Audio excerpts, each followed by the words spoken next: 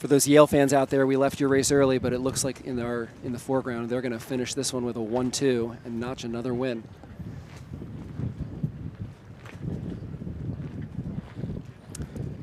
Yeah, back to that Stanford Georgetown race. I think boat 8 is just slowly creeping up to 15. 15 is looking like they're just trying to hold on as long as they can. Let's see if 13 gets across 9 here. It's a huge point in this race. Yep. Negative. They have to lee bow. And 14 getting back into this race. They extended a little bit into this right shift. So here's what I love. Ooh, 15 awesome. Isn't going to get 8. So they said, I'm going to sacrifice this. I'm going to go down and help out on boat 9 and maybe make it easier for my teammate in 13 to get ahead. Yeah. And with these choppy conditions, you got to be careful turning down too quickly and being bow back, not getting pinched off here. You can see that wave that chopped the crews moving their weight. 15 bore off, but maybe bore off into a weak position. So I think the green team, Georgetown, could do a nice job of 15 goes on 9, 13 goes on 7, and all of a sudden you're winning this race. Oh, 13 maybe extending too far here. Tough to get to the left at the top of the beat, Are just across 9. Oh, that was close there. Maybe a hand up. These 420s are so slow when they tack and another boat is full speed. And 14, maybe at risk here. Not really close to the mark for this tack. Thank goodness they had a teammate there to block. Well done for 15 blocking to allow their teammate to get around. 15 was definitely the hero of that beat, and it's 9 times out of 10 the team that's the most proactive is the team that reacts first is the most successful in a situation like that. Definitely. So Stanford here is in a 1-4-6. Charlie, talk to me about a 1-4-6. What's the goal? In a 1-4-6, you're trying to convert to a 1-4-5, and you can see that happening in the back on the right of the screen. You see the red boat that's in 4th trying to engage with number 15 there, who's in 5th, trying to let boat 7, the 6th, right on through. They're setting a mark trap here. Not quite sure what the overlaps were going in, but already done a nice job of getting 7 right back into the fold. Yeah. So, Janelle, you recently were coaching at Georgetown. Yeah. Remembering my college days, which were not very long ago, it felt like we went play 4 a lot. And nowadays, when I watch college sailing, it seems like people aren't as comfortable in the play 4 and prefer to be in the play 2. Have you noticed that trend? Yeah, I think I can agree with that trend. I think there's newer teams that can understand, and developing teams that understand the play 4, putting someone in the ace and keeping someone in the ace. You have a 1 and you keep someone in the ace. As you mature with your team, you find that the 2-3-4 is so stable. If you can separate your enemy into a 1-5 and you can maintain balance in a 2-3-4, it takes a lot of practice, a lot of discipline, and understanding where your teammates are on the course. It is such a stronger combination, and you're going to see the winning team of this regatta able to pull off a 2-3-4 flawlessly. So interesting here what's happening. Georgetown's still in a 2-3-5, and the 2-3 are pushing. I like it. And the 5 is doing a great job of maintaining somebody behind them. But by being all the way back here, they're really allowing Stanford to do that pass back and go to a play 4. Oh, for me, this run could reset 3 or 4 times before the bottom here. I think sometimes people get so drilled into the play mentality that they don't think about the spacing. And if the 2-3 is successful in catching that 1, it could be race over. It could be race over. Right. And if they're not, they can still always come back on a run that's now seemingly taking forever. Right.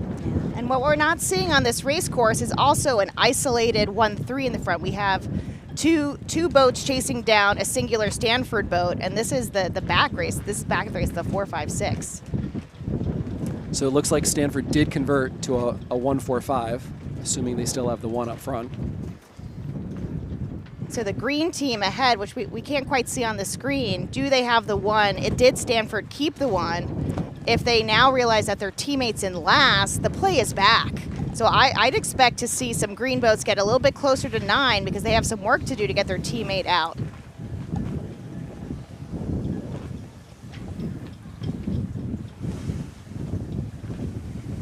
Got some good 5-6 banter here, some jibing, breaking overlap, becoming clear ahead, reestablishing back and forth. And now here we see those green Georgetown boats coming back to engage with the orange Stanford boat. These 2 boats, 13 and 14, are going to work together to all stop boat 9. Yeah, I like that. Chase them if you can. If you can pass the 1, awesome, and it could be raced over. And if not, you can always stop and go back. And here we are. It's a classic 145-236. Yeah. Boat 9 did a nice job sailing the long way around the outside edge, pushing 13 and 14, and 7 gapping the green 15, making it really hard for Georgetown to get closer to a winning combination. Ooh, that could be lethal. We got a Georgetown boat on starboard here at Mark 4. That slows the race down pretty quick. Yeah, we got 9 spinning away, either to avoid that boat, tacking and jibing around, or there was a penalty. It looks like maybe just a 360. They realized they were wrong. 14 needs to jibe here. Can't jibe, obliged around the mark, but they got to clamp on 7 straight away here.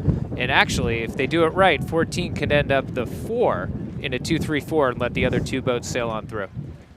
Yeah, this was some really aggressive boat handling, great play progression on the bottom reach for the green Georgetown team. This is a huge part of the race right now. If Stanford in 7 and 8, well, especially now that their third boat is spinning, they need to go play 1. 7 and 8 need to make this pass back happen. Look at 15. Look at 15 back in the race. 14 is doing a great job of holding on to boat 7. And 8 has to abandon them or the race is going to be over. This is great. Well played. Well done. Slows down. Interesting. This little maybe a little bit of a lefty there. Who's picking up 7? And this is our 2-3-4 weave. Yeah, they're going to play 2. Got to keep an eye out. We've got, I think it's orange 9 is already back in the race. Here comes 8 down on 14 just to create a little more chaos.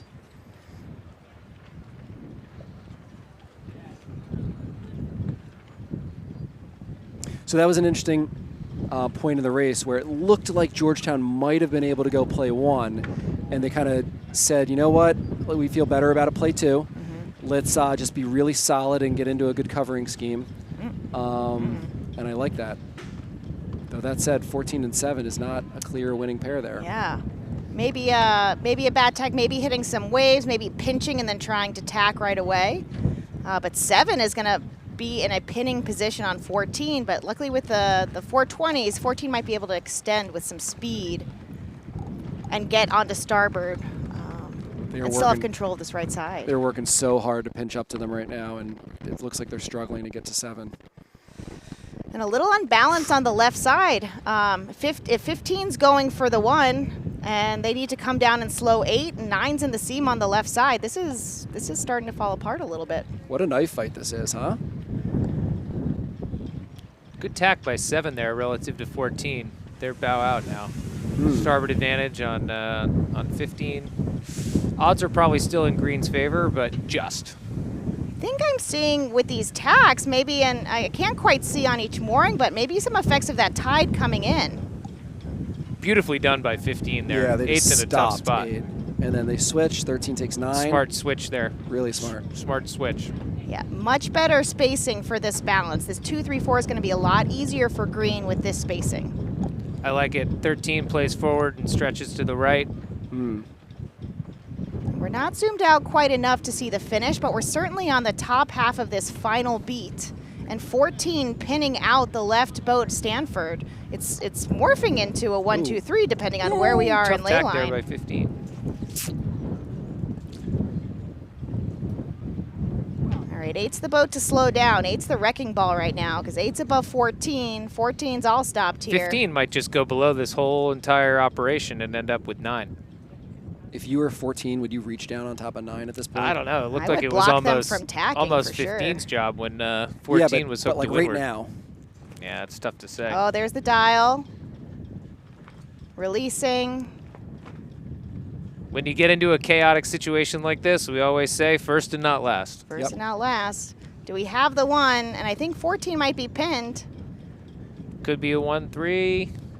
Close Wow, this is... Looks like 8 is losing Looks like they're control of Green's 14. just going to get it here in a 1-3. Wow. 13, 7, great race. 15. Really good tight race, and to our eye up here, it looks like Georgetown was able to hold off Stanford. Excellent. Take the W. And for a Georgetown team that's, you know, they're a very talented team, but maybe they didn't have the best of days yesterday with only 3 wins. you know, there are only so many opportunities to catch back up and get into that top group of 8. Yeah. And this was an important race for them. Really important race. I mean, that team needs to win every race they sail today and then hope for some key losses. They might be on the outside looking in, but that was really impressive. With such a strong team like Stanford, that was a crucial win for them. And for Stanford, kind of the opposite side of the coin, right? Like, they weren't in that top 3 group. They'd only had 2 losses. They were kind of hanging out just below them, and there are only so many opportunities to make up races against those teams, and you know, have to wonder if this was a missed opportunity. We've got a few races on the course. I think we have 2 races on the course. We've got Coast Guard beating Dartmouth and Navy beating Boston College, and I think just starting was hometown team Brown University in pink and Roger Williams and green. And they just started, they're just exiting the line and headed upwind. Feels like the conditions are getting a little bit lighter and the current's getting a little bit stronger. It's interesting. Sometimes here the sea breeze will be brought in by the tide, and that's kind of what we saw. We saw the sea breeze fill at low tide, and you know, I expect good conditions for the rest of the day. It looks like we got the golden jerseys of Roger Williams there in the green boats, and we got the hometown Brown Bears in pink.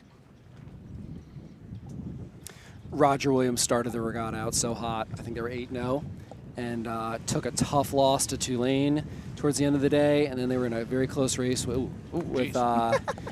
almost fell out of the boat. A very close race with Harvard, and one of their boats flipped. So, you know, it was a bummer to end the day with 2 losses, but, you know, stop the bleeding, come back strong today, and it looks like they've started this race pretty hot. If I'm not mistaken, they're the defending national champions in this discipline here at team racing? They are.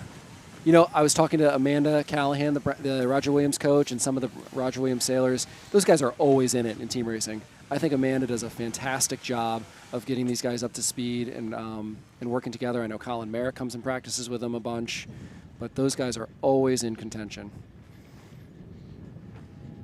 And with Brown and pink having such a deep 6, 9 being so far behind, Roger Williams is in green looking to race forward and then maybe even come down and squash 8 and go into play 2 here. Big cross here on the left.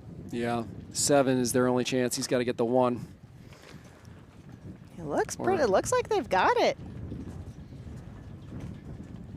He's got it. Well, hey, they could go play 1 here, or if it doesn't look like it's happening, 7 can go off with 15, 8 can match up with 13, and they can slow it all down and wait for their teammate number 9 and go a solid play 2.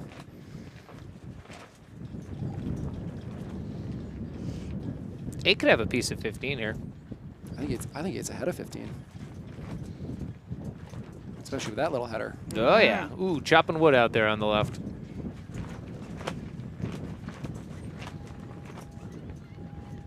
What do we see that power boat in the distance? That's an umpire boat? Should be an umpire boat. The umpires are watching the races closely. They've got 3 colored flags in their boat. They make real-time calls. There's no going to a protest room. There's no having an inquiry after racing. They make real-time calls so we know who wins the races the moment they finish. 14 did a nice job making sure 8's no longer ahead of 15, and solid play 2 for the green guys. Great boat handling out there. Really good boat. And the crew work was incredible. You can see the crews just whipping their body around, bringing their leg up to help flatten even more. This will be a nice speed pass back here. That was a great tack placement with 15. 8's going to get really bad air and just start sliding sideways. Here comes the wrecking ball. The blue shell. Ooh, could be a good double pin opportunity. Yeah, double pin. 8 trying to sneak out. Great job by 14 to hold on to 8 and not let them sneak out with 13. Question is, did 7 do too much? Where's the mark? Look exposed on 15 here, depending upon where the weather mark is. And 9 back in the race, doing a good job getting to the left side, picking their best time, best shift, best pressure to get back. And they're right back in this. They were that deep 6 before, and now they're a threat. I was hoping the mark was a nice port fetch there for the likes of my alma mater and boat number 7. Charlie, is that a brown tie you're wearing today? As a matter of fact, Clay, it is. I think my bias is pretty clear. You might as well wear it on your chest. All right, 13 may be doing a little too much there, trying to dial down, crossing, tacking, and now getting hooked and pinned above. So this is converting into a losing combination for green if 13 can't get across, pink 8. But you're going to see this aggressive team. Roger Williams is aggressive. They're not going to chase downwind. They're going to get the job done before Mark 2. So you're going to see them stop, work together, and keep their teammate close to help them. A 2-on-2 to get their 13 out. So Brown is winning the race. Their lead boat is out of the screen to the left. Roger Williams in green is looking to convert to a play 2 here. Brown's in an interesting situation here overall because they're pretty comfortably in this next round of 8, knock on wood. But every single race matters for the overall championship because it's the total record that'll eventually crown a winner. And Roger Williams is one of the teams that's beating them. So if you look for opportunities to pass them, this could be a 2-race swing depending on which way it goes. So I think if you're boat 7 here, you're the 1, which is great. You kind of need to keep the 1, but stay close in case something happens. And you have to have some trust in your teammates to kind of get the job done behind you. What do you guys think? Yeah, I think another way to think about it, 7's got to be close enough that an enemy's looking to maybe jump and pass them. Because if you can draw that 2 away, they're not going to be bothering your 9. So maybe they're just a little bit too far away. Maybe they need to sail up laterally and then jibe back and threaten 15. They might be a little bit too far away for this 3-on-1. I actually have no opinion because I'm mesmerized by the drone footage here. Very interesting breeze out on the left there. Definitely some ever-changing conditions, big puffs, big lulls. You know, and with that are probably a couple shifts here and there as well. Yeah, look at what 14's in right now. 14's bringing some breeze down. Definitely great angle with the waves. Now bow even with the next group. But the far right is a pink boat. That's the boat they're looking to go play 1 on the far right side. So 7 and that far. Yeah. I guess the boat that's at the top of the screen. I was just going to say, if you're Brown right now, maybe your best chance is to let that boat go wide around the outside. Yeah. We always used to say, if you need help, put yourself in a position where you can accept help. So sometimes being further behind but unhooked is better than being close and not being able to control your own destiny. That's a great point. Exactly, and you could see on the top of your screen that pink boat 9, they're giving themselves options. Are they going to jump ahead with speed, or are they going to be free and able to jibe behind, getting closer to help? So now we get to watch boat 7. What's boat 7 going to do? They own the zone. They own mark room. How are they going to help their teammate? It's a pretty nice job there by Roger Williams balancing those pairs coming into the bottom. Small opportunity here if 7 can get on 14. 9's pushing hard. Ooh, lured overlap. Ooh. Gotta give him room. I smell 14. A flag. Yeah. Lured boat gets to choose. The right-of-way boat gets to choose. There it is. Oh, wow. There it is. So what did you guys see with that foul there, or that call? Yeah, I saw a lured boat, boat 9, going to duck their teammate ahead, and when they choose to duck, they have to allow Roger Williams to duck with them. And they headed up pretty abruptly to close that when they realized they made a mistake with how much room they gave there. The umpires, I think, made the right call in making that boat spin. My heart says they made the wrong call, but my brain says maybe they made the right call. All right, so Brown's not out of it. It's still a really close race. They're in a 1-5-6 right now, and Roger Williams is going to set up into their 2-3-4 coverage scheme up the last beat. Yeah, there's some time. It's not very shifty, but there's usually 1 or 2 big shifts. So as these boats get separated, it's going to be hard to balance the 2-3-4, and we'll see if one of these pink boats can get in the seam and maybe break up this 2-3-4. Delicate balance when you're behind because you're trying to get a little bit of leverage, but then to make something happen, you got to bring it back to the middle. So picking that time and knowing when to do it, especially relative to the other pair, is the key to the game.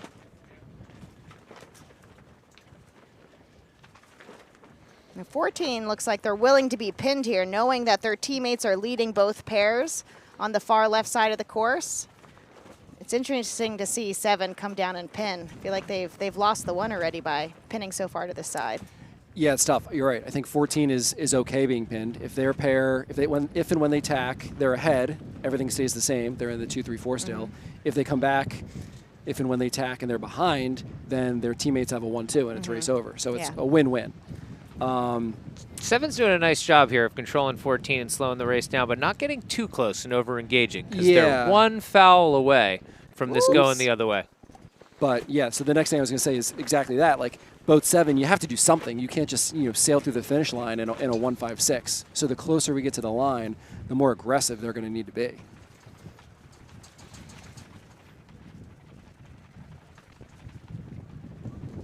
We see them coming back together. It looks like 7 might still have the lead, but the green teammates on the far side of the course are doing a great job balancing the pink boat. So it looks like still a 2-3-4. Depending upon where they are relative to ley line, boat 7 could drop down over the top and get the lured hook. If needed, yeah. There we go. I would keep trying to do that. And you either hook them or you spend a lot of time reaching down and rejoining the race. Looks like they went a little low and 14 countered by going high at the right time, and now they're slowing down. I think 7's still strong here. Nice work there by number 7. That looks like Guthrie Braun. Yeah, 14 doing a good job pushing, staying bow free, side to side, and 7, as these green boats compress, 7's going to have to do something pretty aggressive when they're close together. So 14 might consider tacking away so that 7's tempted to follow.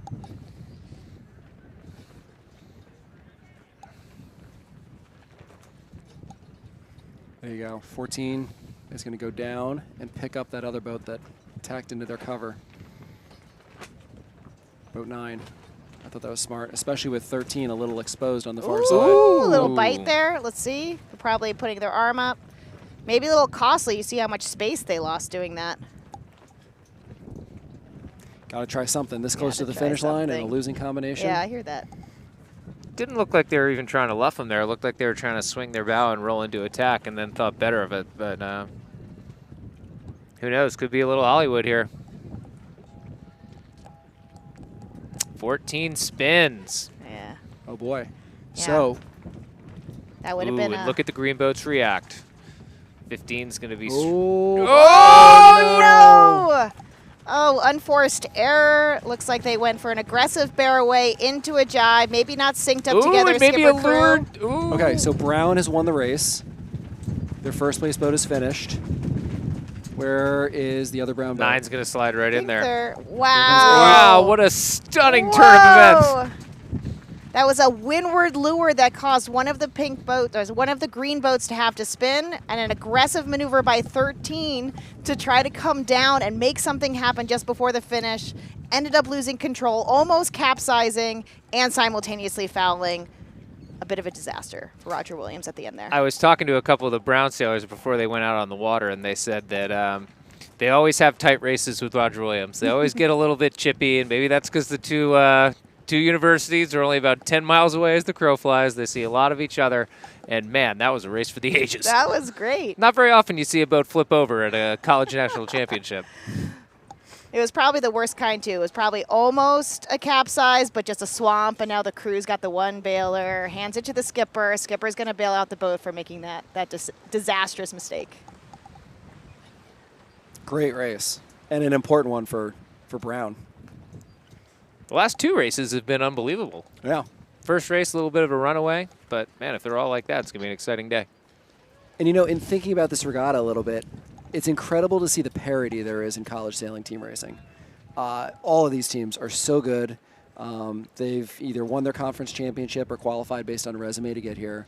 Any of these teams could beat any of them given the right race. So we're going to see lots of close races like that. Yeah, looks like coming to the finish, we've got Harvard versus Yale. Harvard in red and Yale in blue. And on the top of the race coming to Mark 1 or passing Mark 1 is Tulane versus Bowdoin. And at the start where we're going to head over to is St. Mary's in orange versus Michigan in green.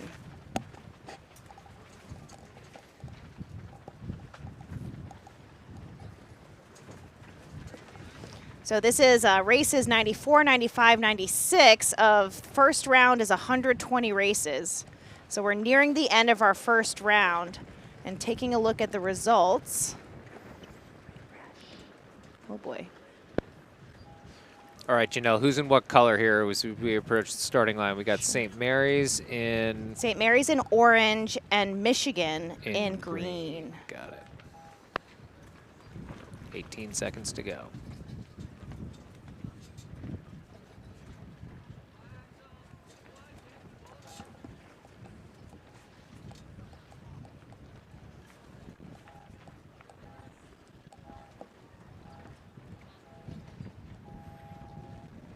Over early. There it is, 14 going back. X flag comes down, all clear. All right, it looks like St. Mary's at the pin is winning the pin and maybe winning the race outright. So my guess would be 9 has the 1 and 7 in great control of 13. Looks like orange is winning or in a controlling position of all 3 pairs. It's going to be an uphill battle for Michigan from here. You can see the conditions. The breeze has been picking up every race. We can see both bodies, shoulders down. We expect the breeze to get similar to yesterday, close to 20 knots.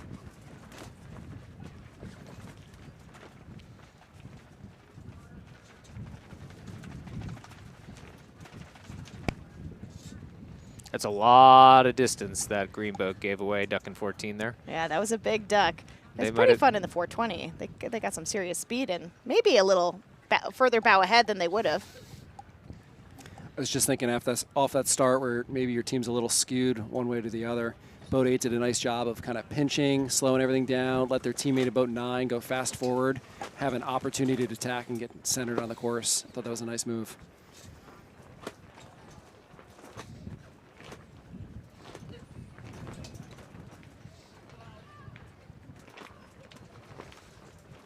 We've waited around both days, but we've certainly been rewarded. Some great conditions out there.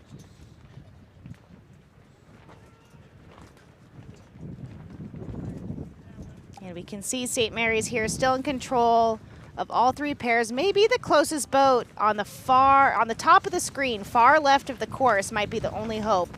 But St. Mary's in a controlling position and still just the first half of the first beat of this race.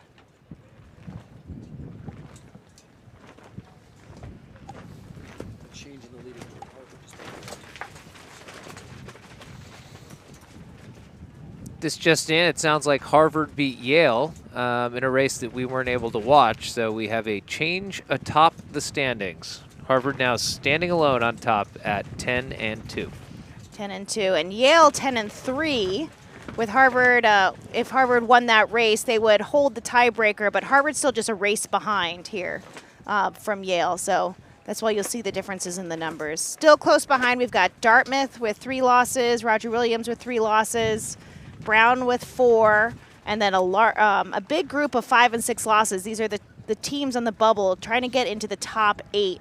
We've got Stanford, Tulane, Navy, Boston College, Coast Guard, and St. Mary's, even Tufts. We have a huge group trying to get those last spots into the top 8, and we've just got 20 races left in this round. Every race makes a huge difference. We were saying that, Dartmouth, Brown, and Stanford were, sitting in pretty good position to make the final 8, but you can show what a difference a race makes. Stanford's got to sail well for the rest of the day to make sure they move on. Looking back at the screen, we've got St. Mary's in orange, 7, 8, 9, coming to the windward mark, rounding in a winning combination, a 1, 2, 3 against the green boats, which is Michigan.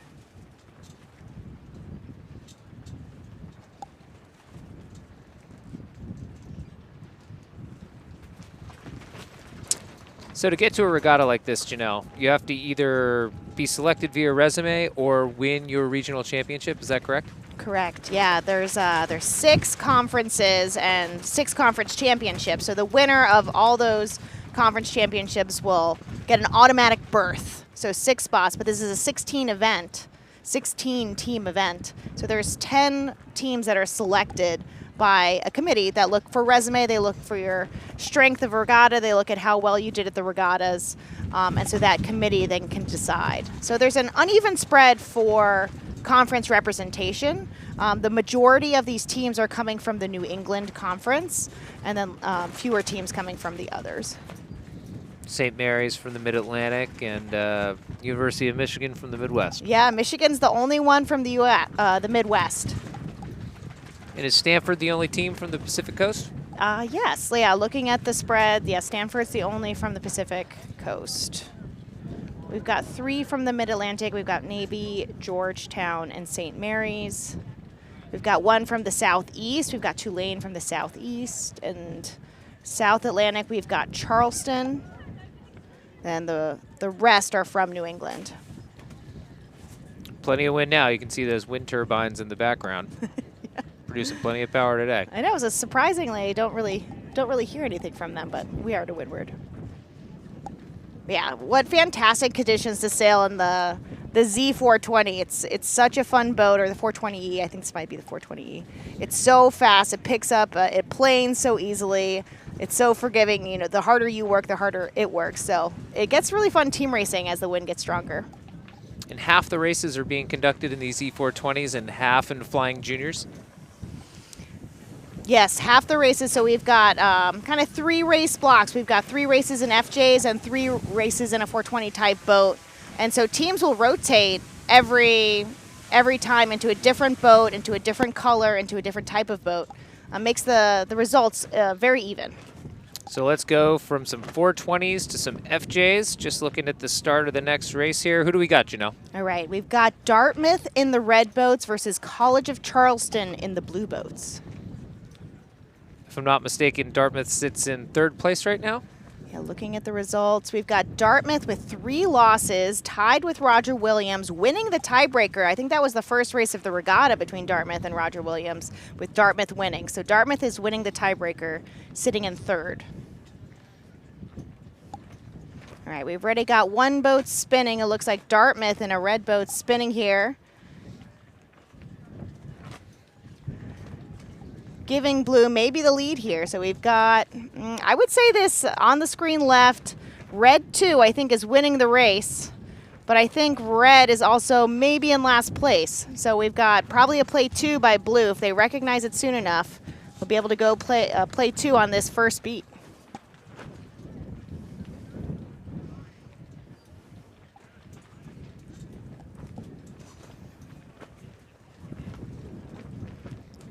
The sailing field is just scattered with these mooring balls. It's wonderful viewing for spectators because we're so close, but it's filled with mooring balls, so crews and skippers have to watch out, make sure they don't run over them. They're everywhere. There's, 50, if not 100 of them around. I think if we were to be here in the middle of July, we'd see all these mooring balls occupied by pleasure craft just here off the Edgewood Yacht Club. All right, it looks like blue has control of 2 pairs, so they'll be winning this race. Looking for that, there's 1 red boat that I believe is in first that we can't see, but I think blue in the winning combination for now. All right, there's our first place, red 2. Coming across, they're definitely at the midpoint of this upwind, if not approaching the top of the upwind. Blue's across. All right, now. Ooh. Little dust up there between 2 and 18. Yeah, close tacking. Starboard 3. Nice work by 2 there. And 16 and 18 looking to do a speed pass back here, making it hard for 3 and 2 to pass through. Maybe better to do it by pressing down instead of luffing the jib, but it's pretty windy conditions. It's happened already. 18's over 2. Yeah. 16, it was a quick hit. Sail fast.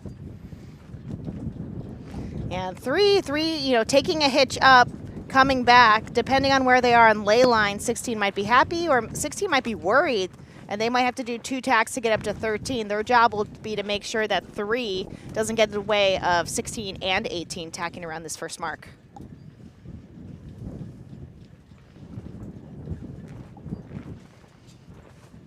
The mark we see is pretty strong here. Yeah. The mark we see is the second mark that they'll be rounding. Looks like 18's going up. to get closer to 3's line. Tacking and completed, clear ahead. I like that move by 18. You know, put yourself ahead of the boat that's going to be the biggest threat to your teammates. And they're looking to sacrifice a little bit of their position so that they can pinch up and slow 3 down. Ooh. Let's go to a big loft. There you go. Stop. And they I got think to do that before the zone, so one- as long as they're not touching the zone. I might have tried to slow directly in front instead of trying to hook. But causing a little chaos, allowing their teammates to extend away in a winning combination 1-2. But if you're 18, you know, it's great that you slow the race down. You got to maintain control of somebody. Yeah. And it's unclear and I whether get- or not that's going to be the case. And whether that guy crossed or not, now all of a sudden you could be in a 1-2-6, which is a lot more unstable and harder on your teammates in Oh, front. yeah. So I love the aggressive slowdown. Great job, but you got to maintain control of somebody.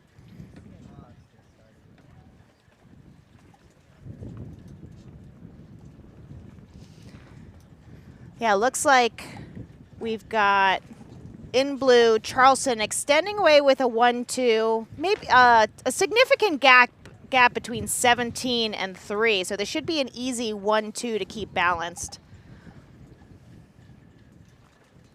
Not that this race is a foregone conclusion, but I think we have a battle of Boston brewing over by the starting line. So maybe we switch over to BC and Tufts if we can make that happen.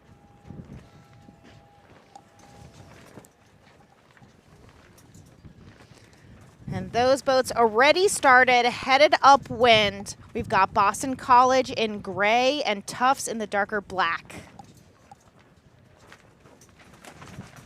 Pretty even start there. Missing another Tufts boat. My guess is they're wide right. Yeah, wide right, and it looks like they might even be in a righty. So assuming black has the 1, they just need to make sure that they keep another boat in last, and both 10 and 11 have good control to keep someone in last from the gray.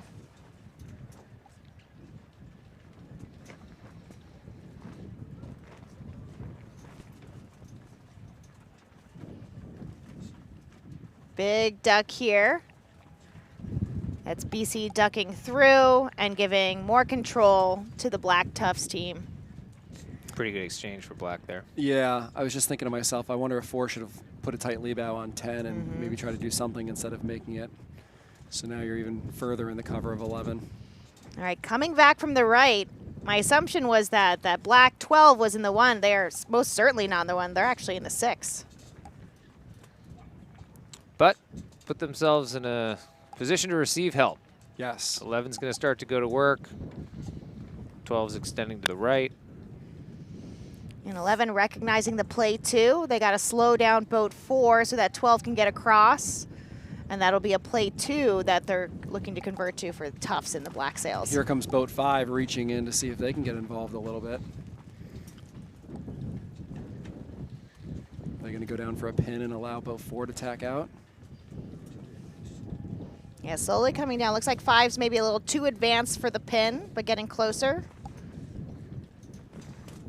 4 slowed down a lot there with that chop. It's really hard to negotiate these waves in the FJs. The FJs just go whole speed or slower, so got to be perfect getting through those waves. So I like 5's decision to come back down on 11, but I think it's really important in that case to come down in the right spot. And they never really got in a position where they could pin boat 11 and influence the race, and they had to abandon it and sail on.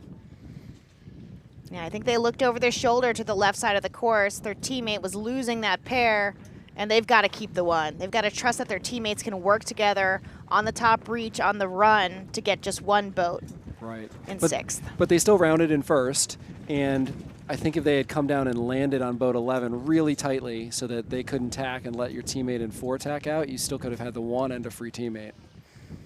So it just comes down to execution. Pretty good balance there by Tufts. So Tufts is going to round in a pretty solid 2-3-4. Yeah, great job by Tufts on that beat.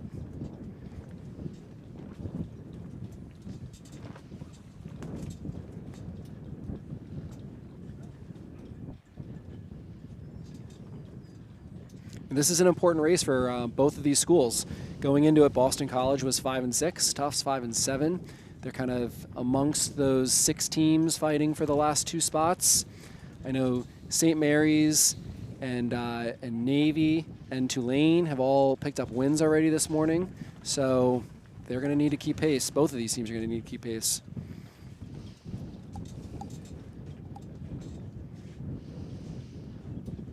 Yeah, so looking downwind, black is in a 2-3-4. You can see that boat 12 is the one that that might need help. If this double cover from BC works on the downwind, 12 is gonna need the most help. So you can start seeing it starting to become unbalanced, and 10 preparing to engage to make sure that 12 stays ahead of both gray boats.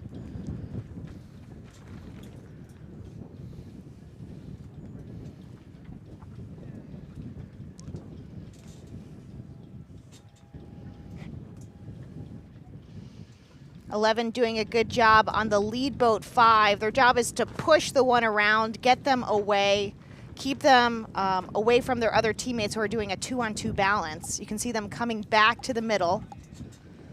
But 11's job will be to make sure that 5 rounds, Mark III, gets out of the way and gives their team enough time to balance out that 2-3-4.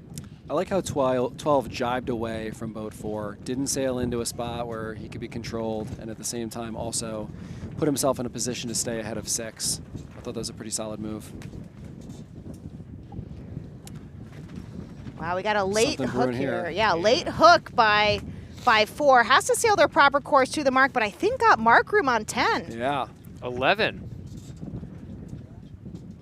Wow, that was a big move there by gray boat 4. And 10 allowing that to happen. Maybe a protest here.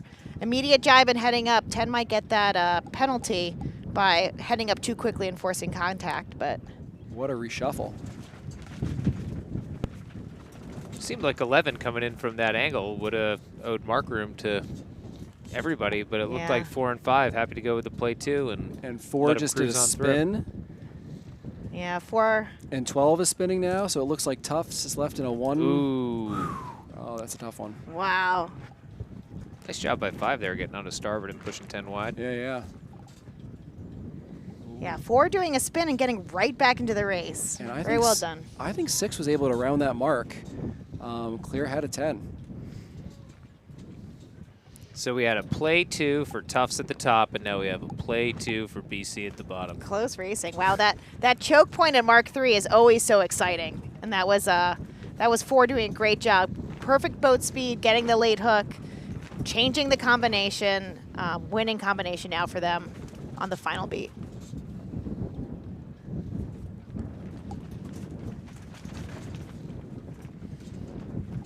Pardon my naivety here, but if you get a penalty or you believe you fouled, you can exonerate yourself by doing a 360, but if you go to the umpire and they deem you to be incorrect, you have to do a 720? Correct. They can also give you more turns as well. They can actually give you as many turns as they deem fit. But yes, the default is the 720 if you get a red flag from the umpire.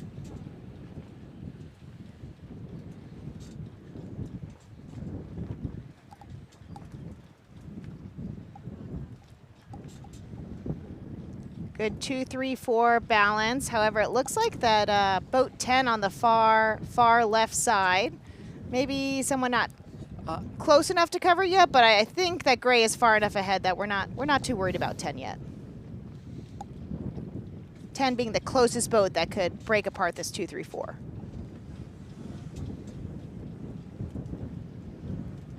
I like how close 11 is staying. So 11 in the 1 is staying close enough. And with the 2 gray boats being so close together, looking for an opportunity maybe for a quick double pin, something to cause a little chaos to break up the weave.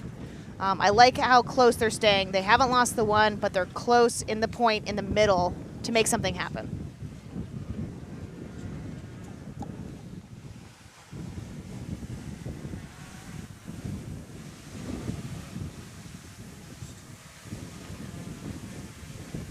Yeah, 11's going to have to try something as we approach the finish line because they can't finish in a 1.56. So any opportunity for a double pin or a way to mess up two of the other opponents is something they should be looking out for.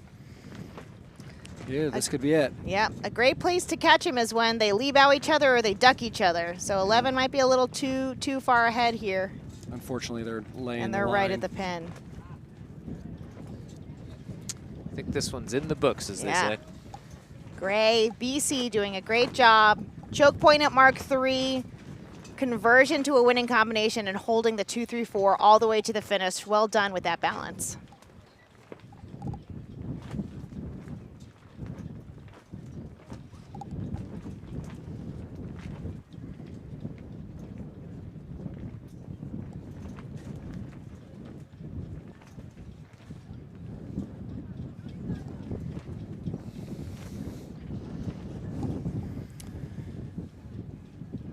Yeah, we've had a lot of racing this morning, a light westerly filling in, a late start for today, but we've gotten about 12, 15 races. Oh, it's not.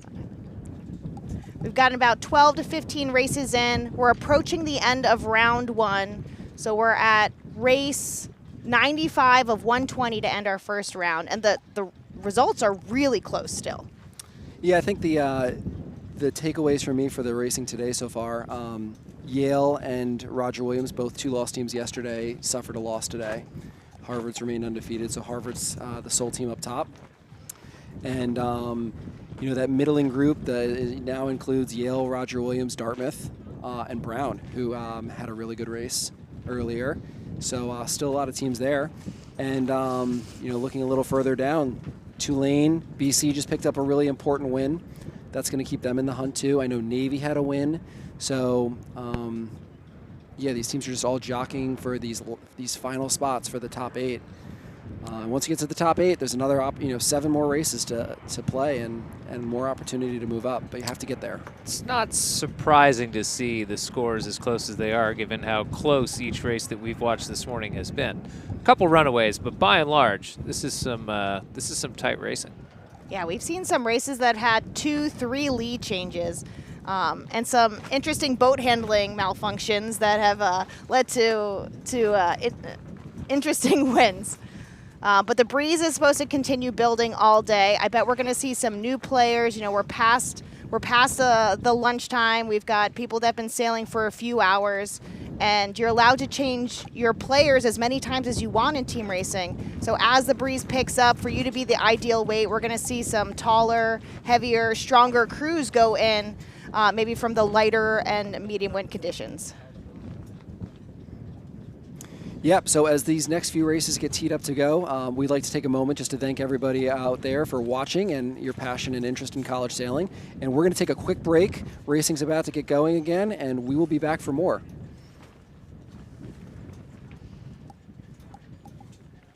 Sweet. Gear up with Zim and West Coast Sailing. We have the gear you need at a great price, backed by fast shipping and outstanding service. As proud partners of college sailing, Zim and West Coast Sailing offer 15% discounts to student athletes on all apparel and soft goods. Get all the top brands including Gill, Rooster, Zyke, Ronstadt, and more. Go to zimsailing.com/college sailing or westcoastsailing.net/scholastic-sailing for details and to apply for your student athlete discount code today.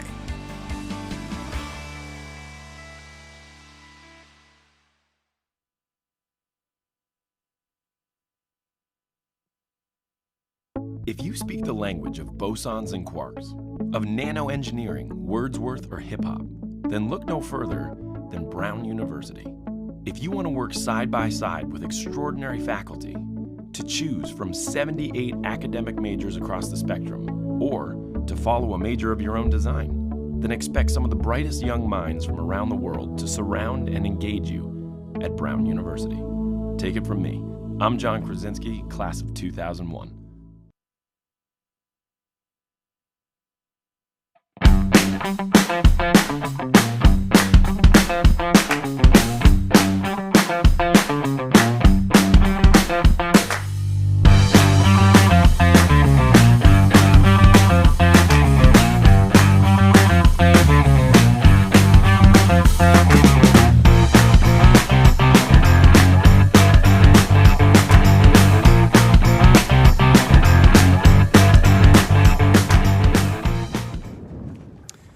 we are back after a short break while we get ready for the next race.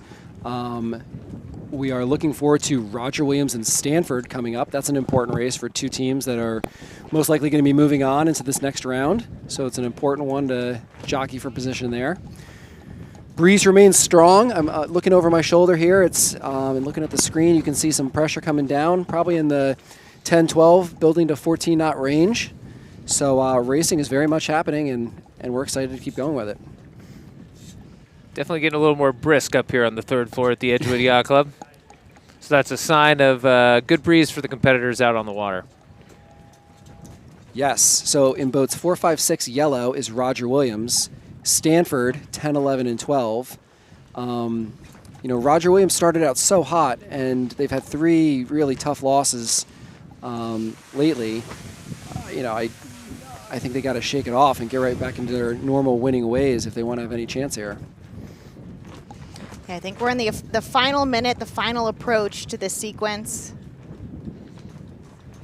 Roger Williams got to have a short memory here. They're coming off a tough loss to Brown. They got to put that behind them and focus on Stanford here as they approach the line with just 20 seconds to go. 20 seconds. Looks like maybe one boat late tacking off here. That's Roger Williams tacking off a little bit late to the start. 12 as well, following. Nice move by 12 there. Oh, maybe a foul. Windward leeward between 10 and the yellow boat, looking to spin here. So that's Stanford's spinning off the line. All right, so Roger Williams in yellow. Looks like they had 2 of their 3 boats get pretty good starts, chasing down the one Stanford boat. Yeah, tacking away. They tack back, maybe to influence 12. Maybe looking to go play 2. I was going to say, that tack from the middle boat on yellow tells me that fully comfortable going play 2 here right off the bat. In 12, their only chance of anything here is they're ahead of boat 6. They need to reach down and try to put a tight grip on them and let their teammates get back into this. Teammate, excuse me. Who do you think has the 1 here? 11 or that yellow boat up top? Seems like. I'd say the yellow boat up top. So yeah, I would agree. This could get ugly pretty fast for Stanford here.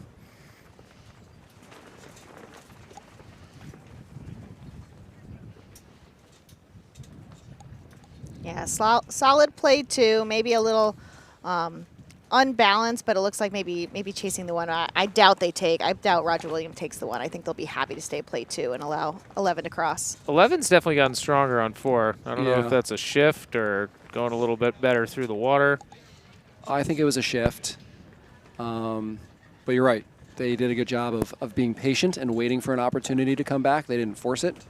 I mean, the race kind of rested on their shoulders a little bit at that moment, and they did a good job. A little balance on the other side of the course.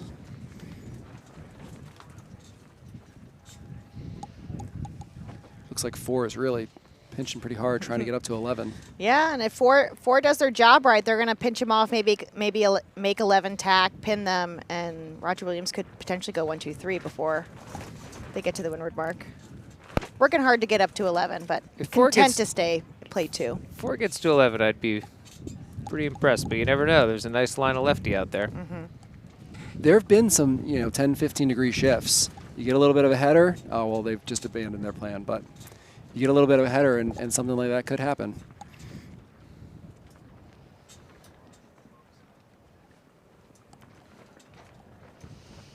Switching over to the starting area, we should see on final approach a Georgetown. Oh, switching back. We're back to our Roger Williams race versus Stanford coming up to the windward mark. You can see the windward mark there, and it looks like yellow Roger Williams is going to be in a solid 2, 3, 4 as they approach this windward mark. Charlie, if you're boat 11, what's your plan right now? Well, I'd establish clear ahead at the mark. That's for sure. With a starboard rounding like that, you always got to make sure you leave yourself enough room to tack. Would have been an opportunity to slow, but 11 decides, you know what, I'll save it for another time. Yeah, I probably would have tried to condense a little bit there. And the only thing I can think is they're worried that three boats chasing them, if they don't, they could easily pass them and go play one themselves. Maybe they wanted to maintain a lead. Yeah, I can certainly agree. You can do something on the final approach to Mark 1, but once you tack around Mark 1, you want to get away so that you can get downwind, get the starboard advantage. Maybe you come at them a few times with a jibe, but most of your work's going to be at Mark 3 in the zone and being close enough to do that for a long time. So I might shift up laterally, move to the side, allow second place to get a little more advance, and then start compressing with small moves instead of one big move. I just wonder if they should have done a little bit of a move before Mark 1 to condense it and then release and then go. But we'll see how it pans out. Yeah. 11 could be saying to themselves, I'm nervous about keeping the 1. Right. Or they could be saying to themselves, I got a lot of faith in my 5-6. I think they're going to create some chaos downwind. Yeah. So a lot of racing still to come in this one, that's for sure. Yeah, so boat 5 is the one under threat. So 12 and 10 are going to work together to swallow up boat 5 and make that last place. Maybe 12 and 10 a little too far apart. They want to combine their wind shadows, work together. And boat 11 is over trimming their main and slowing down. They're not giving up the 1. They're just trying to make sure that they're in the right position to help if there's an opportunity to do so. Take a little puff there. Yeah, we can see the double cover here. So 10 and 12 working together to cover boat 5. Interesting for 12 to separate here. I probably would have stayed and continued to make my wind shadow larger.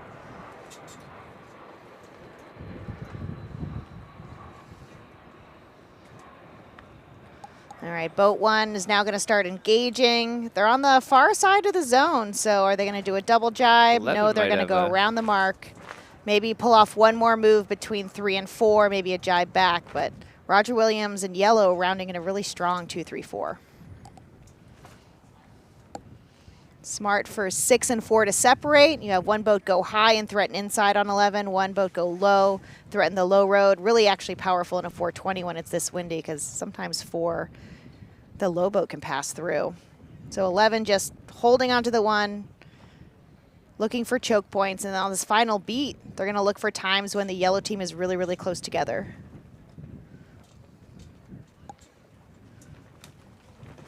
Nice job there by Roger Williams.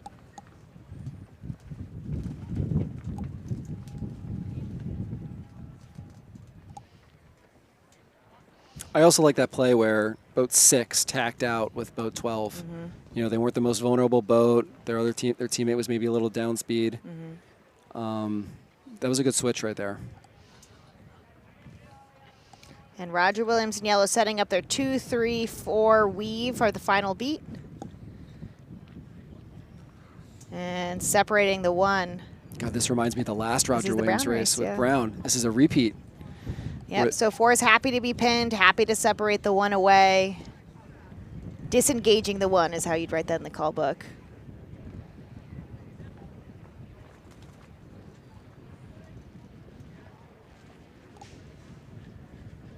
Hopefully for Roger Williams' sake, it doesn't end the way the last one did. They look pretty in control right now. Yes. Yep.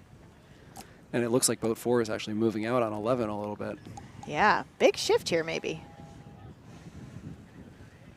Seems like a light spot on the right side of the course, but a really big shift. That side of the course is certainly closer to land. And you see a breeze line on the left side.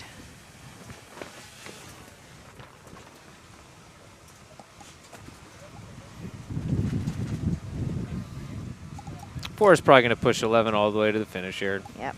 Get on a strong lay line. Try not to get hooked and just keep moving the thing forward. Yeah, as long as your 2 teammates are in control in the back, just get that guy across the finish line. It's amazing looking at the screen to see the big pressure differences out there. Oh, yeah. Huge. Streaky. 11 has 4 hooked, 4 looking to slide back and dip down, and then start their pushing again. 11 doing a good job maintaining control of the lead here and maybe getting closer to an enemy yellow, maybe able to affect 2 boats soon.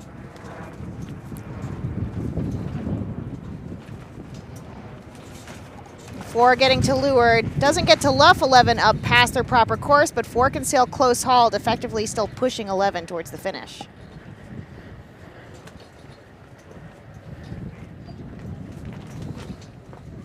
Five still strong on 12, but black boat on the right might have a piece of 6 here. Yeah. Ooh, maybe not after that wave. Now we can see the finish line coming to the screen between the orange flag and the yellow pin.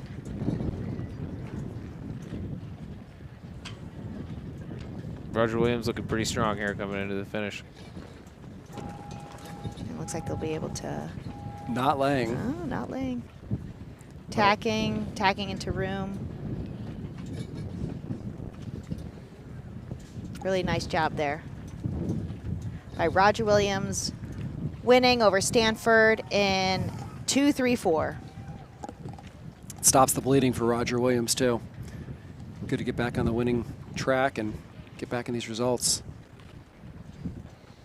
And everybody upright with dry boats. Definitely.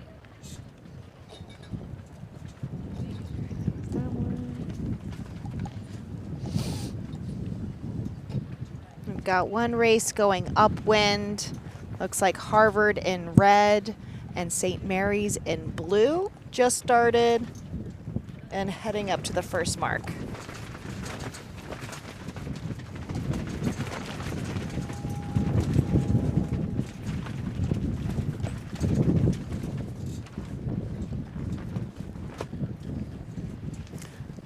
Let's talk about the results a little bit as we are narrowing down on the end of this first round of 16. So Harvard sits in first at 10-2. Yale's got 11 and is 11-3. They've sailed some extra races compared to Harvard. Roger Williams is back on the winning ways. They're at 10-3 right now. And then Dartmouth and Brown are kind of hanging around. Certainly staying within touch. And then, Stanford, I think they've started with a couple losses today, so they've kind of fallen into that group, just trying to make it into that next round of 8. Looks like that group is getting a little smaller. Tulane, Stanford, BC, Navy, St. Mary's are kind of the teams jockeying for those last few spots. Try to keep track of that as we go on.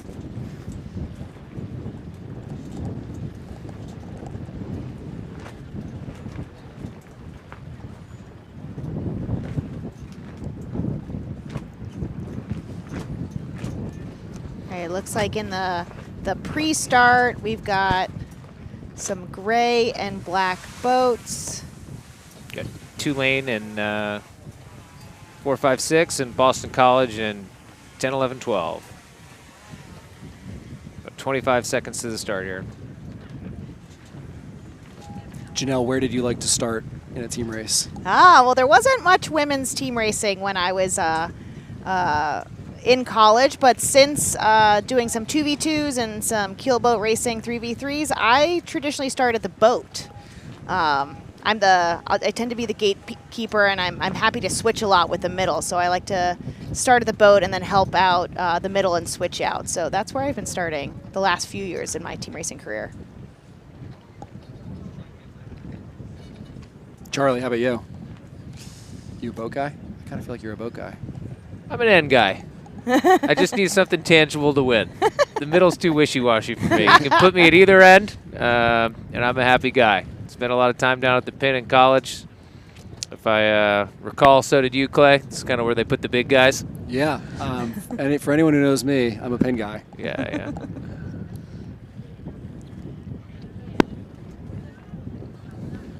It seems like the best teams these days have assigned spots. Don't get me wrong. Somebody who likes to start in each zone, but they're also really fluid, and they recognize opportunities to win.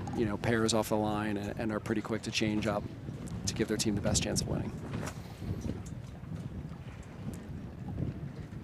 These teams spend a lot of time sailing against each other throughout the spring, so you get to know each other pretty well. Get to know who's starting in your geographic zone. And sometimes I think that throws you off a little bit, though, right? You certainly does. You sail the same team, as you said, multiple times in the spring, you get used to seeing the same guy, and if you switch it up on them, all of a sudden you can kind of catch them off guard. Certainly can. So BC is in 10, 11, 12, the black sails. Tulane, 4, 5, 6, the grayer sails. This is an important race for both of these teams as they both look to move forward here.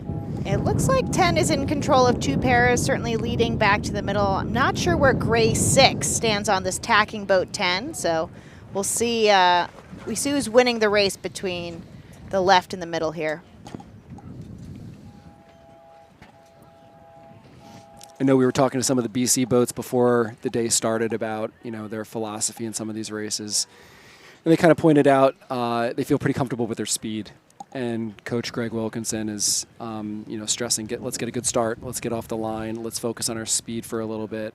And then kind of determine how we want to match up. And just looking at some of these guys, 10 and 11 on the right side of our screen here, both look pretty quick. Mm-hmm. There's no easier race in team racing than a race where you get ahead 1-2 and can just run away and rely on your speed. Absolutely, and you can tell, this race is really spread out. Black is content to just sail as fast as they can. And I think they're a pretty strong position. I think Black is winning this race. I think Tulane's only hope really is that boat all the way to weather on the right side. Looks like number 5 getting a piece of somebody up here. Mm-hmm. BC's always had fast sailors. I feel like Greg Wilkinson's a bit of a track coach. He just puts in his fastest folk, you know? It's like he recruits off the 40-yard dash time or something. But BC, although rounding in a 1-2, close 3 is the threat, so that gray 5 is going to be a threat on the downwind. And BC has a 6, right? They have last place, so this is an unstable 1-2, although a winning combination, a little scary on this first run.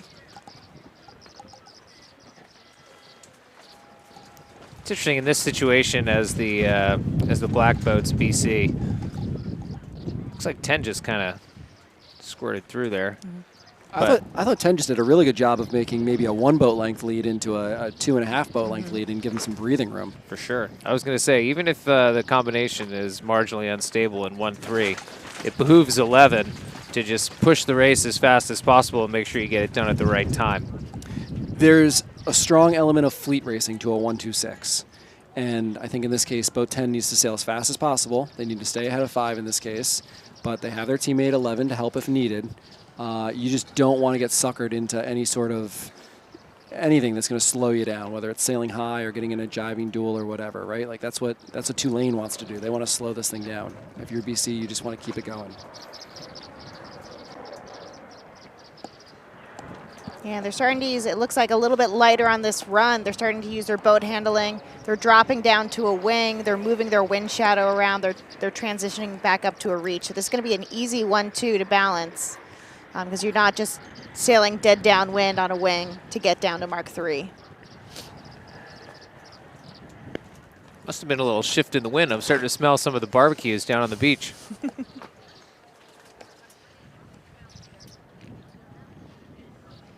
Cool scene down here at the Edgewood Yacht Club.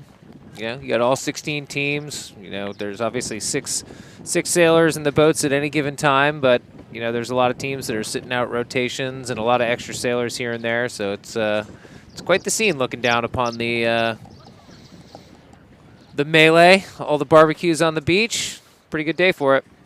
The Edgewood Yacht Club looks fantastic.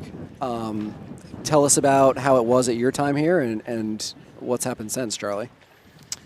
Yeah, it's a little bit of a story. There was a different Edgewood Yacht Club, you know, when I was in school many moons ago. And in the year 2010 or 2011, got struck by lightning in a snowstorm. Unbelievable. January, I remember I was at Key West Race Week. John Mollicone, the coach, was the coach then, still the coach now, gave me a call and told me what had happened. I didn't even believe it. And, you know, the team operated out of a couple trailers in the parking lot. For I think somewhere around 6 years, which is, you know, tough on recruiting, I'd say. But then, thanks to the generous contribution of Ted Turner and many others, we have a new Edgewood Yacht Club and the Ted Turner Brown Sailing Pavilion. So, in my opinion, my biased opinion, one of the greatest venues in college sailing. You know, 2 fleets of boats, great place to watch the racing, easy access to open water. You can get a little bit of everything conditions-wise. So it was a long wait, but now in a pretty good spot. Well, it looks really nice, and it's nice to see all these teams down here, like you said, and we've got another great day of sailing here. Back to this Tulane BC race. BC's still in a 1-2-6. They left Tulane for a second and let them get some leverage to the right. Fortunately, it still worked out for them, but maybe a little risky move. I like that move on boat 11 there.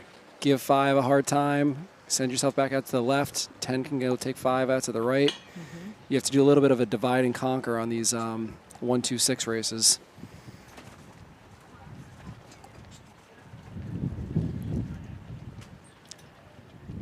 Yeah, it'll be Five's. Five's opportunity is to maybe do too many tacks, make 10 follow if 10's worried about him, and allow their teammate on the far left side to sail ahead. If 4 can cross over and get closer to 10, this unbalancing these pairs could be easy if 10 starts to tack too much to cover 5. But it looks like they're maintaining control.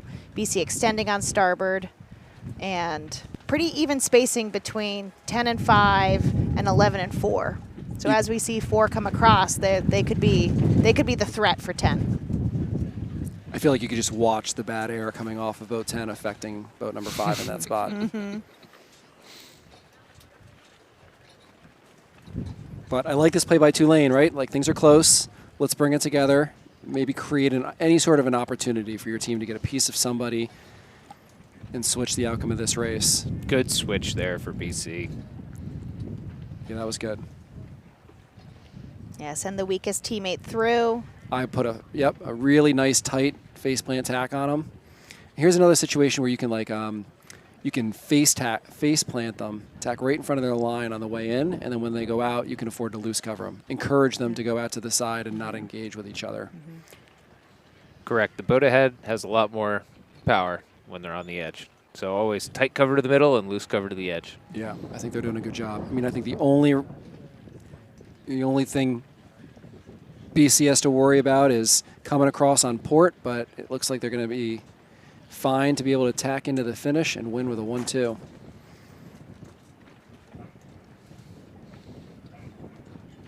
Kind of a lackluster final tack there by boat 10, but knew they had it in a bag. They did a nice job all the way around the course. Yeah, well done. I think we're going to head over to the starting area. We've got Roger Williams meeting Dartmouth. Roger Williams in yellow, Dartmouth in the darker black. Big race for these two teams. Still got over a minute to go, so plenty of position changes between now and go.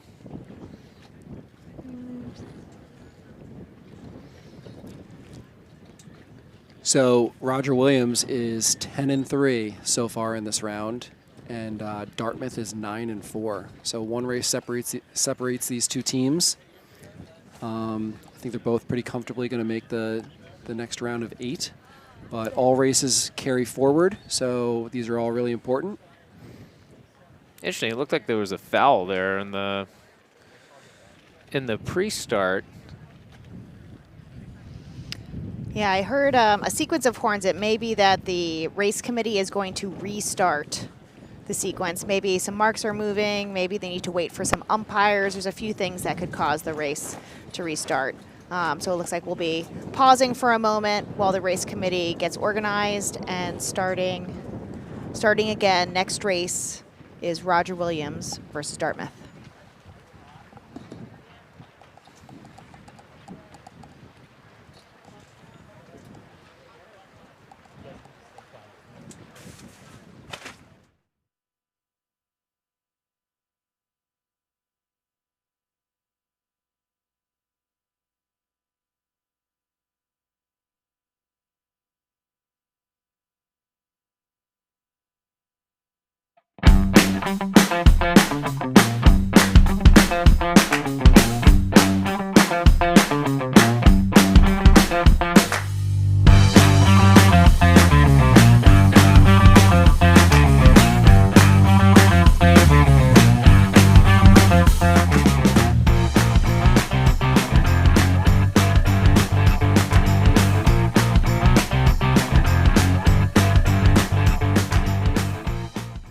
Gear up with Zim and West Coast Sailing. We have the gear you need at a great price, backed by fast shipping and outstanding service. As proud partners of college sailing, Zim and West Coast Sailing offer 15% discounts to student athletes on all apparel and soft goods. Get all the top brands including Gill, Rooster, Zyke, Ronstadt, and more. Go to zimsailing.com/college sailing or westcoastsailing.net/scholastic-sailing for details and to apply for your student athlete discount code today.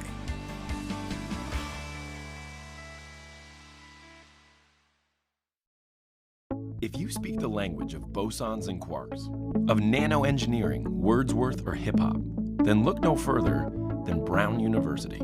If you want to work side by side with extraordinary faculty, to choose from 78 academic majors across the spectrum, or to follow a major of your own design, then expect some of the brightest young minds from around the world to surround and engage you at Brown University. Take it from me. I'm John Krasinski, class of 2001. So there's plenty of breeze, and we are moving through this round of 16. We're taking a quick break as the race course is recentered a little bit. Wait for some umpires to get back down to the starting line. But we're going to be right back with you with Roger Williams and Dartmouth, two teams that are sailing very well. Roger Williams is currently in third with a 10-3 record. Dartmouth is in fourth with a 9-4 record. So two teams that are playing for this championship. I wonder what Regatta PRO Rich Feeney's thinking right now. Could have been a shift in the breeze. Marks could have been moving. Variety of different things.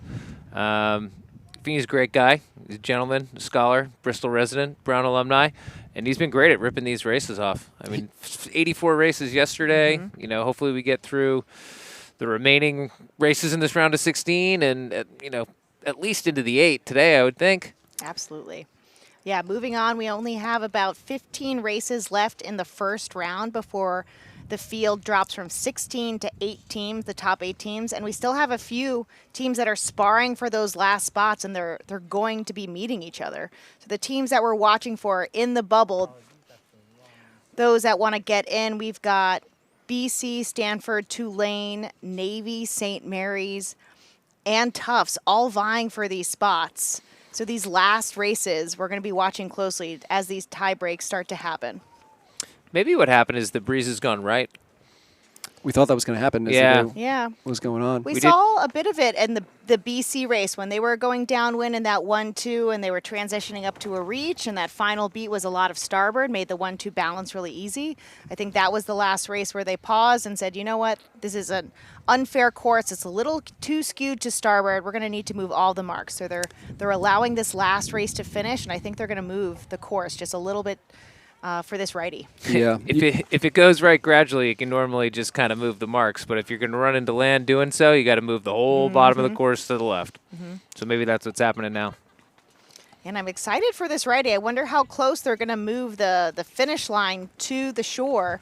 Because this, as a local and sailing here for Brown, is the shore effect? Is it get shiftier? Is it going to be puffier? Is it going to be more lead changes because of this new direction? Yeah, conceivably. Usually it doesn't go so far right at the end of the day that it's coming over the land, but anything can happen in the mooring field, and certainly the closer they situate it, the more chance there is for potentially uncharacteristic things to happen. So just flipping through these results on the screen here, top 8 moving on. Navy and St. Mary's, 6 wins. BC, Stanford, Tulane, 7 wins. I think the 3 of those 5 teams are most likely going to be moving on to get those last spots. Mm-hmm. Looks like St. Mary's has sailed an extra race, so they have fewer opportunities to do it. Right, you only have 15 races in this round of 16, so St. Mary's only really has one more race win opportunity to get to 7 wins. They're going to need that win, and they're going to need some help. And looking ahead at the schedule, it looks like race 115 is actually Navy versus St. Mary's. So that is going to be, for one of those teams, the last race of the regatta. Yeah. Once that's the case, you're like a golfer that's completed your round in the clubhouse and just waiting to see what happens with everybody else. So. Right. But we're here. We're live. We're at the Edgewood Yacht Club for the 2025 ICSA College Sailing Team Racing National Championship. We are mowing through races. The day is great. We have a short postponement going on right now as the race committee recenters the course. There's been a big right shift, try to get some fair sailing in. You can actually see Richard Feeney lifting his anchor right now in the committee boat. So hopefully this won't be too long of a delay. I know there was talk earlier about how they would do the rest of the schedule. So for the viewers that don't know, there's a round of 16, then they narrow it down to a round of 8, and then they do a round of 4, and that's it. So the forecast for tomorrow is colder, maybe a little rain in the morning, not as fun. But I think the play was to finish this round of 16 and maybe even do the entire round of 8 if things are going really well, and save the 4 for tomorrow. Certainly try and do the lion's share of the round of 8 if they can this afternoon. Based on the way they were ripping off races yesterday, some people were even talking about getting the whole thing done today. But pretty ambitious. You scheduled the 3 days. You know you got wind tomorrow. No rush. Just make sure you get all the races in good conditions. And while we're waiting for the race course to get reset and for racing to get started again, Clay and I actually went out and talked to some teams, and we had some interviews this morning, so we're going to be cycling through those so you can learn about the teams that are representing each of their conferences here at the College Team Racing Nationals. I'm here with Jack. We're at the College Open Team Racing Nationals, Day 2. A lot of racing yesterday, and we have a team from the Midwest. Can you tell us a little bit more about your team and anything you did in preparation for the regatta? Yeah, so being a team from the Midwest, it's a good accomplishment for us to come here. We're a fully club team at the university. I'm the team captain there, so we have a board that runs and operates the entire team. It's a lot of work for us, so we're super excited to be here. A good experience for us, sailing against the best of the best. So it's been a good learning experience for all of us, and hopefully we can take it into the future so we can be here for many more years to come. Great. Congratulations on qualifying. We're really excited to see you sail today. Thank you so much. Good luck. Thank you. I'm here with Jack. We're at the College Open Team. And I'm here with Matt from BC. We're at College Open Team Racing Nationals. We just finished day 1 and we have a wind delay for day 2. Matt, tell us about yesterday, and with such a long day of sailing, what was Coach telling you? What was his best advice yesterday? So one thing our team prides ourselves in is our fleet racing abilities. So we're a fast team, good off the line. We all sail really smart, and so our primary goal is to just put the fleet racing first, and then just have to do as little team racing maneuvers as possible, execute when needed. It's a great strategy. I hope that works for you today, especially with these light air conditions. Speed is going to be key. Yeah, hope the sea breeze comes in and you get some good racing in. Great. Thank you, Matt. Good luck today. Thank you.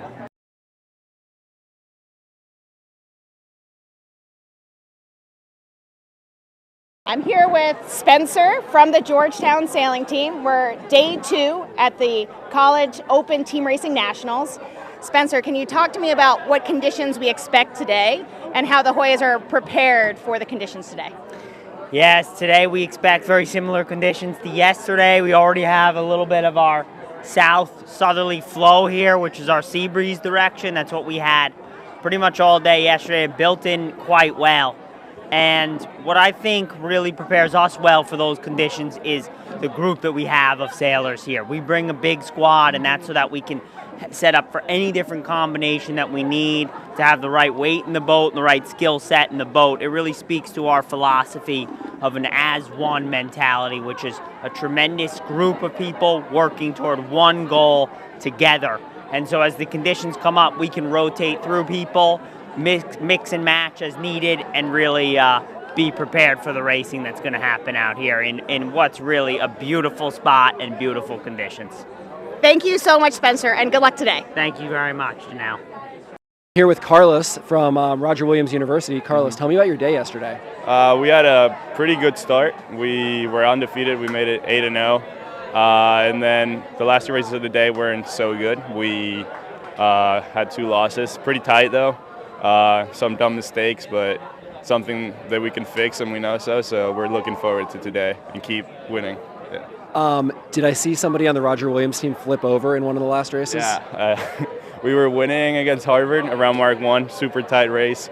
We were 1-2, and during attack, they missed the hiking straps, fell in the water, and we flipped. So that was the end for us on that race. But it's hard to see, but it is funny. And yeah. So I have one more question for you. Amanda Callahan is your head coach. Every year, Roger Williams is in the team racing. You guys are so good at it. What does she do as a coach to prepare you guys for events like this? Well, I think it's all the knowledge that she has from prior experience. She used to sail with Colin Merrick, that she also comes to practice quite a bit, and since my freshman year, learning all their experience and all the thoughts they have about team racing is huge. I also think they care about building a team that cares, and obviously our team cares a lot about team racing, maybe more than any other team, and I think that's why we have that strong mentality when it comes to the team racing. Got it. Well, Roger Williams is our reigning champs. Good luck today. Thank you so much. Yeah. So I'm here with Hollis on the Bowdoin team. Hollis, you're a senior crew. Tell me about your day yesterday. Yeah, so we had a long day yesterday of sailing, lots of different conditions, some tough races, but definitely getting better throughout the day. The team's really excited to be here. This is our second time in program history qualifying for team race nationals, so feeling really grateful to be here and trying to have fun and enjoy the moment as well. Great, congratulations. Good luck today. Thank you.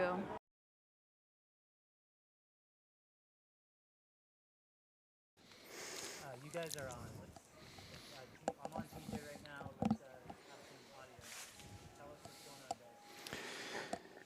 So it looks like we're back to racing here, but right now focused on a couple of the Georgetown sailors doing the wave. Now that we've panned back to the water, we got Roger Williams and Dartmouth on their restart. Yellow team's looking pretty strong. Roger Williams in the bib straight off the start. Controlling the front two. Maybe 12's bow out on 6, but certainly 5's controlling 10 in the middle.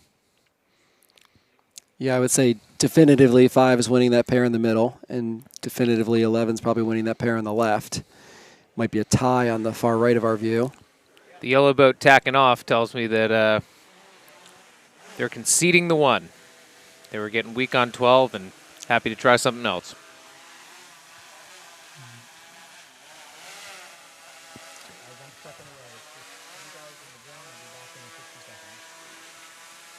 Yeah, I'd agree. I think 12's looking pretty solid out there. Certainly in a puff, sailing pretty fast.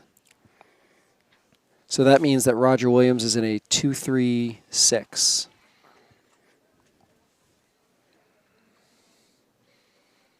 I agree with the puff. 10 looks to have a little more pressure than 5. And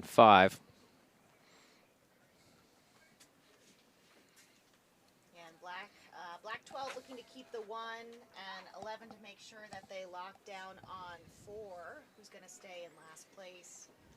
A little bit of separation there is not a bad thing as they come into Mark 1, but transitioning to the top half of the beat, and boats are going to start to compress, and I think these aggressive teams we could see a combination change because it's a little bit unstable. So even though boat 10 had a puff out there, they've definitely succumbed to the bad air of boats 12 and 6. So 5 going to get across here, no problem. Roger Williams going to figure out how best to execute some sort of play 2. I don't know if 12 solidly has the 1. Do you think that 5 is in a pinning position here? After that last exchange, 12 is pretty vulnerable. Looked like there was a little windward lured exchange with 6 and 12. 12 would be lucky to get across 5 at this stage. And there's the concession. Sliding to the right with not a lot of space to do something. Ooh, geez. Oh, boy. That was a backfire. But does 6 have their bow on the wrong side of the mark? Yes, they do! Oh, no. Boat 6 having to back down. Don't see that a lot. And if they can't get off it, they're going to have to tack and unwind themselves. No, they did just They're enough going to space get around, to but clear have they done a 360? Are they going to get the 360 done in time before 11 comes in? 12's doing 2 spins. Did 6 spin there? No. Maybe they never hit the mark. Yeah, I mean, they could have backed off, and we had a bad perspective.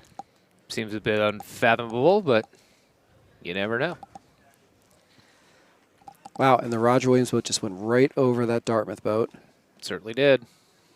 Looks like a 1-3 up, and I see... Boat 6 is a boat on a mission right now. After backing down, they're really coming back with a vengeance. All right, we got a classic 1-4-5, it looks like, where 10 and 12 are going to try and slow down 6. Set up the wall and slow them down. I think we're in for a good one here. Yeah, I do too. Absolutely. I feel it. 2 teams close on the leaderboard. Evenly matched in the race. Already gone back and forth a couple times. I think boat 6 is doing a great job of keeping this race moving, not getting controlled by 10 and 12. You know, keeping his distance at the right time.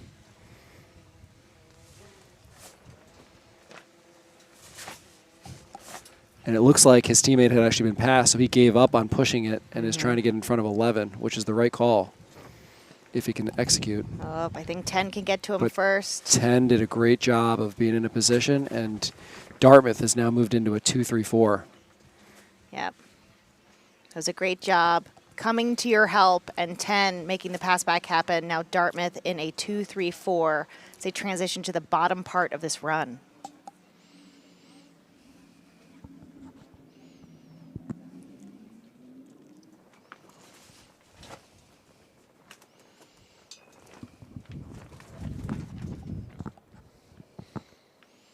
Two yellow boats behind, looking to place their wind shadow, maybe suck up one of these boats. They can get inside mark room. Maybe they can break up this 2-3-4. But the 2-3-4 is so strong because they can work together to keep those 2 boats behind them. It's certainly condensed. Yeah, 12's going slow there in the middle. Whether or not there's enough real estate between here and the mark to get it done, who knows? But yeah, 12 just getting a little clear breeze, and 10 able to help with the most right away to head them up and get the hook, but 10 actually in the worst air, so maybe watching out for 10 now. Worst air, but best position. Yeah. You know, they're directly between their 2 opponents and the mark in a pretty controlling spot. Look at the breeze upwind of these guys. It looks they're looking pretty light, but there's a big puff upwind. Yep. Big hole on this bottom part of the run, and so many boats around here. A lot of disturbed air, a lot of light air. Surely some yelling to tell these blue boats to get out of the way. We're coming to the mark. downwind ley lines become much more important in the lighter air. Absolutely. And not only your ley line, but the boat above you's ley line. You got to know where they're going to jibe and where you're going to meet and converge. 12 trying to break the overlap with 5. 4 doing a good job getting advanced here. 4 and 10 simultaneously jibing. 4 is going to have right of way, lured rights, able to head them up, but it's pretty light, so I bet 10 gets clear ahead. Strong rounding by 11. I think that was actually a case where you probably wanted 10 to go first. I don't know if they could. Maybe they weren't able to, but I think 11 probably could have held them out longer, let his teammate 10 go around, and it ended up working out okay for them, but maybe an opportunity for Roger Williams there. Yeah, 11.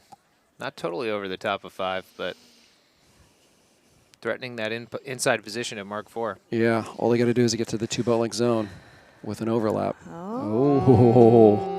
No, and they concede. That was a little close. scary here with 10, though. Uh-oh. Yeah, it looks like 10 lost the inside. I think that fell apart quickly because 11 doesn't want to actually bite inside and get slowed down. They want to go out and around the outside and push the race forward. So the lead boat of that 2-3-4 got caught up with the 1, and that's not what you want to do. Boat 5's got to slide bow forward on 10 to really affect this this threesome. This is quite the double hamburger we have setting up here. The club sandwich. All right, now the race is going to start spreading out. Roger Williams still with 6th place. Black boat's looking strong for me. Yeah, Dartmouth did a good job of kind of regaining that play two and solidifying themselves in that spot. I think that puff that we saw earlier is coming down, washing across the course, so I bet it's going to get windier. And here's a windward leeward. Roger Williams, number 4, taking a big bite at 12. Everyone raising their hands, not watching for 6 that's ducking through. Now 6 is back in the race. Looked like a little bit of a desperation move there with 4 going to the umpire. Looked like a green flag, and that's what we saw. Yeah, desperation, but distraction.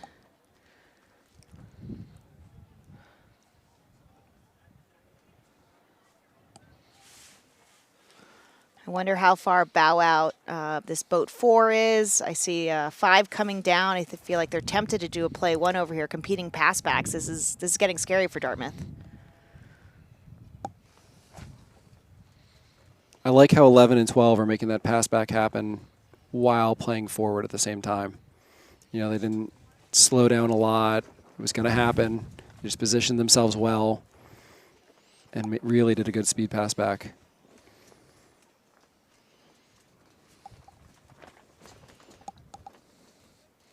As we get more snakes and ladders, you got to be aware of what's happening on the course. A little bit of fleet racing involved now. Mm.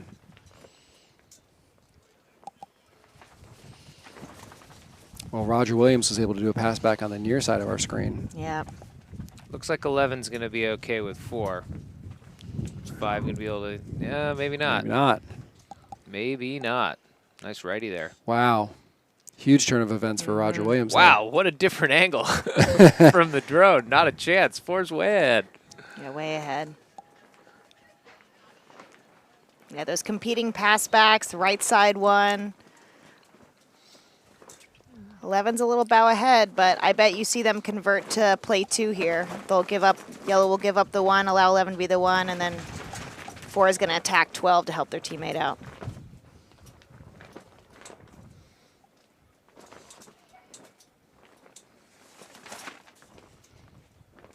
There's our finish. We got an orange flag and a yellow pin.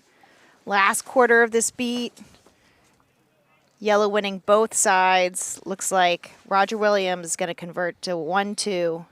Easy balance on the way back to the finish. But maybe a 1-2-6. Big win for Roger Williams if it holds this way. Yeah, they were losing this race, 1-4-5. Excuse me, 1-5-6. Mm-hmm. You know, a third of the way up this beat. And Dartmouth looked really solid.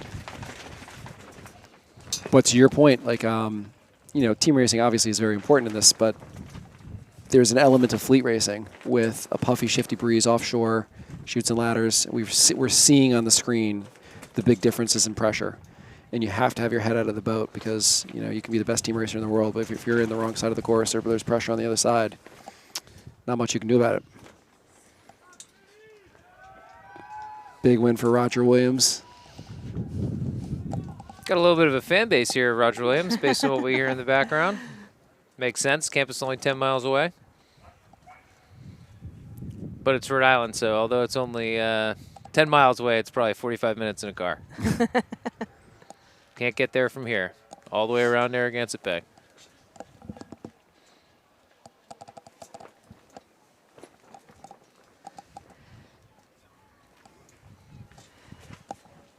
Looks like we have a race that just started.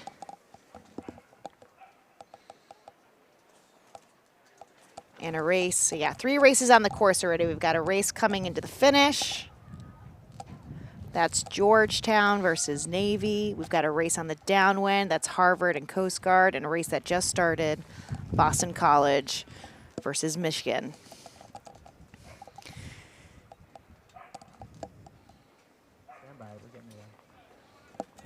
Breeze has definitely gone further right than the normal sea breeze. I wonder if that's the gradient reconnecting.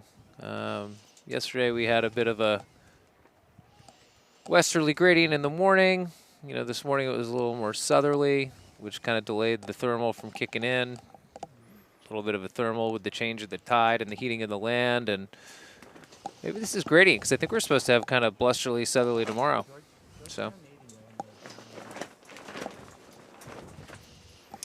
So we're picking up Georgetown Navy, Yeah, as they approach the finish line. Navy 13, 14, 15 in the green boats. Yep. Maybe an opportunity to go play one here with a hard clamp on Georgetown. Yeah, 9 crossing and tacking there. It's going to make it really hard. There's not much time left on port, no time at all. And Navy converting that 1-3 to a 1-2 right at the finish here.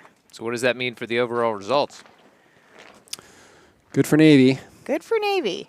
Navy needs to keep collecting wins. They're on just on the outside looking in. I think they're hoping for some losses from that Dartmouth losses. It's a little helpful. They're looking for BC and Stanford and Tulane to lose their races for Navy, as Navy's outside looking in. But that win is really helpful. They need to keep collecting those wins so that they can stay just on the bubble. That might leave St. Mary's with only 1 race left in this round robin. Yeah, we're coming down to the last 20. Let's see what we got left. Yeah, teams are going to have 1 or 2 races left in this round. You're absolutely right, Charlie.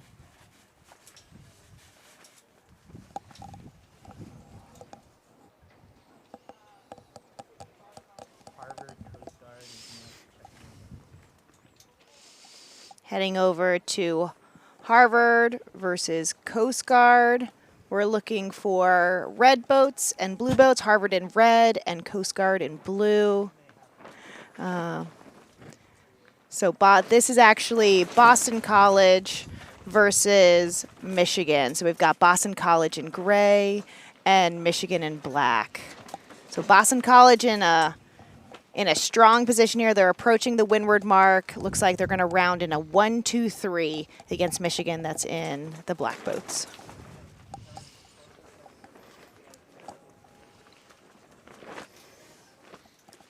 Strong combination here for Boston College and a big gap back to the 3 boats from Michigan. If I'm not mistaken, Michigan's winless in the regatta so far. It'd be great to see them get one here in one of their last 2 races. Doesn't look like it's going to be this one, but hopefully in the last one.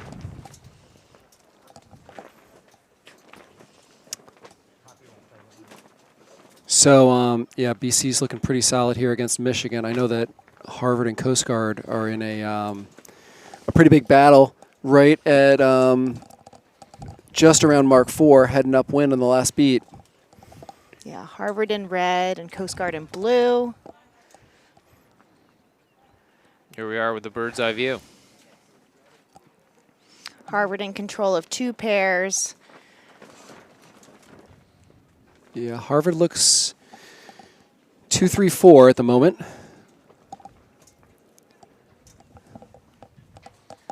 Two getting a little leverage before checking back in.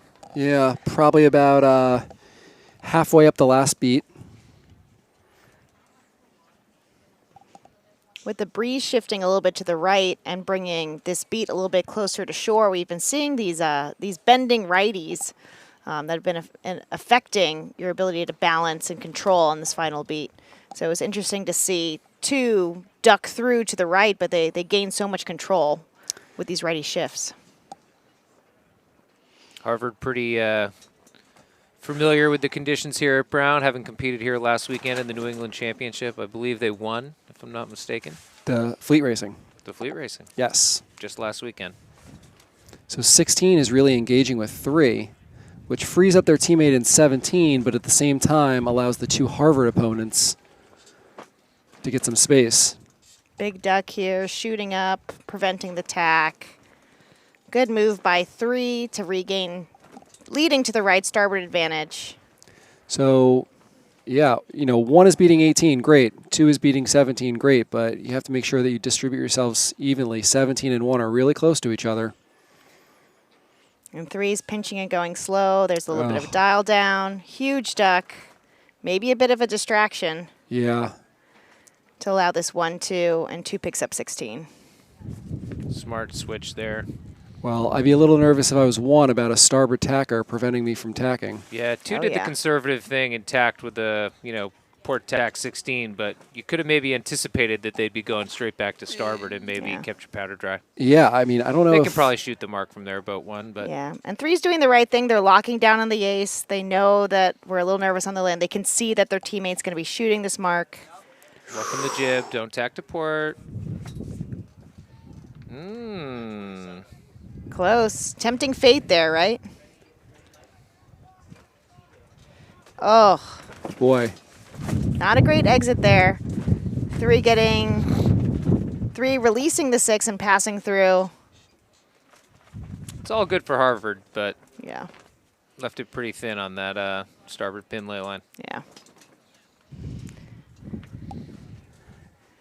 Yeah, I think they opened themselves up to a little bit of trouble there by allowing that guy to be in a pinning position on your teammate and when your teammate's not laying. And that's something that needs to be cleaned up. The boat that was winning went to cover in a split, but left their teammate a little vulnerable. You can see the team rehashing it and trying to figure out what to do better next time. It's nice to be doing that after a win, though. Definitely. Harvard went into the race winning the regatta. Came out winning the regatta. All right, So, we've got Stanford in pink coming up to the windward mark versus Bowdoin in green. It looks like Stanford in a solid 2-3-4 as they approach this, but close behind, a close 5-6 behind. And this is an important race for Stanford. This is a race they probably should win. This is a race they need to win as they head into the final 8. Excuse me. You know, they're a little bit above the bubble, but getting certainly close to the bubble. And if they want any chance of finishing towards the top at the end of this regatta, this is a must-win race for these guys.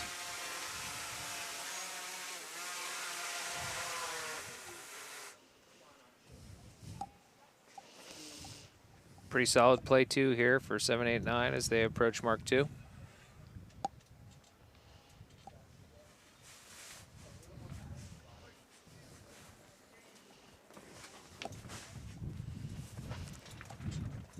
Boat 9 doing a good job pushing the 1 down the course, threatening the inside pass, allowing some space for their teammates to extend on port to get starboard advantage so that they can have an effective 2v2 balance if needed to keep a 2-3-4 for this entire run.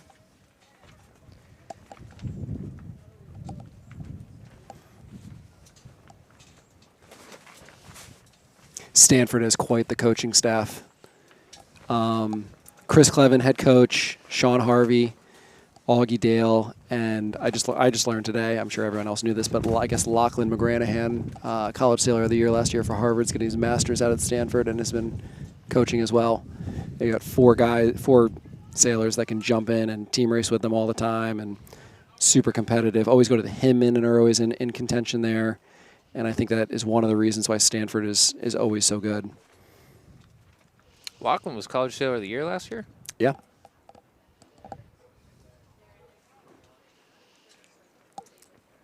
I've got boat That's impressive. Boat 15, the closest, threatening the inside of boat 7. You can see they're approaching the mark. 15 doesn't have much time to get that inside overlap, and 7 actually extending away. I feel like that's a risky extension there, but yeah, I mean, it's a bad perspective for me. There's a good chance 7's still ahead, but why give yourself an opportunity to have an opponent get overlap? Yeah, now he needs help from 8. 8's going to go in front and sweep and head up. 8 just needs to park and let 7 go wide around the outside. But unnecessary threat there. Right. Yeah, it worked out okay, but it could have been a little cleaner. Stanford around in a 2-3-4, and boat 9 doing a great job pushing 13 out of the way.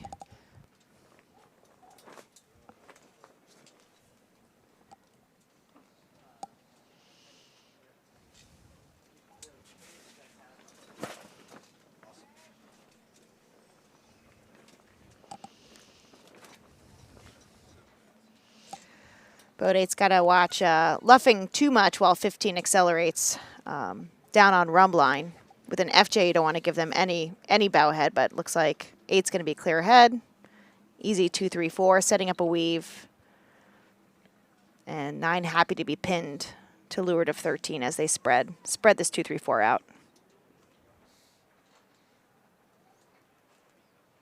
Look at the big pressure differences, top right of our screen and kind of middle of our screen.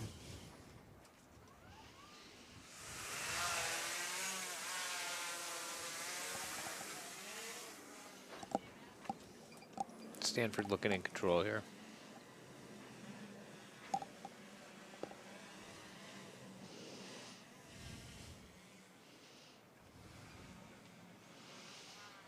That was in the 1, tacked off. I think they didn't have a great lane. They were losing.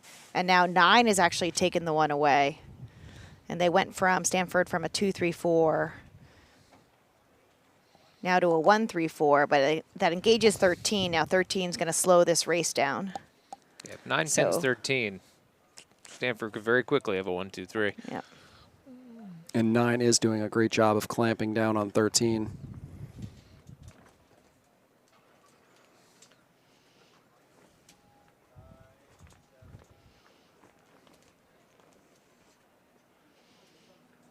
I like that play by 8 coming back. You know, I think it was an interesting little duck. But you know, you have to get ahead of somebody, and their best chance of getting ahead of somebody was 14. Stanford looking to slow down the right side pair so 7 can cross cleanly. Maybe they're switching here. A switch to allow 7 or attack in front for a speed pass back. So this has turned into what looks to be a 1-2-6. Still winning for Stanford. Whereas just a couple seconds ago, we were talking about 9 pin and 13, and it's a 1-2-3. So it shows you how quickly it can go the other way if you don't react immediately.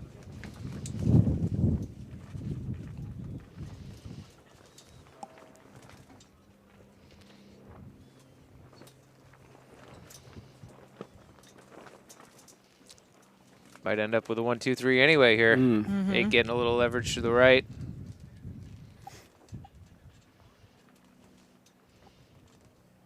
Nine going to 13's line to tack back. Good balance. 1-2-3 it is. Bowdoin not watching the 8. 8 was in 6th and now has gained control of a pair.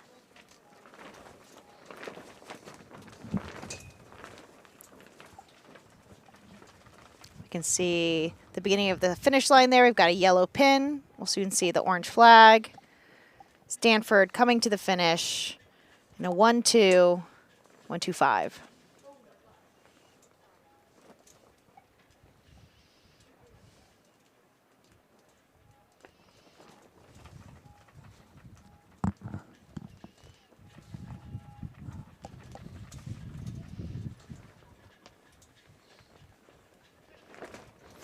So where are we in the rotation here, Janel?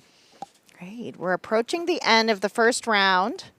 That was completing race 111. So we've got 112 to 120 left. Most teams only have 1 race left for this first round. So we approach 3 o'clock. We can race all the way to sundown. We're going to go into the round of 8. So we'll be able to sail for another 3.5 hours minimum. And as we move forward, the stages get shorter and shorter. So this is going to accelerate really quickly to finding our champion.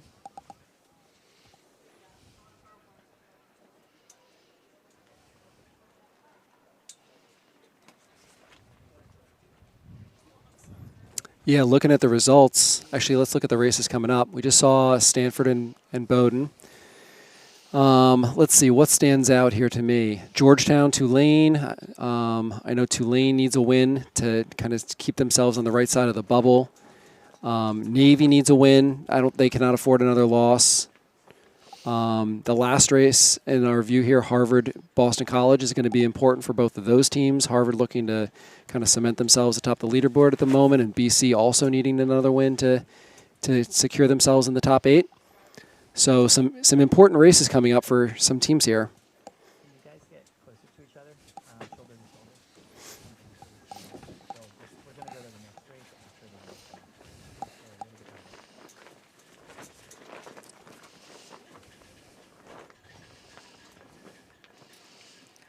So yeah, a lot of close action we're seeing today. It'll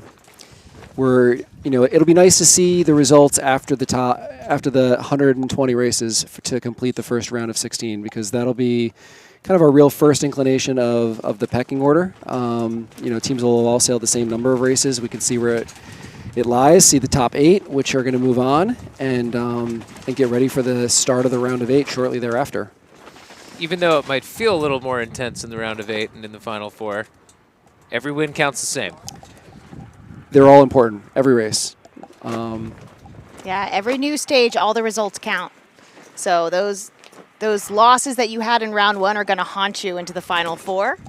And you need to just keep collecting wins so that you can be closer for those tie breaks. So when that one race matters, you'd love for it to be in the Final Four, racing against the team that you're tied with so that you can win it and not haunted by a loss from a mistake day 1. Yeah, here's a look at our top 8 as it stands right now. Certainly pretty congested in that bottom 6, 7, and 8 group. And I think it's probably St. Mary's and Navy just kind of on the outside looking in right now. Yeah. Now, St. Mary's is only at 6 and 8 at the moment. Navy's at 7 and 7, so they've sailed an extra race. So they're going to need a little bit of help from either BC, Stanford, or Tulane.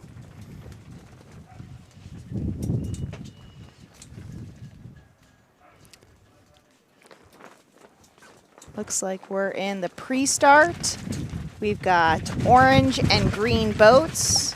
We've got Georgetown in orange and Tulane in green. This is a must-win for Tulane to keep collecting those wins to make sure that they stay in that top 8. A loss would be devastating.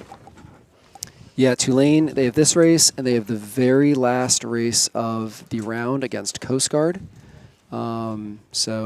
Georgetown, maybe they're not going to be moving on, but, Janel, you would know they're a really solid team, and they have the ability to take a race off of anybody. We saw them put together a really nice race against Stanford this morning, well executed.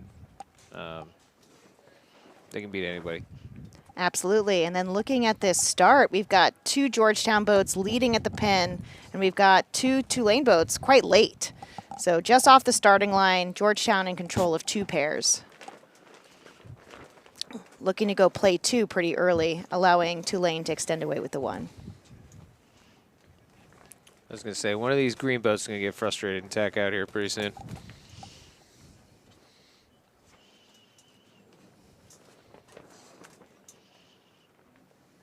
Looks like they did so at a pretty good time. They seem to be bow up relative to the boat to windward, who could actually just be bow down trying to get a little leverage over the top. But He was might have been a little late to tack and realizing Tulane is going to get to starboard. They land before them. They're going to foot down and make sure they're bow even, giving up a little bit of their lead to do it. So balancing.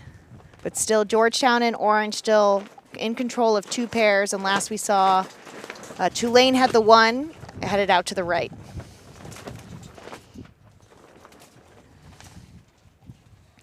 This race getting pretty spread out. Looking to make sure you have a controlling position, sweeping down in front of an enemy and making sure you can balance for your teammates. Looks like an unbalanced 2-3-4 for the Orange Georgetown team right now.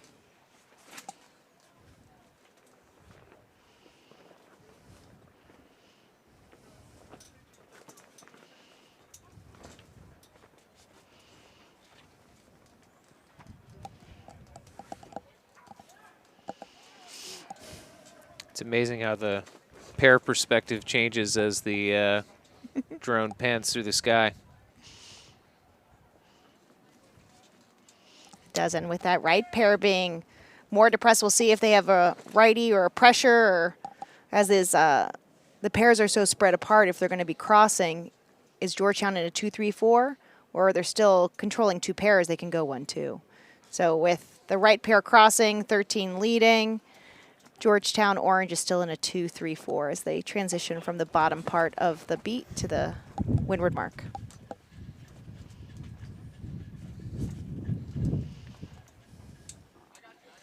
Bet the onboard sailors wouldn't mind our drone perspective of the race course.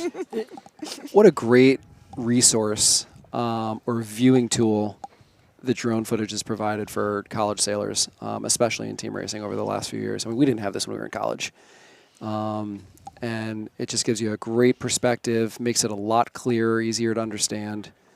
Certainly makes viewing a lot more fun. wow, this pair out here is getting very far off to the side of the course. Yes.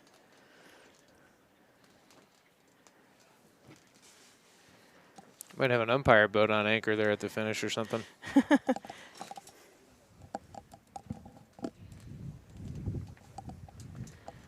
All right, with the pairs being so separated, it looks like we've isolated maybe a 1-3 for Tulane on the left side.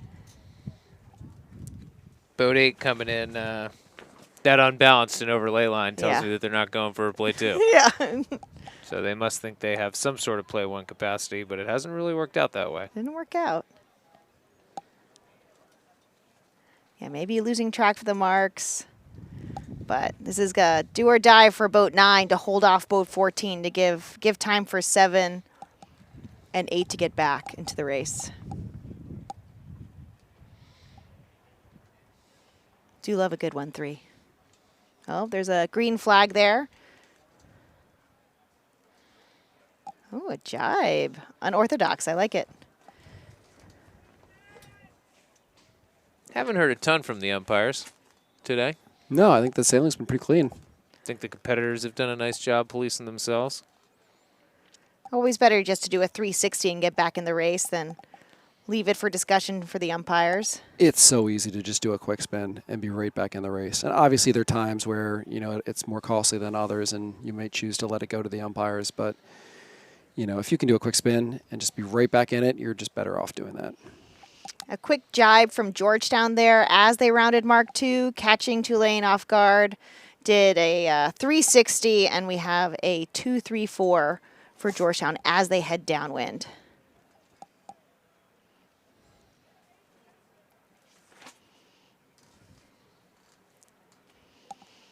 A little unbalanced downwind. You can see 8 on the inside. Right side of the field it looks like it's a 2-3-5 now, and 9's going to have to come back and help balance. So a little unbalanced by Georgetown on this downwind. There's a whistle. Not only a whistle, but I might have heard an audible protest hail from up here on the 3rd floor of the Edgewood Yacht Club. That might have been from another race. Yeah, a little too late by 9 to get to 14. Yeah, this is getting a little unbalanced here. 14's got a piece.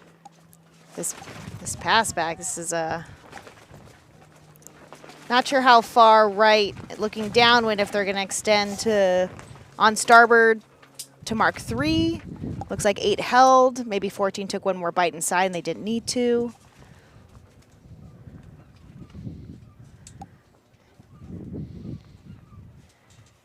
This could very quickly turn into a 1-2-3. Yeah. So either big wind shift or just looking head down, too much to get inside, and a huge conversion to a 1-2 for Georgetown from that 2-3-4. They'll take a 1-2. 9 can do a good job of just staying ahead of somebody and or go 1-2-3, even better. Yep. Tulane losing the 1. And Georgetown taking advantage of that shift and that long starboard back, converting to a 1-2-3. Tough to argue with the result, but I'm with you. Maybe a little more proactivity here. Easy for us up here in the booth with the drone footage. Oh, I sail a perfect race from the dock.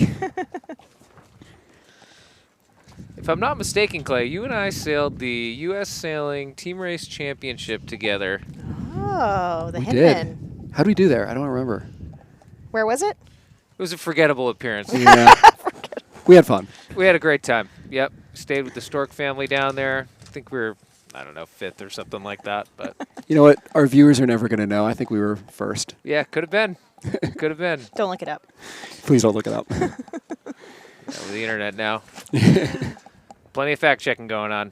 Yeah, and a friendly reminder that the U.S. Team Racing Championship applications are open until June 13th. The finals are at Larchmont Yacht Club, September 26th to 28th, and up to 16 teams can participate in 420 type boats. So don't forget to apply for the Hinman, the U.S. Team Racing Championship, by June 13th. 420 type of boats? Yeah, I think maybe they haven't decided, or that's just the in the NOR. I'd be remiss not to at least acknowledge on air that we're fortunate to be joined by Charlie Enright, who's the new CEO of U.S. Sailing. Congratulations. Congratulations. I think we're all really looking forward to seeing everything that happens and get done. And I know just seeing you here at this regatta, talking to a lot of the sailors, talking to the coaches, valuing their input, and I think you're going to do a great job. So congratulations. Thank you, Clay. I appreciate that, and look forward to working with Janel, another member of the U.S. sailing community. Only been on the job for a couple days, but obviously an unbelievable opportunity to have impact in a sport that's given me so much over the first 40 years of my life. The U.S. sailing offices are located in Bristol, Rhode Island, actually on the Roger Williams campus. A town that I grew up in, and I'm very familiar with. Amazing opportunity ahead, and really looking forward to meeting the rest of the staff as time goes on and figuring out how we can best serve the sailing community that's given us so much. Well, thank you very much for your efforts, and I think we're all looking forward to seeing what gets done. A lot of work to do, but looking forward to it. Love a challenge. On the final beat here, after a big conversion from a 2-3-4 to a 1-2-3 at Mark III, Georgetown leading the race against Tulane. This loss could be painful for Tulane moving forward. Yeah, they might put them on the outside looking in instead of the inside looking out. Yes, not ideal if you're Tulane. Fortunately, you have one more race, last race of the series against Coast Guard. So there is another opportunity to get a win. This means good news for Navy, who was kind of on the outside of the bubble looking into. Navy has one more race coming up against St. Mary's, which is probably being sailed right now. But we are coming to the end of the round of 16. Only a few more races left, and then we are going to winnow this thing down to 8 and start the round of 8 coming up next. Gear up with Zim and West Coast Sailing. We have the gear you need at a great price, backed by fast shipping and outstanding service. As proud partners of college sailing, Zim and West Coast Sailing offer 15% discounts to student athletes on all apparel and soft goods. Get all the top brands including Gill, Rooster, Zyke, Ronstadt, and more. Go to zimsailing.com/college sailing or westcoastsailing.net/scholastic-sailing for details and to apply for your student athlete discount code today.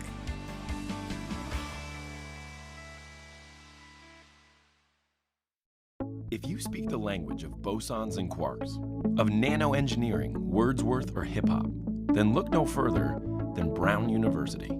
If you want to work side by side with extraordinary faculty, to choose from 78 academic majors across the spectrum, or to follow a major of your own design, then expect some of the brightest young minds from around the world to surround and engage you at Brown University. Take it from me.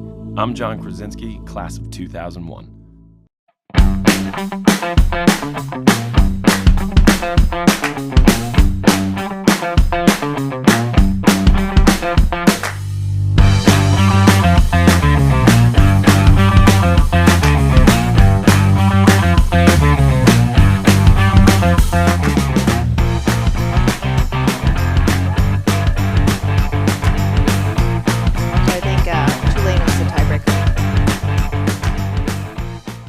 Must lose.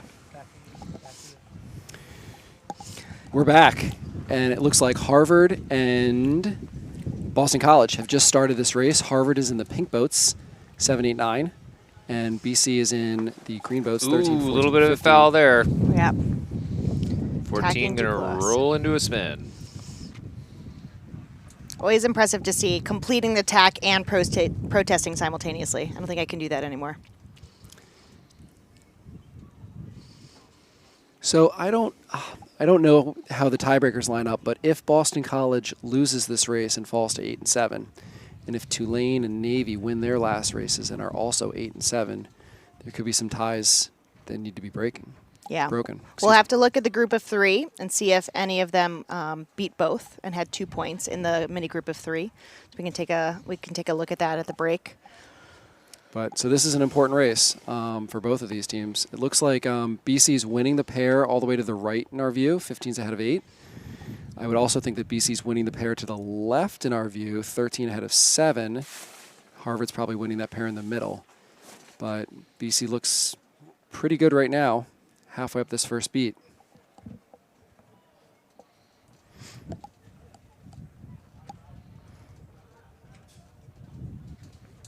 Here comes 13 trying to get to 7. 7's going to duck.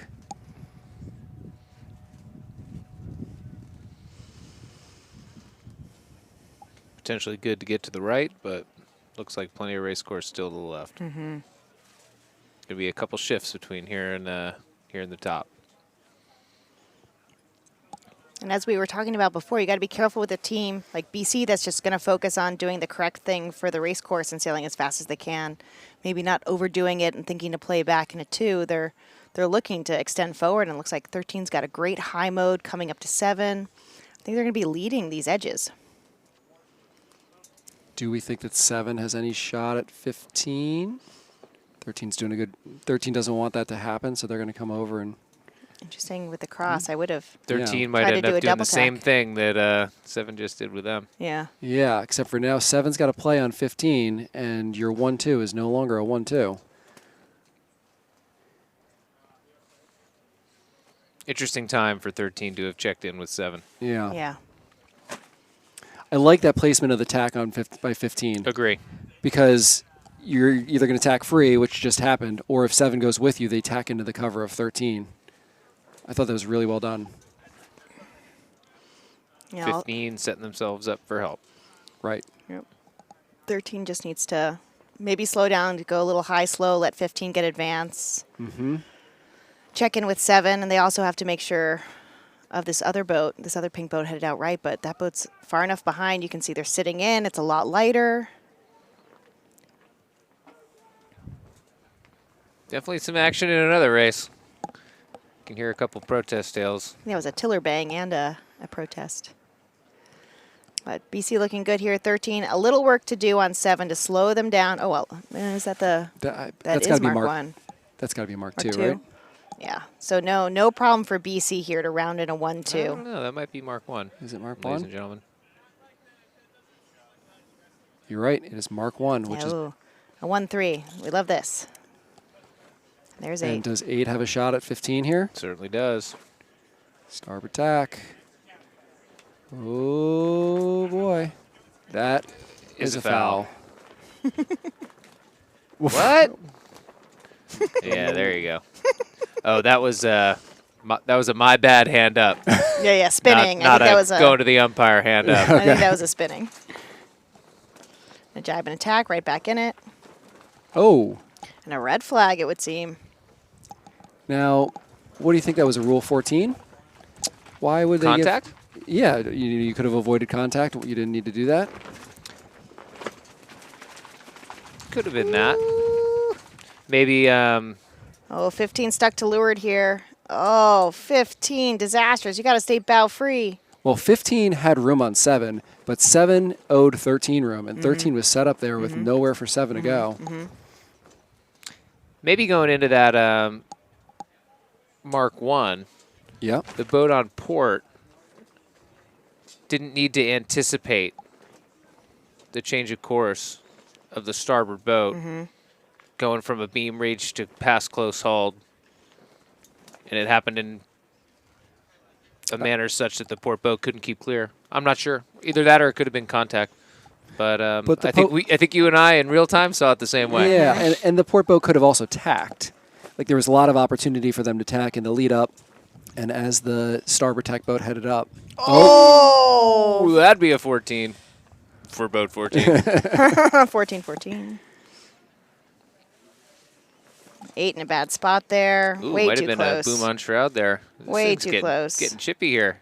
Oh, boy. Oh, geez. Oh, gosh. This is disastrous. This would be the Battle of the Johnson brothers, would it not? 20 years ago. 20 years ago, we'd have Clay at Harvard, Reed and his BC Eagles, a lot of shouting. No shouting, come on. Aquatic bloodbath. Brotherly love, or no love lost. We weren't very competitive with each other. But yes, a lot of Harvard BC tension in our household during those days. So BC has the 1. 13 is in first place. I see 9 is winning this pair closest to us. 7 is trying to get a grip on 14, and I think Harvard's thinking play 2. Yep. For sure. 9's going to have to balance back a little bit. It doesn't seem like anyone has control of this boat in the seam in the middle. It's going to go against 9. That's close, 5. 9 needs to bear off, though, right? It's going to go This could be a against twin. 9. That's one where you might go to the umpire, because if... Threw it and didn't stay. Yeah, all the hands up. Everyone raise your hands. Boom came over and then went back, which is always a bit of a tell, but Yep. I think that was after avoided. Yep, there you go. 9 spinning. Yeah, 9 needs to bear off and avoid contact, even if the boom is struggling to say that. But they've got their 2 teammates doing a great job. Big clap to 8 and 7. They're all stopping this race in 14. And 13's around the mark, so. This is a knife fight coming into Mark 3. All right, so, yeah, wow. 13's around the mark. Boston College in first. Sorry, 14. Harvard second. Harvard third. 236 for Harvard at this mark. 145 Boston College.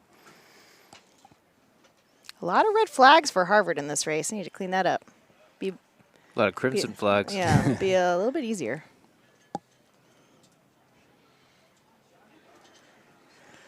This is setting up for a classic 145. Got to be careful luffing the jib too long here with that boat. Passing to leeward, speed pass back can be deadly. Make sure you keep your speed up. Don't let them get bow ahead.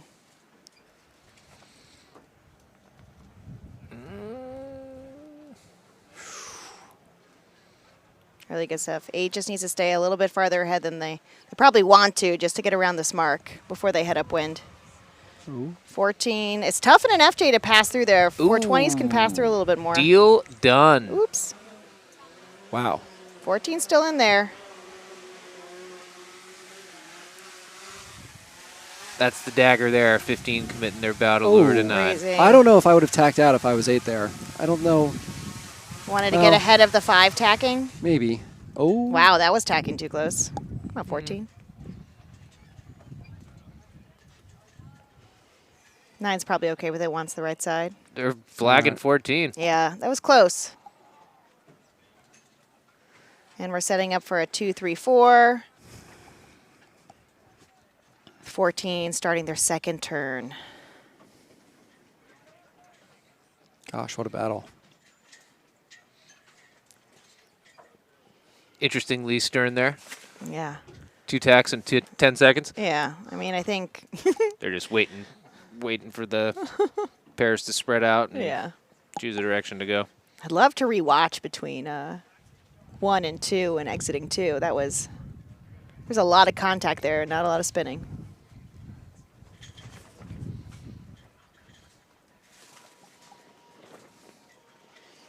Depending on how 8 holds this lane on 13, could be a 1-2 for Harvard.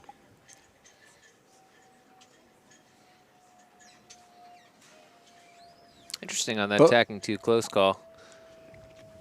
It was certainly close, but looked like the port boat was able to duck no problem, and obviously the 720 not going to be the difference in the race, but going to put it out of touch.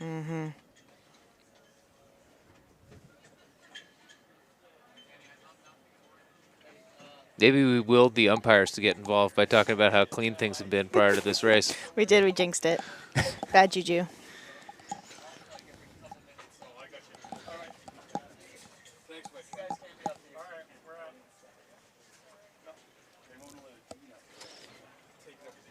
Getting a little bit lighter, but still holding a 2-3-4 for Harvard, who's winning this race.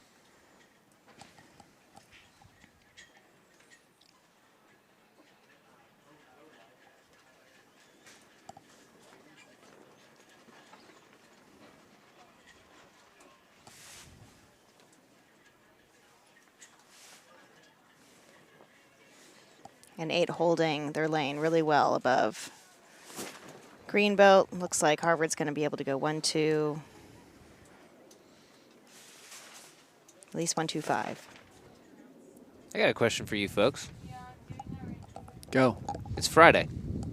It is. These sailors missing school today? Oh, yeah. Oh, yeah. Excused. Yep. Excused Who absence. puts classes on Fridays? No, certainly missing some school. Excused absences and approaching the end of a semester. And a break for finals and graduation in May. So it looks like Harvard's going to cross the line with a 1-2 something. But that'll get the job done against Boston College. Maybe a 1-2-3. Hope none of these sailors told their professors they were sick, because their professors could be at home watching them on ESPN Plus. I'd go sideways for them.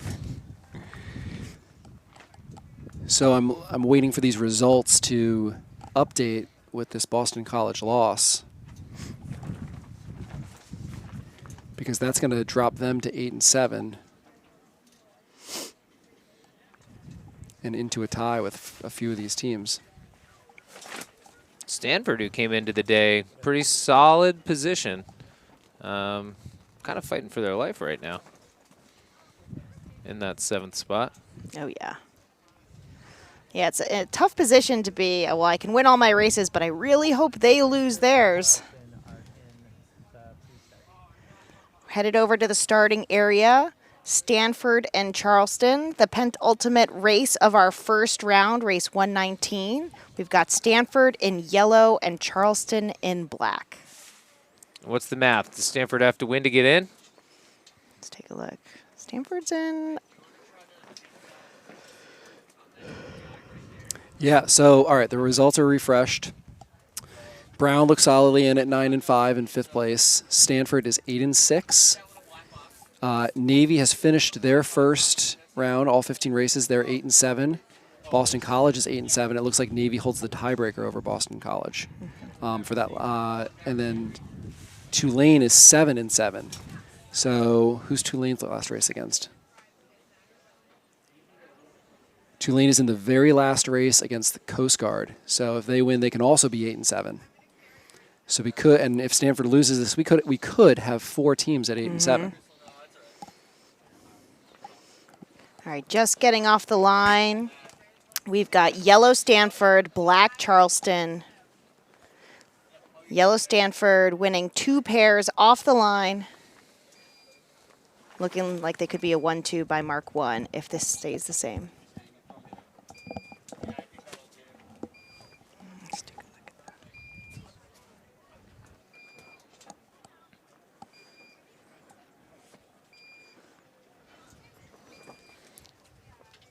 I know 13's not racing, but we talked about the tide.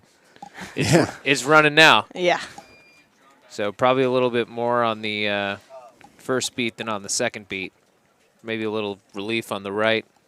Maybe a little more pressure on the left. First beat of the course, meaning is further out into the middle of the river. Correct. So a little more tidal effect. So my assumption would be that the tides run a little bit stronger on the first beat than it is on the second beat, and generally speaking, on the left-hand side of both beats relative to the right-hand side.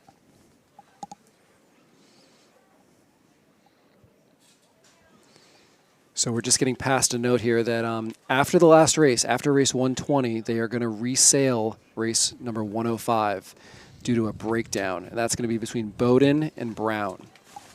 So implications not really too much getting into the round of 8. I don't think Bowdoin has the opportunity to qualify. Brown is solidly in.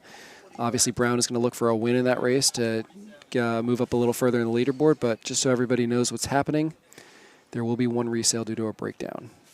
Battle of the Bears.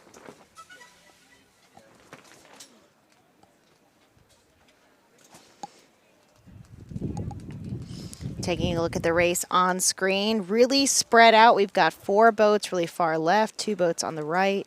Stanford was leading their 2 pairs on the left, but we've got significant current on the left side of the course compared to the right. We'll see if that's a factor in their ability to stay 1-2.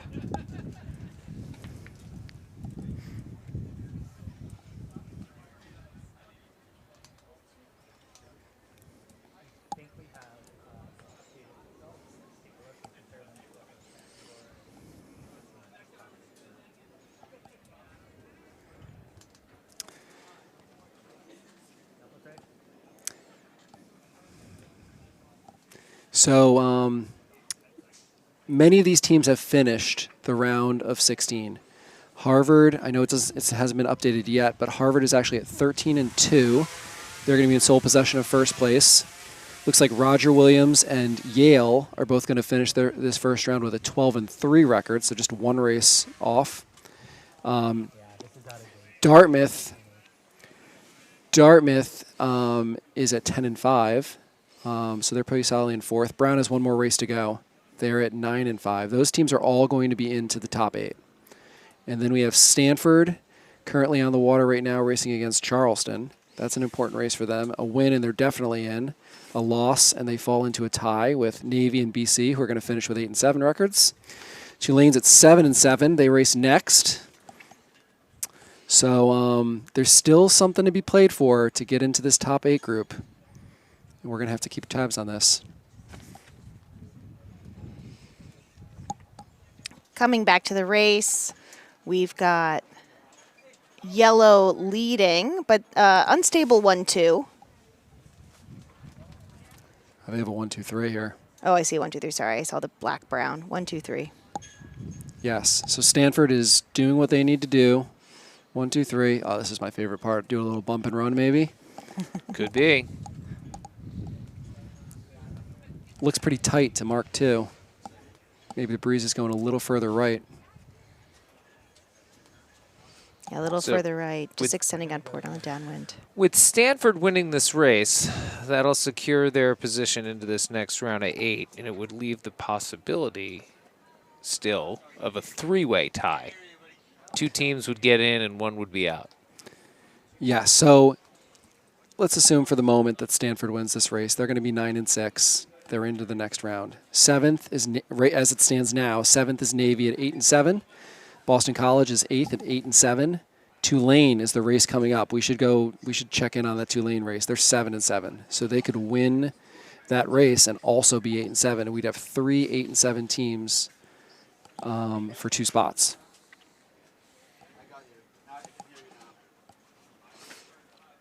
Heading over to the first beat, just starting on the race course, we've got U.S. Coast Guard in orange and Tulane in green.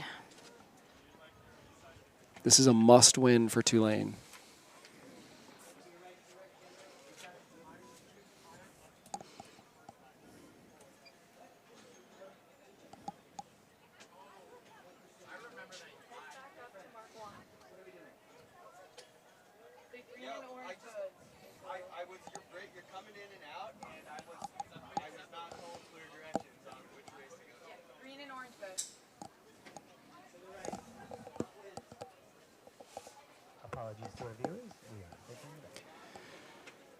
Here we are, joining in this Coast Guard Tulane race, last race of the round. Coast Guard orange, Tulane in green. It looks like Tulane has control of 2 pairs, is coming down to do a speed pass back and consolidate on this long starboard. We've got a lot of current against, especially on this left side of the first beat, but it looks like control for Tulane of 2 pairs at the moment.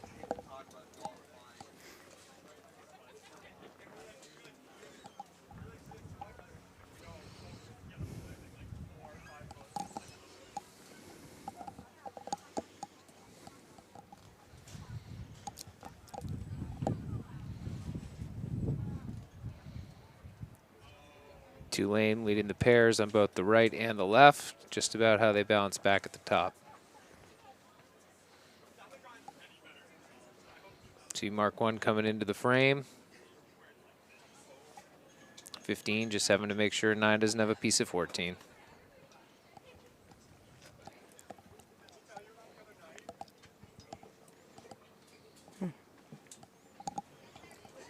Decent little switch there.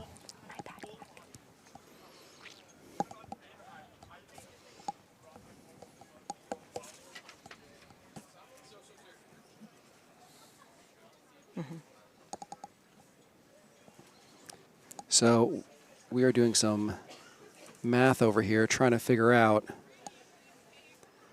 if we end up with a circle tie. If we end up with a circle tie. Now, if it's a 2-team tie, it's just the team that beat the other team would move on. If it's a circle tie, then we need to figure it out. Well, Tulane currently doing their part. Trying to get to 8 and 7, joining BC and Navy. Making it interesting here to see who gets the final 2 spots. Right? Wait, let me read this right. I can see the neurons firing here as my 2 on-air colleagues engage in some interesting mathematical endeavor. So let's look at this. Tulane and Navy, when they met. Tulane beat Navy in a 1-2-3. Okay, so Tulane beat Navy. How about Tulane BC? Tulane, I believe, lost to BC. Lost to BC. Tulane lost to BC, correct. Is this going to go divisional record, conference record, strength of schedule? And then a coin toss, I think. Yeah. You get a Farmer's Almanac. Periodic table of the elements. Sure. Coast Guard not making it easy, but Tulane keeping the solid 1-2. And Navy beat BC. The rubric to my left is finally prepared. Clay, give it to us. What do you got? Well, a lot of this is contingent on some results here. So the first is if Stanford takes care of business in the race preceding this, which they were when we last checked with them. And the second is Tulane beating Coast Guard Academy here. Then Tulane, Navy, and BC would all finish with identical 8 and 7 records. 2 of those teams need to move forward. And as I was saying, my back of the napkin math, they've all beat each other. We have a circle tie. So I think that would lead to a sail-off. We still have some races to finish, and there's a lot that can still happen, but that's something that we, at least in the booth, are preparing for. So just when you think it's over, 15 races for each team in the round of 16. We got a breakdown race and a potential sail-off. Bonus racing. It's like extra innings in baseball. You get free sailing. And we've got Tulane rounding in a 1-2.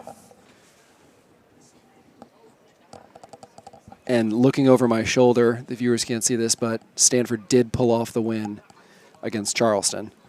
So they are going to be into the round of 8 with a record of 9 and 6.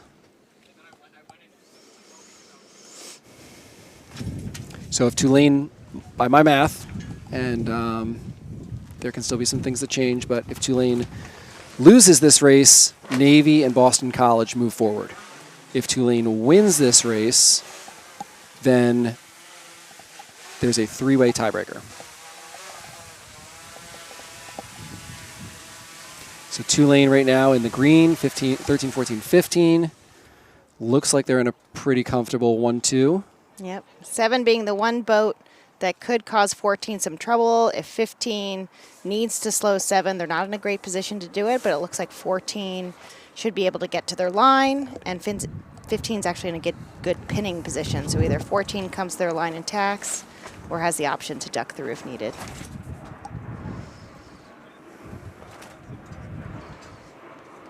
A little bit light, stronger current. 7 starting attacking duel with 15, which is sucking 15 back, but allowing 14 to get across.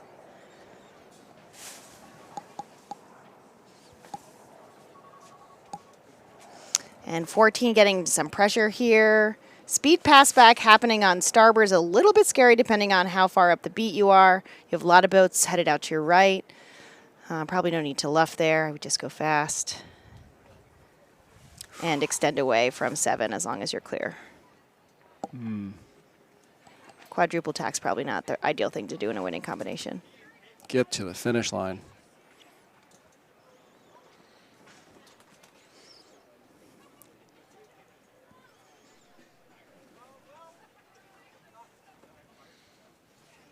This would be an ideal time to switch, allow 15 to pick up 7. Yeah, good job on 14 not to even engage in 7. Just get to the finish line. Your teammate can come over and help. 15 can always help. I was just going to say that. Man, look at him going sideways in the current. Oh my gosh, yeah. 7 maybe looking for a late duck. Now going for a lee bow. No eye on the pin yet. Maybe 15 can come in for a little pin here himself. Not sure why 14's staying. Not sure why 14 tacked to begin with. Okay. 8 could become a problem if... Don't luff. Yeah, 15. no luffing, just bear go. off. Stop luffing. It's going to happen. Are we coaching now? Okay. Stop luffing. Finish line's in view.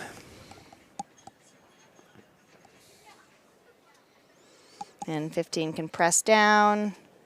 And as long as both are inside ley line, which with this tide, I don't know if 15 and 14 are inside ley line. Yeah, Charlie, talk to us about the tide here. Where do you know, is it going to increase as the day goes on, or is it peaked and is it going to start to decrease? Well, low tide was about noon, so we're probably at max current right now, I would say, or max flooding tide. Potentially decreasing from here. Moon must be in a pretty big phase. Normally this time of year you get ebbing tide that's really strong because of the outflow from the river network. But the fact that it's incoming like this, at this strength tells me, we must be in a particular phase of the moon. So, all right, that was the finish of race 120. It looked to me like Tulane took that race off of Coast Guard. In the background, rounding Mark 2, is the resale of Brown and Bowdoin. No implications on the top 8. We can see the race committee, just out of view actually, coming in, probably for a quick break, as we figure out what's next. By my back of the napkin math, we are going to have a 3-way tie for 2 teams to get into the top 8, and we're going to have to figure that out. I'm sad to say I think this is going to be the end of the coverage today from from Charlie Enright. Thank you for coming today, and we're going to see you again tomorrow. Yes, thank you. Be here for what's left of the round of 8 and hopefully a really exciting Final Four. It's been a great day of racing. Great day of commentary for me, at least half of it with you folks. Really enjoyed myself and looking forward to tomorrow. Yeah, thanks for coming today. Thanks much, and good luck with the breakdown race and the sail-offs. So this is the breakdown race. Yeah, on the course we've got Coast Guard in orange and Tulane in green. Oh, sorry. Sorry, the breakdown. Sorry. It looks like they sailed the correct boat. So Bowdoin in pink and Brown in green. Apologies. So, as we were saying, no real implications for the round of 8, but an important race for Brown. They want to collect another win and position themselves as best as possible moving forward. Obviously, this is going to be the last race of the regatta for Bowdoin, and I'm sure they want to also end on a high note, so some incentive for them, but I think this is probably a more important race for Brown. And right now they have a 1-2-4, so looking pretty solid. And how they're sailing to Mark 3, maybe a little bit of a wind shift. It's been getting a little bit lighter, a little bit more unstable. Having to reach on the downwinds. But Brown solidly rounding Mark 3 in a 1-2, 1-2-4 for this final race of the first round.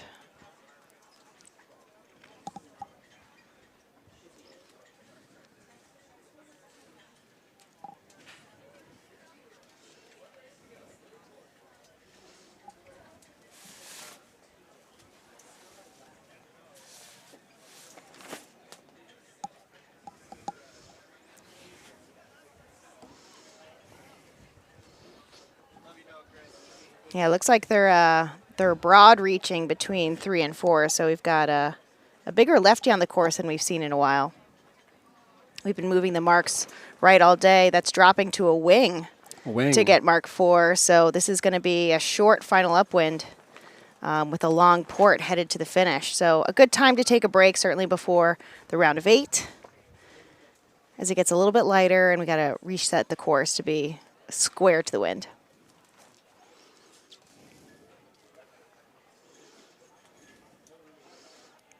7 did a good job with that rounding. There might be on the inside seam of 7 versus of 15, but a lot of work for 7 to do to break up this 1-2.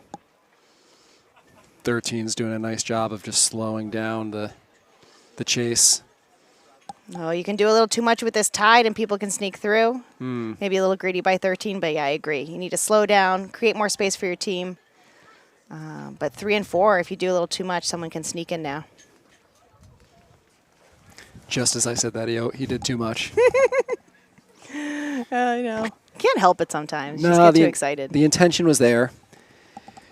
You just have to be very disciplined, right? Yeah. Just one move, not 3.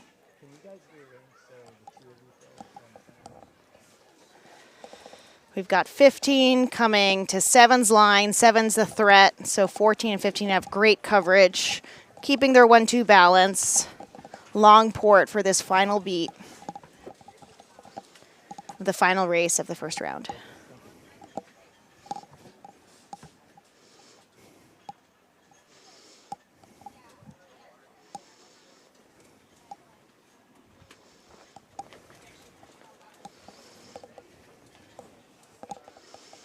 Fifteen's job to watch 9, make sure that 14 can tack and completely cross 9. A big gap between 15 and 9, but they'll keep that positioning straight ahead so they can slow them down.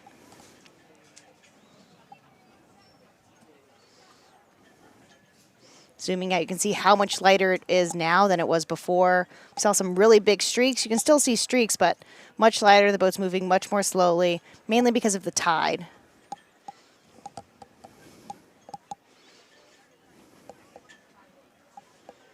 Brown doing a switch, sending their weaker teammate through to get starboard advantage. Still in control of all 3 pairs, looking to keep a 1-2 as they approach the finish. You can see screen right with an orange flag and a yellow pin.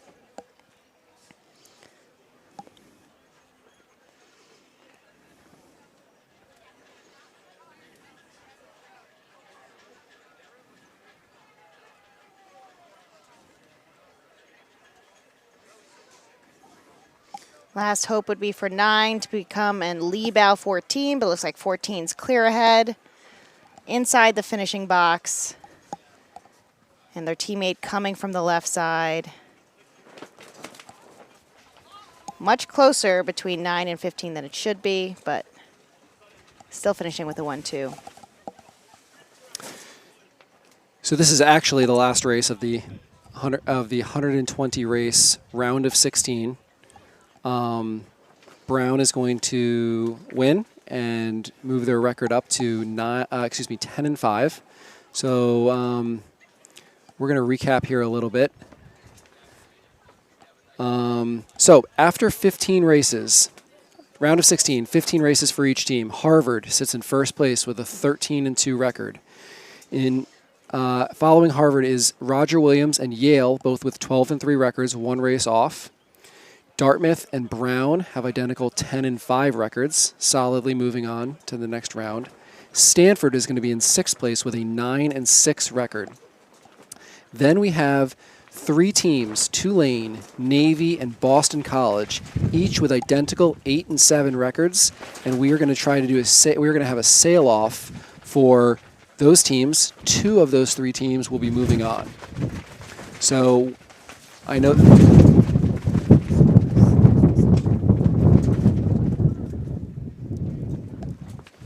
all the teams are heading in shore, and we are going to await further instruction for what they're going to do.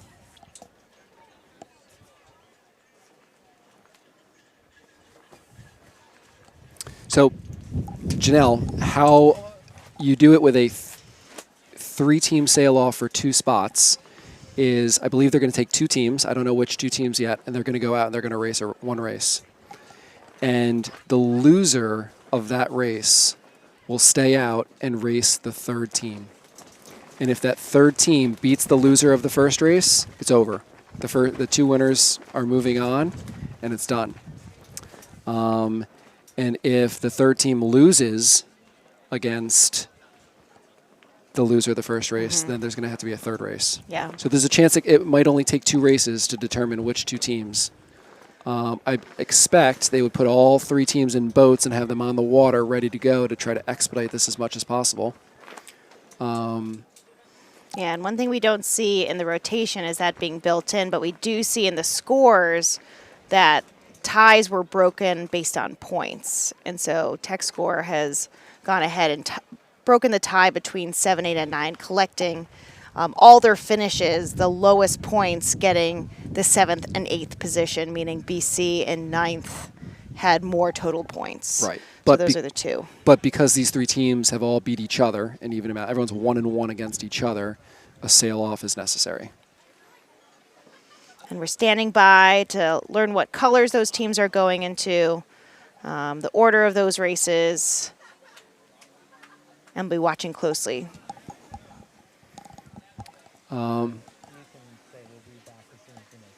So we are going to continue to sit here. The sailors are ashore. They are sorting out the sail-off, and we are going to be back shortly with the sail-off to make it into the top round of 8. Stay with us.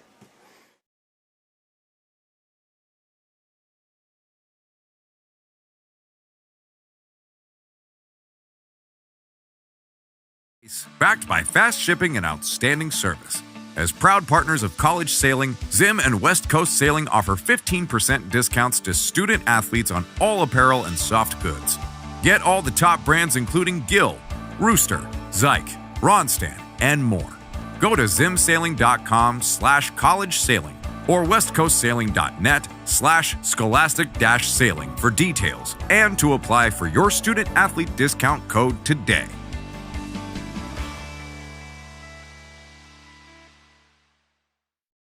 If you speak the language of bosons and quarks, of nanoengineering, Wordsworth, or hip-hop, then look no further than Brown University. If you want to work side by side with extraordinary faculty, to choose from 78 academic majors across the spectrum, or to follow a major of your own design, then expect some of the brightest young minds from around the world to surround and engage you at Brown University. Take it from me. I'm John Krasinski, class of 2001.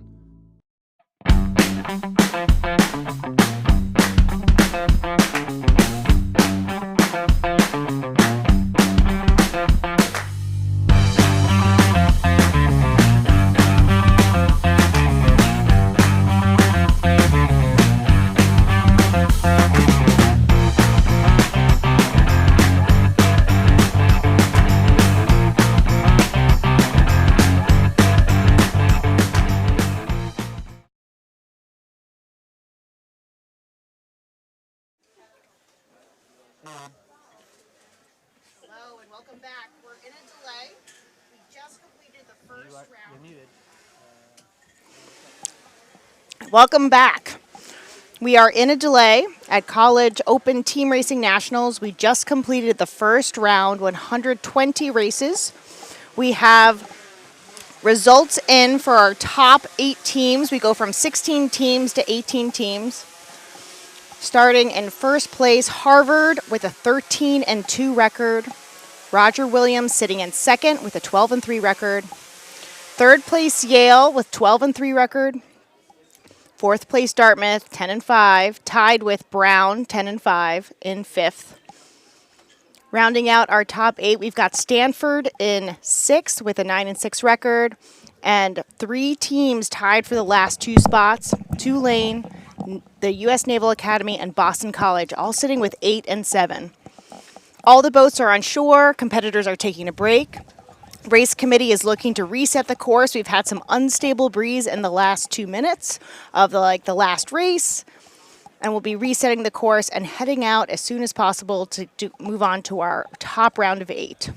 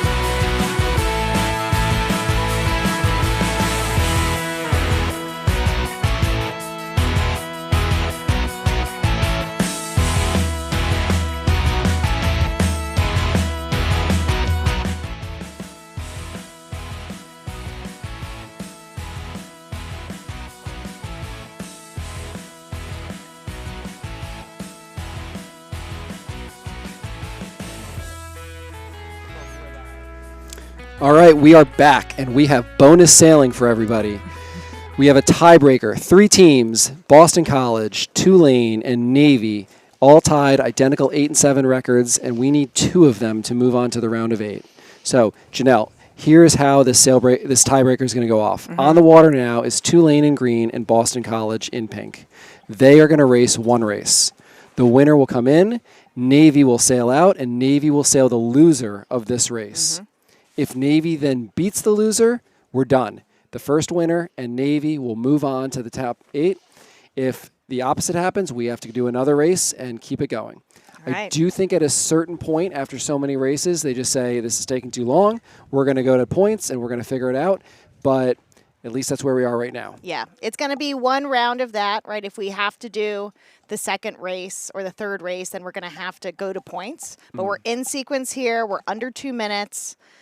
This is a really, really big race.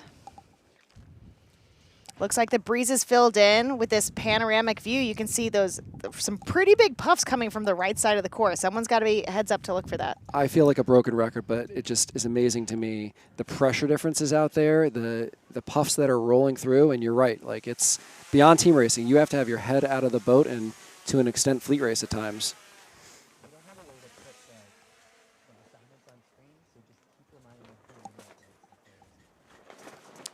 So we are less than a minute until the start here. BC in pink, Tulane in green.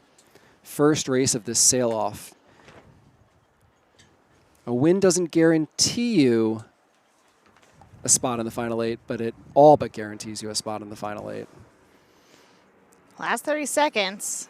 Maybe some teams setting up a little bit late here. We'll see if 14 should have plenty of time to get here.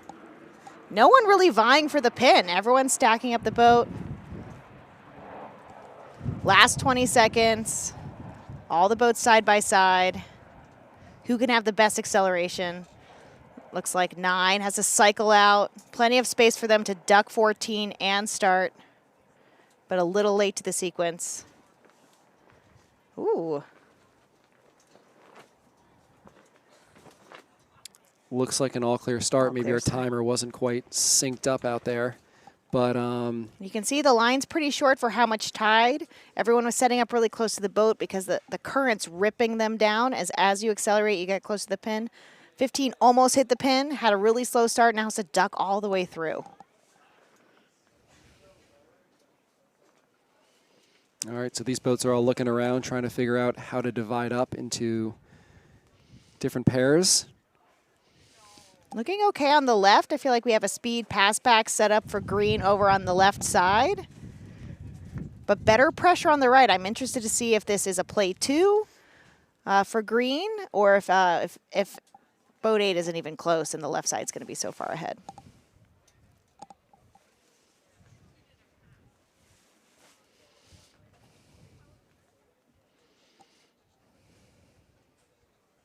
From this angle, it looks like 14's ahead, and 9 are ahead of 8. Yeah. And that was just extending off the line, not having to tack twice in the tide, that this left side was able to hold off the line is ahead.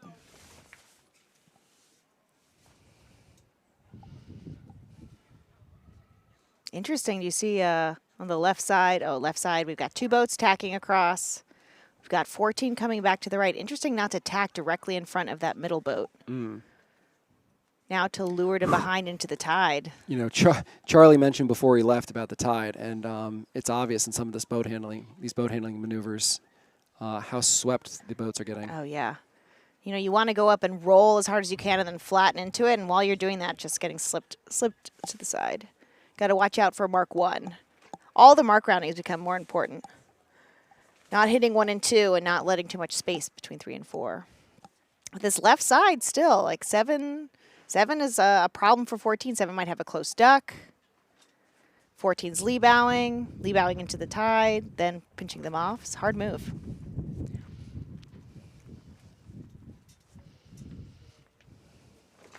All right, for our viewers, Boston College in 7-8-9, pink, sailing the first tie-breaking race against Tulane in 13-14-15, the green boats, green-colored boats. Mark 1 is in our view here. BC's looking pretty good at the moment. Yeah, really good. We've got 2 pink boats that are going to own starboard ley line. And their teammate in boat 7 has the ability to block, has an ace if they need it.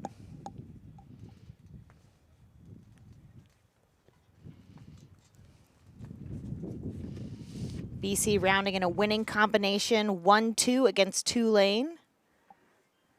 And with the tide going with, this downwind's going to be really quick. It's great to be in a 1-2 with a following tide.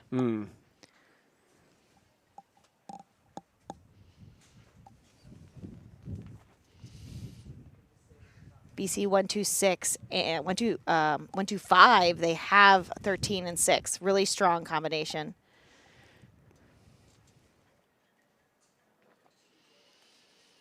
It's first green boat 15. It's going to do the best they can. They're trying to get to one of the boats, likely going to go after boat 8. Use their wind shadow to cover them, try to get as close as they can, and break up this 1-2, running out of time as they approach Mark 3. Well, upwind, the advantage goes to the team that's ahead, and downwind, the advantage goes to the team that's behind as far as covering. But to your point, with the tide coming in, you know, it's going to make this downwind feel a lot faster, and BC was able to round with a couple boat lengths lead over the third place boat. You know, 15's got to do anything they can to slow this race down and get in touch with them just to give themselves a chance on this upwind.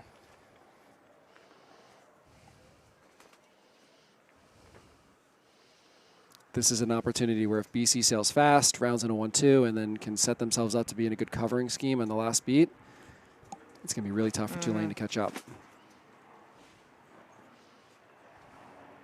Looks like 15 did a good job, I think, on that reach. Actually got to boat 8's wind. You could see their jib collapsing. Yep. Sliding back down to a wing, but now 15's out of position to get to boat 8's on the wing, so maybe tempting them a little bit high. But 15 made a big gain here, a lot further ahead. Yeah. And I love that BC's other boat is still maintaining control of the 6. Just in case something happens up front, they have somebody in their control. Yeah, 15 going by the lee. It'd be great if 15 was, you know, bow even at this rounding, could jibe and have a piece to head them up. But yeah, 15 really caught up there with 8. 8's got to make sure they jibe and get clear ahead, so 15 does have luffing rights around at this mark. And they do. Yeah, no problem here. BC in a 1-2. I think the 1 should go. Go fast, buddy. Yeah. Sail faster.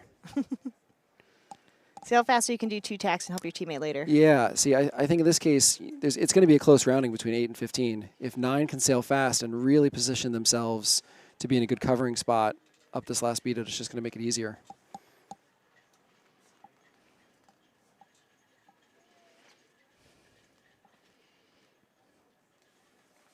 All right, BC rounding in the same combination as Mark 1, a 1-2-5, headed up for their final beat to the finish, this first tiebreak race.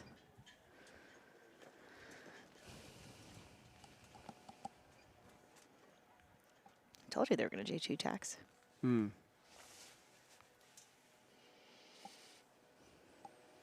like that split. You know, 8 and 15 were close. 8 was the most vulnerable boat, so let's let 9 cover them. And 8 can take 14, and they can divide a little bit. Yep. 9 tack, maybe go down directly in front of 15. Ooh, jeepers. Oh, jeepers. Oh, jeepers is right. Oh, they can't even tack. 9 stumbled or tripped or dropped something. Had a bad tack. 15 now has starboard advantage, but 9's still a boat length ahead, so they're going to have to switch again, I think. I can't tell if the current is that strong or if it's just the perspective from that drone. Yeah. But those boats that were closest to shore were really sliding there. Yeah, really sliding.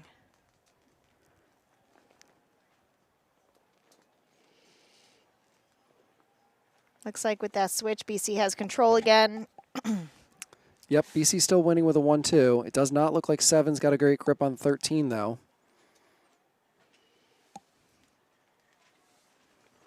See, maybe a puff coming down the middle, certainly a lot lighter in general. This and lighter for the afternoon.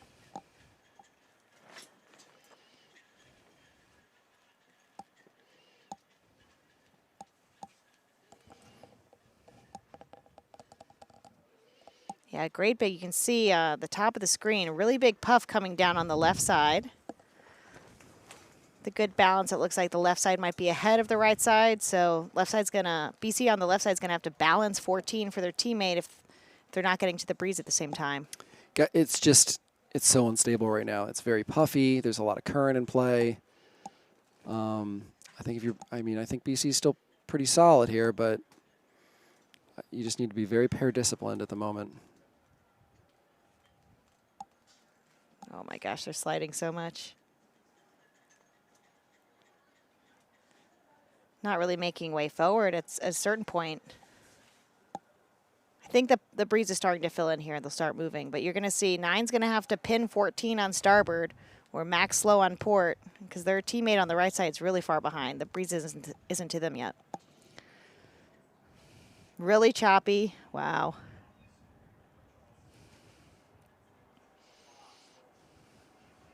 All right, they'll do a max slow here. Ooh, tacking duel. Yeah, Tulane's got an opportunity here.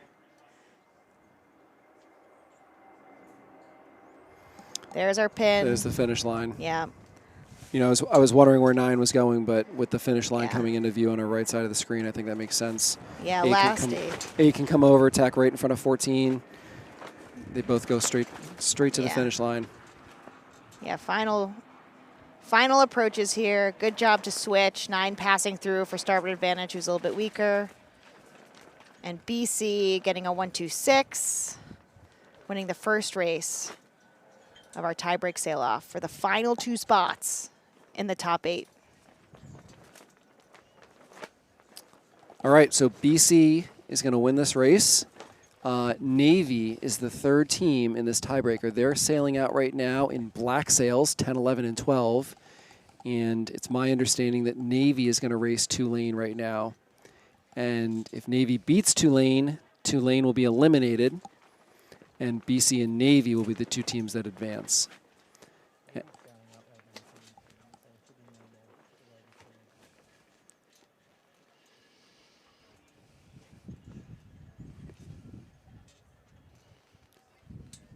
A Tulane win over Navy would force a BC Navy race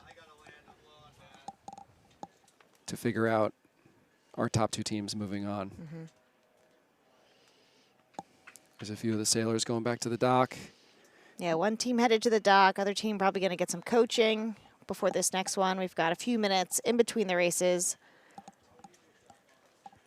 for this sail-off series.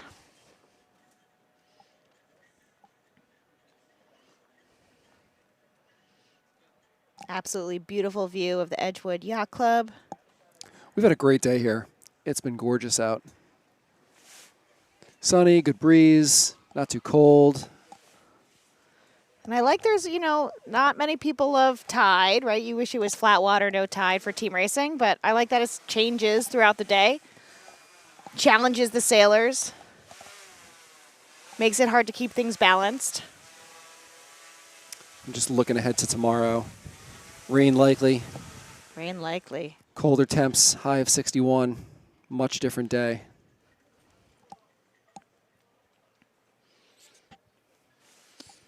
We've been pretty fortunate so far in this event.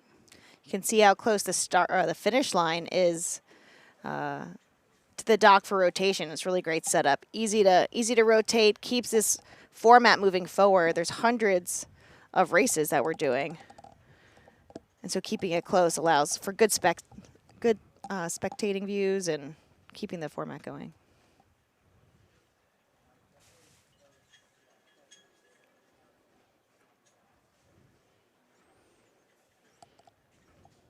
Again, we can see Navy in black on their way out, headed to the starting line to warm up.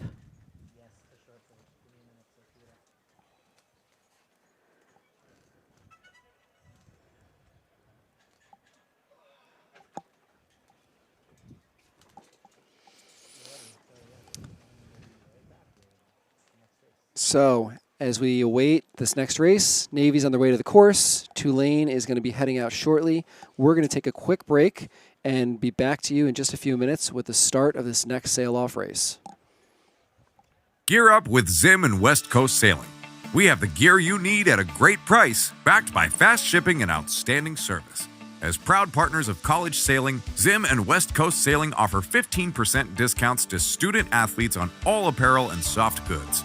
Get all the top brands including Gill, Rooster, Zyke, Ronstadt, and more. Go to zimsailing.com/college sailing or westcoastsailing.net/scholastic-sailing for details and to apply for your student athlete discount code today.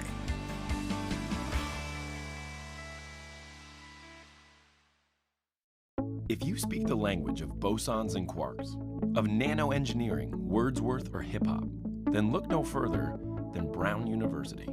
If you want to work side by side with extraordinary faculty, to choose from 78 academic majors across the spectrum, or to follow a major of your own design, then expect some of the brightest young minds from around the world to surround and engage you at Brown University. Take it from me. I'm John Krasinski, class of 2001.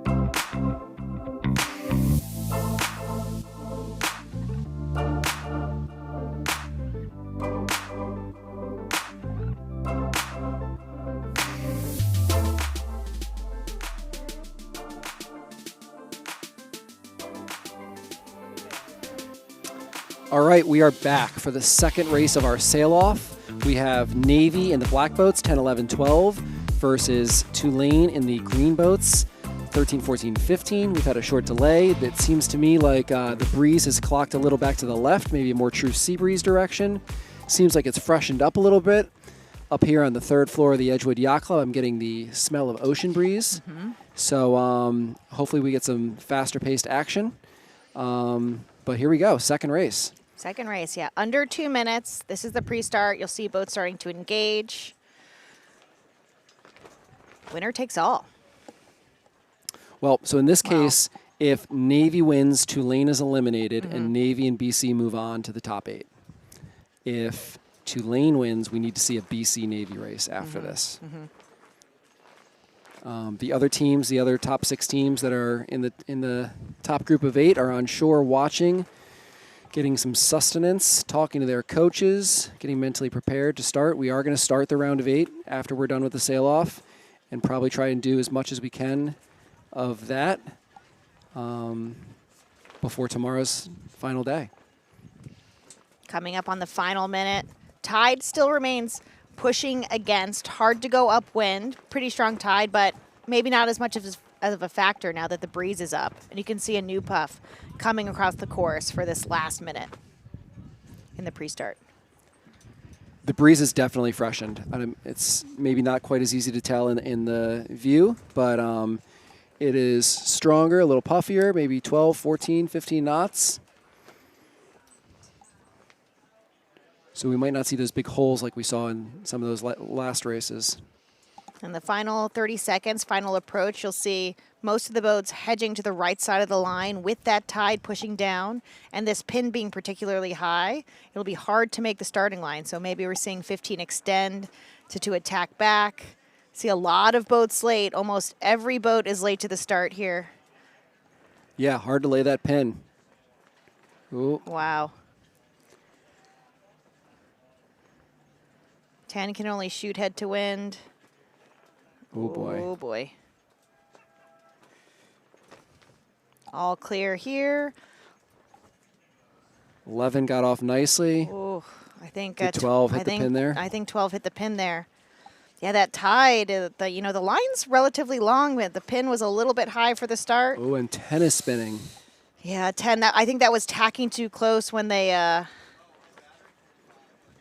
before the start. Yeah, right before the start. They shot head to wind, but they forced attack, tacking too close. It's going to make this an easy 2-3-4 against Navy. Yeah, Tulane. Navy's got some work to do.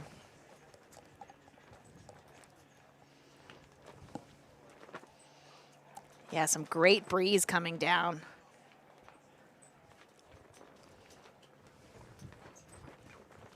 Interaction between Navy and 11 and Tulane of 13 in the top middle of our screen.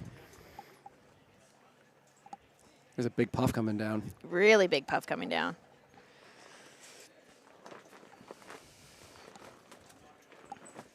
So these races are in FJs. I was also told that the final round of 8 and the round of 4 are going to be sailed in FJs only. So we're done with 420s for this regatta.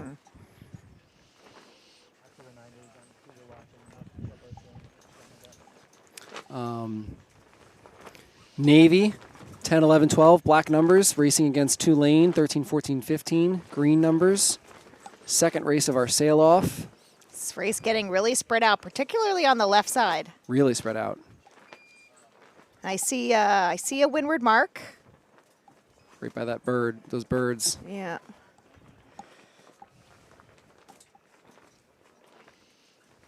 Still looking like a 2-3-4. That left-hand boat, I think, overstood by a significant margin, but not necessarily a bad thing, especially when you have boat 15 able to slow 12 if needed in a deep 6. The Tulane looking to hold this 2-3-4 as they round Mark 1. Boat 11 looking for every opportunity to compress this race at pivot points. Yeah, 15, Tulane's boat is going really high, really slow. You can see them luffing the jib. They're going to try and let their teammates in 14 and 13 round in front of them. They will be the 4 in a 2-3-4. It's important to do that make sure your teammates can do it, but not overdo it, so that you don't let that gap get closer. It was great that 13 sailed a bunch of extra distance, but it actually helped them to come up and above far away on port ley line. 12 had no chance of getting to them. So Tulane rounding in a 2-3-4. 12 really the key for this downwind. 12 has got to get to one of the green boats.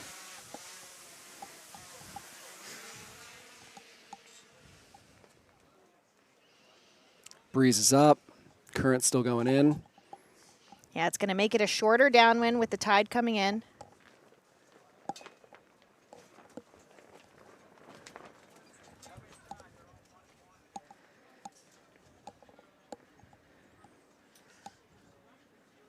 Following these boats as we go downwind, Tulane in green with a 2-3-4. Navy close behind. They close 5. But a losing combination of a 1-5-6. So it's really up to boat 12. You'll see screen right. We're going to watch between green 15 and black 12. Black 12 is hunting to draw a penalty, gain control of 15, and break up this winning 2-3-4.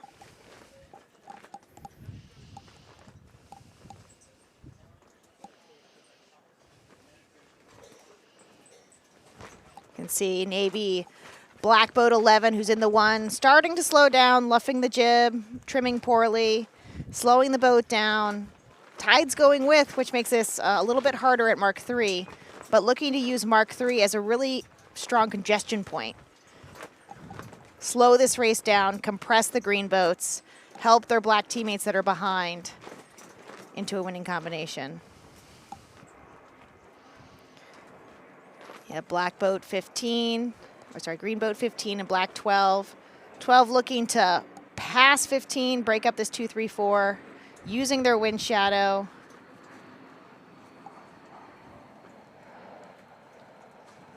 Maybe getting an inside overlap, approaching the zone. The top of your screen, you'll see green 14 pushing a Navy boat around. 10 catching up. Being able to sail straight that whole time, 15 having to sail a lot of extra distance to keep their breeze clear, but Tulane rounding in a 2-3-4 Mark 3, splitting high-low to push the black 11 in first place around.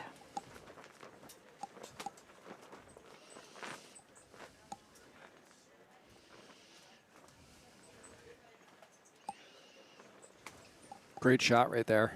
Great shot. Driving to starboard. 14 seemed surprised by that, but. Yeah, I was watching 11 the entire time, and he kept sneaking a peek at 14. Yeah. I was anticipating that move. I think if you're 11, you try compressions, you try to disrupt their covering scheme for the last beat, but the race is condensed to the back. Now it's going to depend on Navy passing one of these guys. Yeah, and 10 and 12 are a lot closer than they were before on the run. So 15's, in trouble. 13 and 14 have to watch out for 15. But now 15's extending to the right side of the course, getting starboard advantage, has control of black 12. So this weave is spreading out, and Tulane's getting more and more control as the race goes on.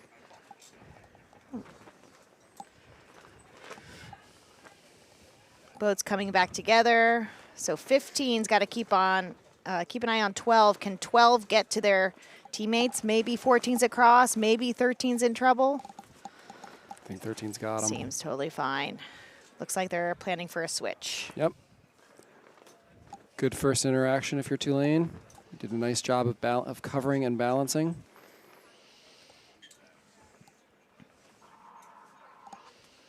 You can see 11 just as the race goes on is trying to get a little bit more aggressive, trying to do something. Yeah. Oh, and you can see. So I see a lot of chop here. So maybe that's a reverse in the tide in the shallower right side. So here's something interesting. Looks like 10 might have a piece of 15 as we approach the finish line coming into view of our on the right side. Especially because they're all overstood. 10 needs to tack there. These FJs are slow to reach. All right, so Navy finishes with a 1. Tulane's going to be second. Can 10 get to 15 before they get to the zone? I don't think so. I think 15's going to get the zone and be able to to finish. Okay. So Tulane is going to win this race with a 2-3-4. So Tulane is 1-1. They lost to Boston College. They beat Navy. Boston College is 1-0. Navy's 0-1. So now we're going to need to see a third sail-off race. Boston College against Navy.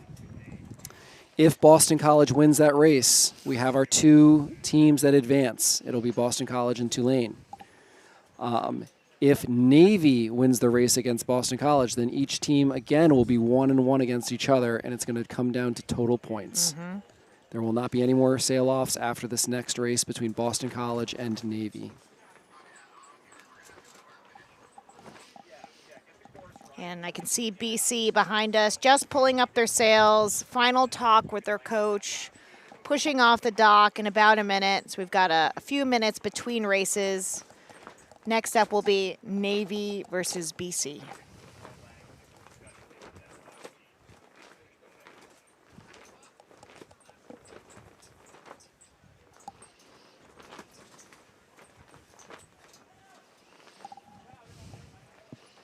Yeah, interesting texture on the water that last race. You know, we've been talking about the tide rushing in this whole time. I think it might be starting to go out. We're seeing a lot more chop. We're seeing, it should be that time of day that the tide would be switching directions. And maybe that makes our next races really, really interesting.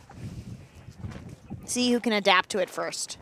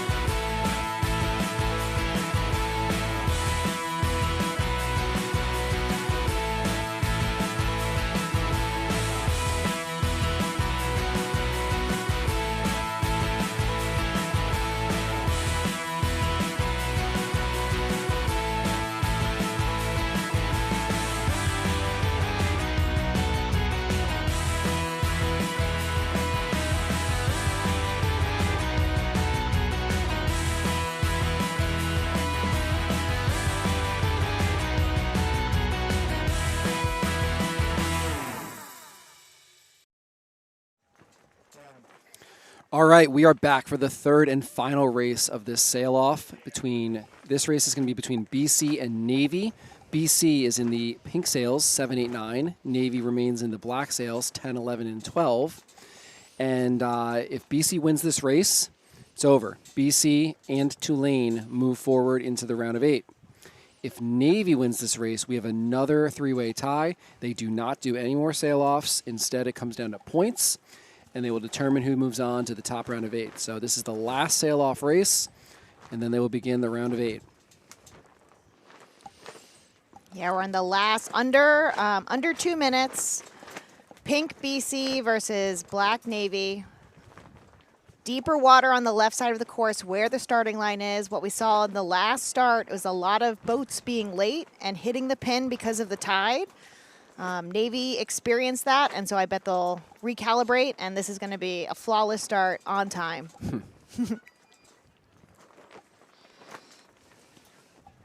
Hard to see from our angle here, but the breeze is up. Probably seems like it's about 12, 14, 15 knots. Pretty fresh. Getting a little chillier up here, but that's good for the sailors. It means the breeze is up and the racing will continue at a fast pace. Under a minute. Final approaches to the line.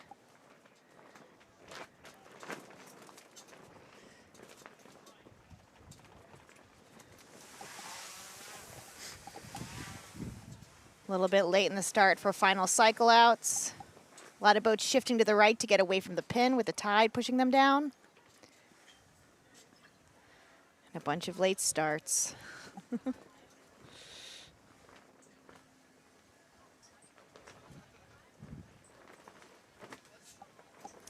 I think we're a little off on our timer in the top left corner. The start is gone. It looks like an all clear start.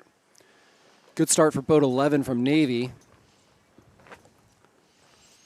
Yeah, BC with a lured in a head position on boat 11, the one Navy boat that's in play. So we'll see if BC is able to pinch them off and convert to a 1-2 early. But BC has 6. They're in last place, so we've got a 1-2-6 if it stays this way. I'd let boat 12 take this one and continue out to the right. Yeah. Yeah, I thought that was a good call by the Navy boat 11. It looked like it was, at best case a tie. They had a good start, but it was at best case a tie. And rather than slowly lose that tie, they decided to get out and let them fight another day. Looks like a little lefty here. Boat 9 looks pretty quick. Yeah. Yeah, maybe touching into pressure. Hard to see from this angle, but we saw the same streaky pressure before. It's just bigger pressure now. So definitely looks like a lefty there. 11 headed back, 10 headed back to the center, but it looks like course left is ahead and crossing. So BC ahead and crossing the 1-2.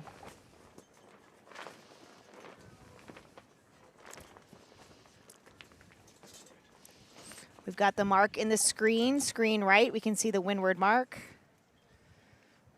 Be interesting to see how black boat 11 in the middle meets up with the farthest left BC boat. Seeing a lot more chop on the race course, a little short chop, maybe a change in the tide, maybe just the wind, big shallow conditions. Dial down on that far side. Boat 11 stays ahead of the BC boat. Big dial down. And that BC boat's going to have to duck again. Yeah, just not enough on the left side to get across.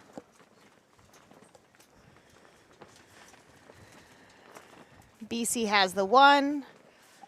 Their second place boat is being double covered. It looks like their sixth place boat has really caught up, but it looks like at this rounding, BC might round in a 1-5-6 if 11 pins properly.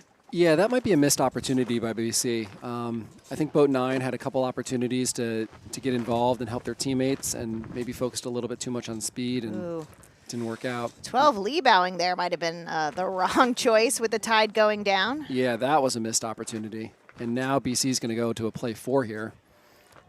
Wow. Yeah, that was 11 was pinning and 12 should have ducked through, but now we've got a different race. But we've got a lot of pinning here. And it looks like we've got BC in a 1-4-5. 1-4-5 for Boston College. Certainly still tight.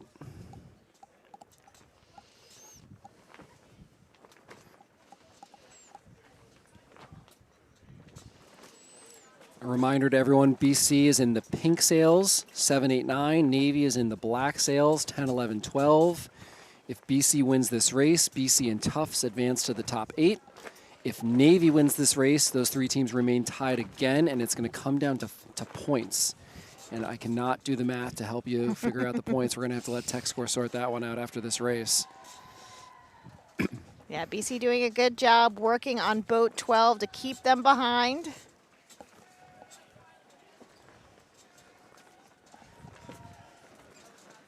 Oh, wow. BC pushing 12 to the wrong side of the mark, making them pass through. They windward lured. Pink BC still in a 1-4-5. They're 4 splitting to the low road. Interesting, boat 8. Doing a spin right there. 2 turns. Yeah, I think that was from the windward leeward situation, not allowing the boat to pass the mark and forcing them above boat mark 2. Maybe an isolated 1-3 for BC, depending on where the leeward mark is. It's going to be hard. 10 and 11 have really good placement on 7 to block. Navy converting to a 2-3-4. BC still sitting in a 1-5-6 after that spin.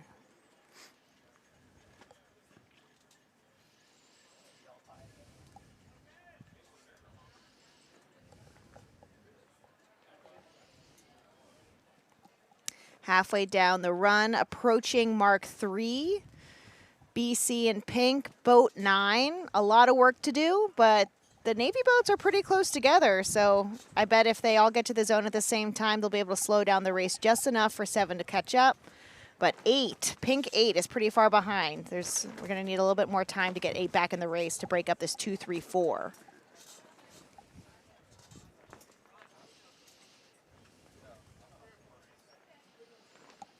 Seven's got their wind shadow perfectly placed on 11. 11 coming up to threaten.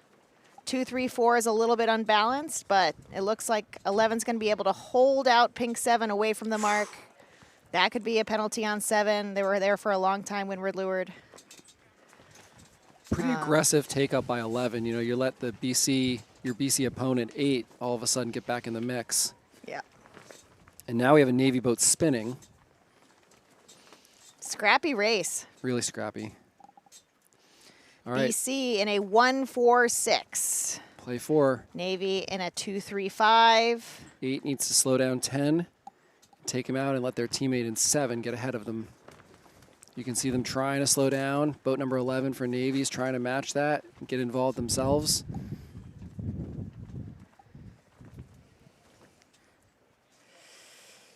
Good job, 10 bringing boat 8 to their help. Oh, getting across the top. I think I can hear the yelling from here. Boat 8 needs room here. 8 has mark room. Watch for the head up. Oh, I actually think boat 10 came from behind on that. It was a long time coming. We'll see. Both boats hailed for an umpire.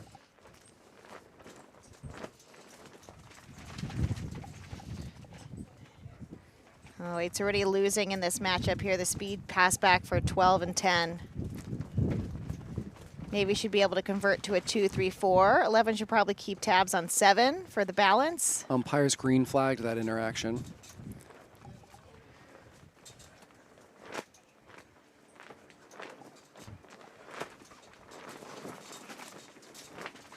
Is 8 going to try and dial down 11 here? Oh, boy. Yep. Oh, boy. That helps 7 get ahead. Yep. And pinned.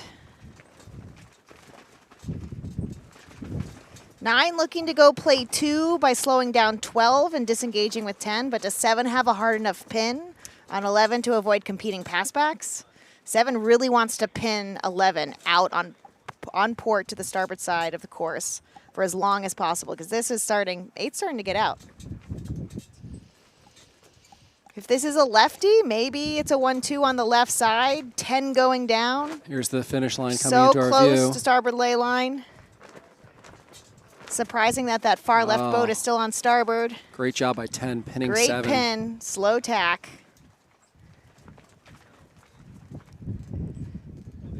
I don't know if that left boat's all the way across. Seemed pretty slow. Is If 9 can get in front and max low, I mean, the spacing's off. Oh, a spin. Whoa. Max low here, 1-3. Pin. I think BC might get a 1-3 here. Okay, BC crossing in 1. Wow, it's going to be Oh, close. It's so close. Oh.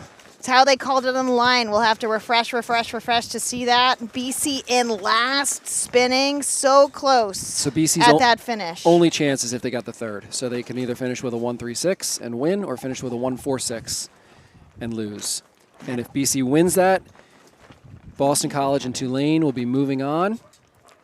And if not, we have a 3-way tie again.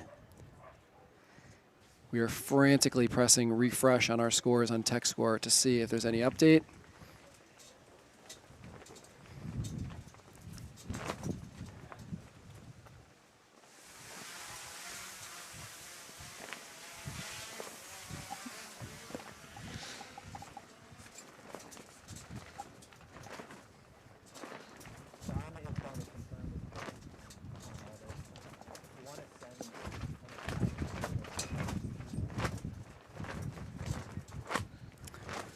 So Boston College and Navy are sailing in.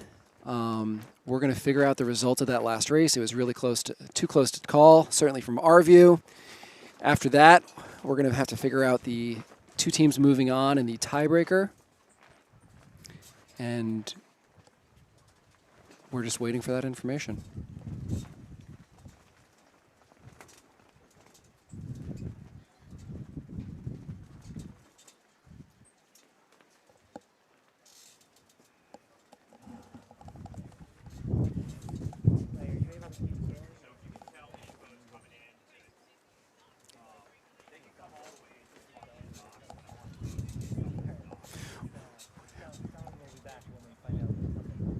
We are going to take a short break here as we figure out what exactly happened in that last race and come back to you with the results of the sail-off and the start of the round of 8.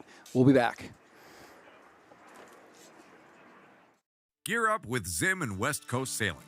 We have the gear you need at a great price, backed by fast shipping and outstanding service. As proud partners of college sailing, Zim and West Coast Sailing offer 15% discounts to student athletes on all apparel and soft goods. Get all the top brands including Gill, Rooster, Zyke, Ronstadt, and more.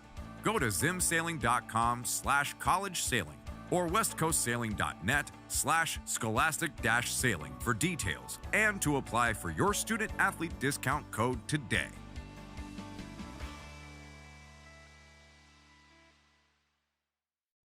If you speak the language of bosons and quarks, of nanoengineering, Wordsworth, or hip-hop, then look no further than Brown University. If you want to work side by side with extraordinary faculty, to choose from 78 academic majors across the spectrum, or to follow a major of your own design, then expect some of the brightest young minds from around the world to surround and engage you at Brown University. Take it from me. I'm John Krasinski, class of 2001.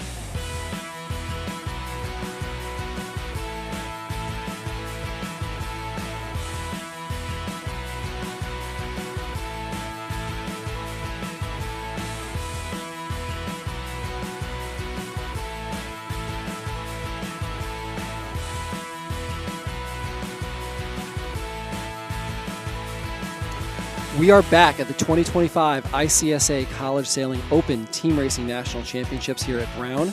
We've just completed the first round of 16, and including a subsequent sail-off. The sail-off was between Tulane, Boston College, and Navy, and after all said and done, Tulane and Boston College were the 2 out of the 3 teams that are advancing to the round of 8. So we are going to start the round of 8 today. It's currently 5:20 in the afternoon. The intention is to sail a few rounds of this, try to chip away at some of the round of 8 so that tomorrow will be a little bit of an easier day. And the first race is going to be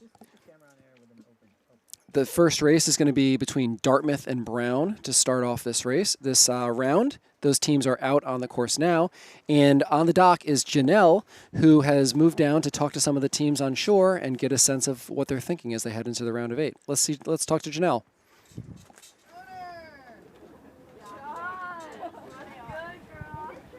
Hello.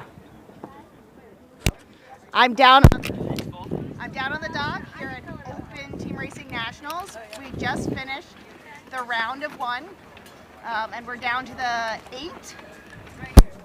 And we've got a bunch of sailors headed out. We've got really great conditions, increasing breeze, the tide is changing, and all the results count for the first round, so teams just want to go out there and win.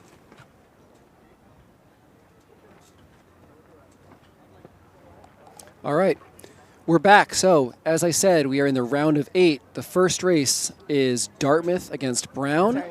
Yale against Stanford will be coming off second. Tulane, Roger Williams, and then Harvard and Boston College. Those are the first matchups in the first flight of this round of 8. The goal is to winnow this group of 8 down to 4 and do a single final 4. Most likely tomorrow. I think the plan right now is to sail for about another hour. We've got great breeze, plenty of daylight, eager teams, so we'll do as much sailing as we can for the next hour as we start this round of 8. The breeze has really come up. I know the last few races of that round and the sail-off, we're starting to get a little lighter and streakier. The breeze is freshened. I would say it's probably about in the 12 to 15 knot range. Pretty solid across the course. I think we've got some great sailing on tap.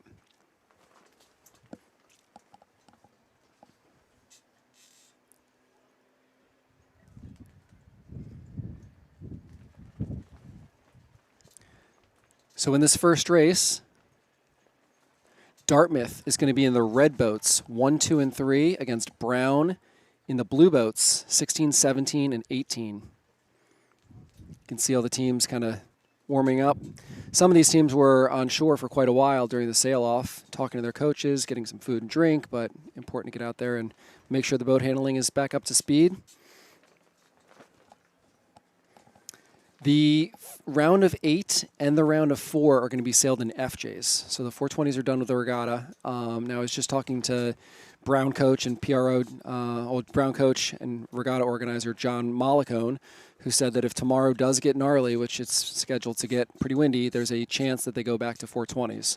But certainly for the rest of today, the sailing's going to be done in FJs. And I just heard some horns going, which means we are in sequence for the first race of the round of 8, Dartmouth against Brown.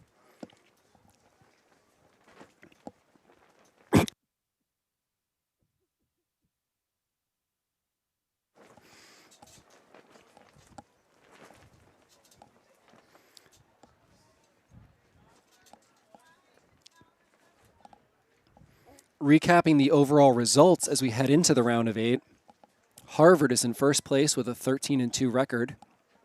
Roger Williams and Yale have equal 12-3 records, one race behind. Dartmouth and Brown both sit at 10-5. Stanford 9-6. Tulane and Boston College enter at 8-7. All the results count, so these teams will be carrying these records forward and just adding on to them. So the scores do not reset. And yeah, I think now is really do or die time for a lot of these teams. You're going to see the leaders start to separate. The trailing teams start to fall off a little bit. These are all important races. All 8 of these teams are very talented. Any of these teams could take wins off of each other. So we're looking forward to every race being a really good battle.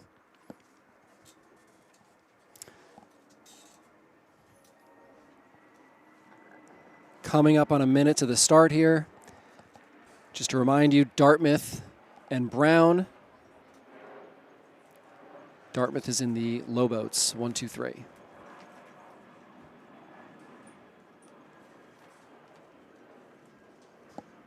One minute.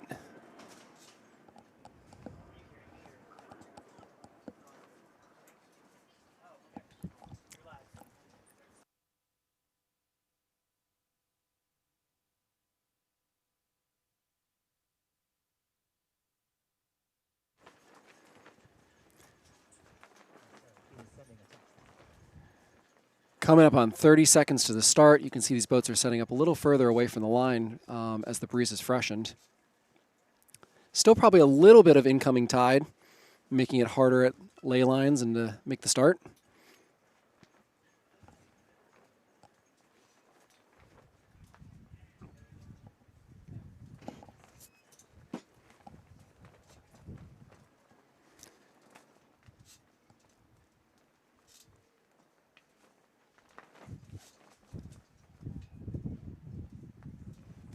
Individual recall, boat 17's going back. One of the Brown boats. So interesting how this is all panned out, where all 3 of the Dartmouth boats are to leeward heading left. Actually, I take that back, but one started pinching off 16, but Brown is going to the right, Dartmouth is heading to the left, and we'll see how that pans out.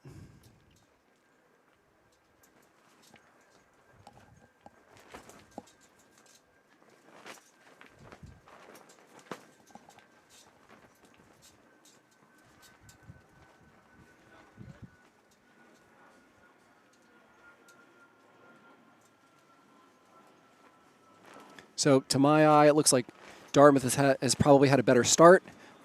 Boat 3 has definitely had a 16. We're in a nice little lefty. 1 and 2 look pretty solid. 17 was over. Get a nice view of the course here. Weather mark is in our shot.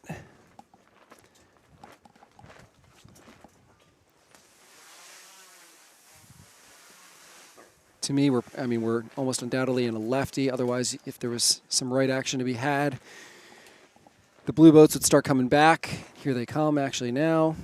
But Dartmouth is looking really solid right now, maybe even in a 1, 2, 3.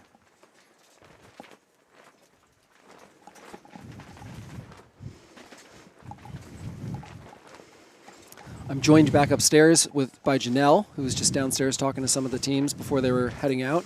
Any takeaways from chatting with the teams down there? Everyone was in quite a rush to get out there. I think I only grabbed 2 sailors that were waiting for the next rotation, and everyone else was focused.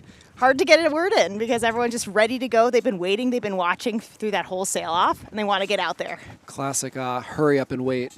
You know, they waited for the sail-off, and then all of a sudden it was go. Yeah, this is looking really good for the red team. Looks like 17 might be the one boat that could prevent, but they might be just a little too far behind. And these FJs, they can't they can't go faster.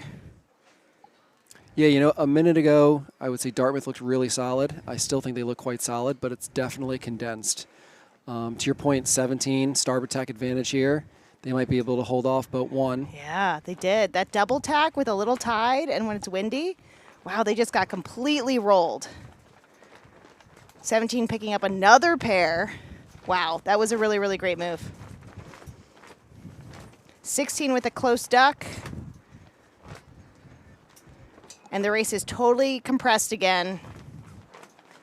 It's a great job by 17. Yeah, really good job to turn a potentially 4-5-6 into a 2-3-5. Yeah, 2-3-5. Great job. But, you know, that's kind of what I expected in these rounds, right? All these teams are really good. You know, you're not going to be out of it. Ooh, a double bear off with 3 jibing. Interesting. And everyone waiting. All right, the drill's set up. Let's go downwind. 16 trying to get over the top, but with this lefty, really hard for them to get over the top. Just breaking overlap there. Nope, tacking away. I don't know if they tacked away or maybe fouled trying to get over top, but either way, a quick 360 and they're back in it. So Dartmouth in red looks to be in about a 145. Ooh, and maybe one is inside, approaching Mark II here. Yeah, if 2 can set a nice little mark trap. 1 is not going to have room on 17. Yeah. 1's job is to continue pushing while 3 tries to gap 16 so that red can remain in a 145 as they turn downwind to Mark III.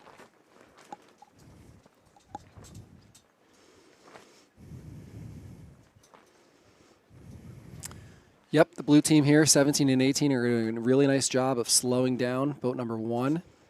And they're trying to bring him back to their teammate. Split off, do another pass back, and then hopefully be able to play 2.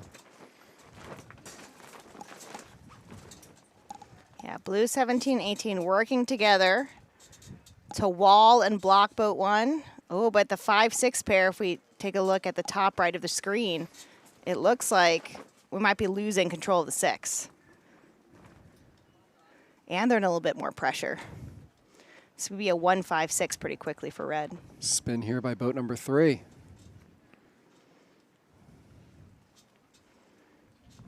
Don't worry about those other boats sailing through. That's just another race. And confirm blue converting to a 1 or a 2-3-4. Now Dartmouth in a 1-5-6. 1 really close though. This red boat 1. See a hand going up.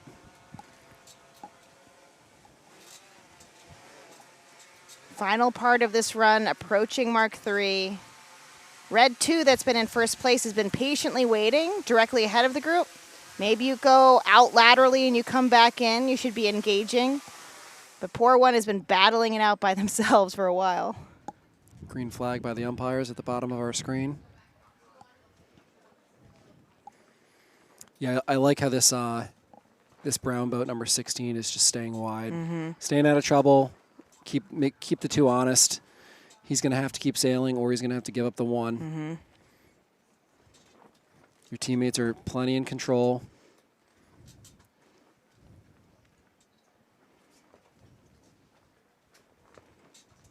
Kudos to this brown team that really could have been a 1-2-3 by Dartmouth if things had gone the other way on that first beat. Oh, yeah. And here we are entering Mark III, and they're winning.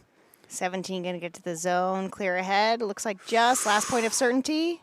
Umpires are right there. Yeah, they're clear ahead. Brown rounding in a 2-3-4. Dartmouth trying to chase it down in a 1-5-6.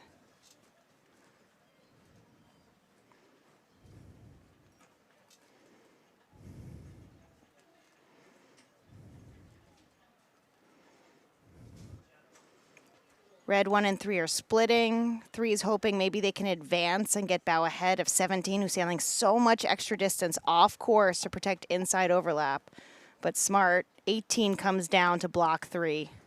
This is a really long bottom reach. A lot of time to do a maneuver. I was just going to say, I feel like the reach between 3 and 4 has been quite long today. Is that longer than normal in college? This is on the longer side, for sure. Certainly allows for some action to happen, though. A little, definitely shorter than the first between 1 and 2. So, interestingly, yeah, 3 gets around, maybe not outside. ahead, but bow out. Came from behind, can't luff up, but look at that. And 17 is vulnerable. 17, And just 3 picks up 17, slows them down, and they still have a boat in last. We got to get 1. 1 sailing free, 16 and 18. A lot of work slowing down and getting back. Now 3's got to hold this pass back. Yeah, 16 is going to reach into position and try and make this happen fast. It's probably 18's responsibility to get over to 1. Yeah, 3 was a little late to that tack, and they were immediately bow out. Right. Look for So 3 to strong in tack. FJ. 16 should go with them. See, if I was 18, I probably would have kept going for 1. Yeah, we're worried about 1. You're giving 1 a lot of leverage over there. Look at that scary puff on that far left side. It's going to come ruin your day. 18 going over to 1. 17 ducking through to the left. Isolated pass backs, competing pass backs, but 2 not coming down, holding the 1, trusting their teammates to hold on to the ace. So left screen, top left screen, boat 1, holding on to 17, keeping them in last. Isolating this 1-3 pass back that could happen on the right side. Yeah, those boats on the left side are slow and down. I mean, I don't know if I'm boat 2, if I just go for it. And now looking in the middle, look at 1 coming through the middle. I think they have both boats. I do too. Here they go. Boat 2. Great pin. Tack with them. 3 bow out. 16 with a slow tack. It's done. This could be it. That's it. Not maybe in the look at this righty. Maybe 2 should inside go with the box. them. There they go. Good job. 3 sails a little fast. 17's in a little pressure, but 1's still ahead of 18. I don't know. Close duck. Red doesn't have an ace anymore. No. I don't know if I would have done that if I was 1. Would have just held. Yeah, but you're right. Here comes boat 17 in the mix. Yep. I think 2's barely on pin lay line. 3 definitely on pin lay line. I don't think Big lefty. I don't think 3's laying. Do you? I do not. No. That might have squashed your comeback attempt. Yep. Dartmouth is in red. Dartmouth. 1, 2, 3. First race of the round of 8. Sailing against Brown, 16, 17, 18. And it looks like Dartmouth is going to take this win with a 1-2. Well done. Well done, Dartmouth. That was a hard-fought race. Really hard-fought race. And it could have gone either way a couple times. You know, the first beat looked so in Dartmouth's favor. And It really did. Brown did a great job of catching up, reclaiming the lead. Brown dominated the downwind, really took control, had the 2, 3, 4, but it fell apart on that final upwind. Yep. Well, we're 1 race in. The race just behind this, Yale and Stanford, I believe is at the leeward marks now. Tulane and Roger Williams are sailing on the first beat. Harvard and Boston College, the final 2 teams in this group of 8 that are on the dock waiting for some boats to come in and rotate out.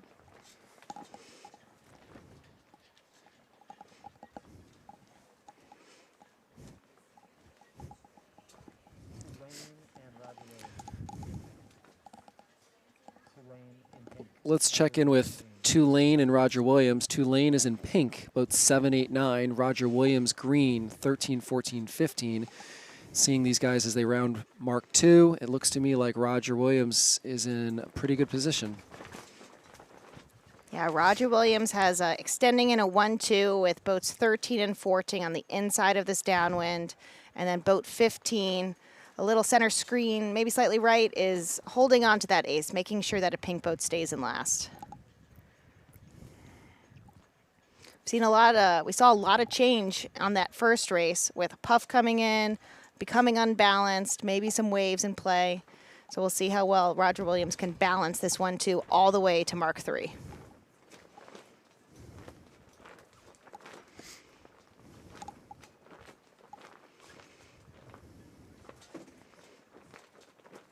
Yeah, we can see the mark. It looks like both 13 and 14 are going to have to jibe and reach back to the other mark. But pink not far enough advanced to put their wind shadow. 8, the closest boat, may be able to affect 13 if they can get just ahead. 13 coming back. A little surprised they did a switch there. Yeah. You know, get the jib going. Yeah. I was going to say, you get a little puff high, and 8 could reach over the top of them and be one of the... Press over the top. And I'm a little surprised that 15 just left their grip on 9. Yeah, heading up, ducking through. Right. Still along starboard. This is a risky bite down here. Yeah. This quickly worked out better for Roger Williams. Yeah, watching this overlap. It's tough in the FJ doesn't have the punch forward on the downwinds, you know? So Roger Williams holding on to the 1-2 balance. 1-2-5, rounding Mark 3 against Tulane in pink.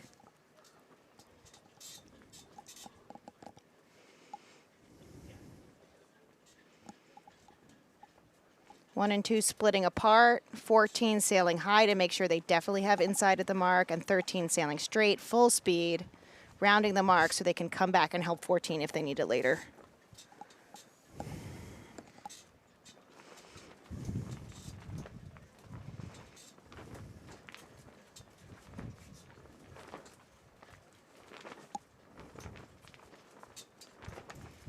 Pretty solid position right here for Roger Williams, 1-2-5.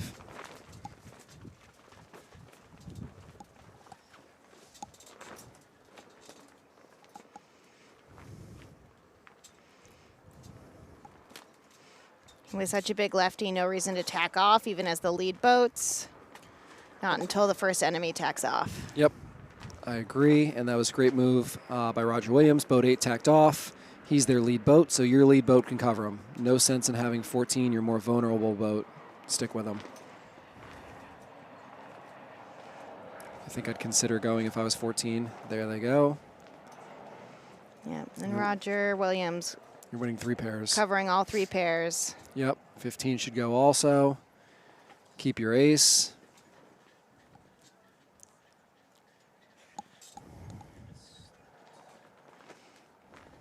Seems like a little late tack there, but yeah.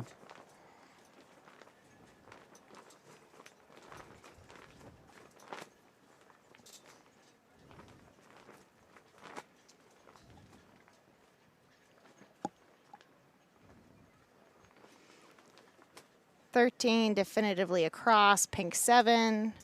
Roger Williams still controlling 2, and looks like Lee bowing the 3rd pair for control.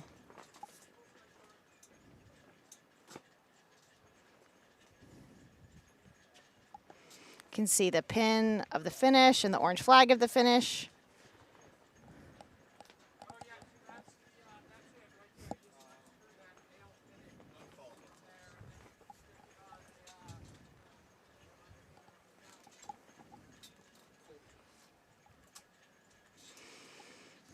And Roger Williams tacking on starboard ley line. If 7 can lee bow here and wind check 14 or tack in front, this would have fallen apart. They're 14 starting to foot, tempting 7 to tack early. 14 is going to shoot up to hold their lane. And as long as 7 can't get to them, they get room to finish. 7 attempts, but smart for 14 to press her. That almost fell apart, but 14 footing allows 7 to tack too soon. That was a great move by 14 to save it at the end. Just not even give 7 a chance. And good call picking that out. That was smart of them. All right, so Roger Williams wins that race.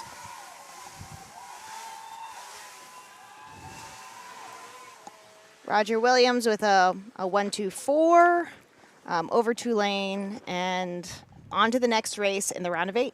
Yeah. So Dartmouth took the race off Brown in the first one. Stanford, 2-3-4, upset Yale in the second race. And Roger Williams takes the race against Tulane for the first 3 races of this round of 8. Harvard and Boston College are sailing out next. Harvard is going to be in the low boats, red, 1, 2, and 3. Boston College will be in 16, 17, 18, blue.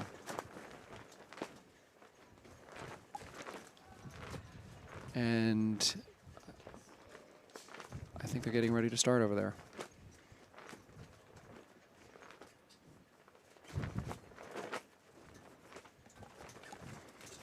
It's 5:45 here today. We are 1 flight into our round of 8. And the intention here is to sail for another half an hour, 45 minutes or so. Try to get a couple flights down. Anything we do today, we don't have to do tomorrow. When the weather is supposed to be a little rainy, a little cooler, very breezy. So trying to chip away at this a little bit tonight. Yeah, I hear some starting horns. It looks like we're in sequence for the next one. With red and blue, Harvard and Boston College. Under 3 minutes. Not too much action between 3 minutes and 2 minutes, but at 2 minutes you'll see sailors engage.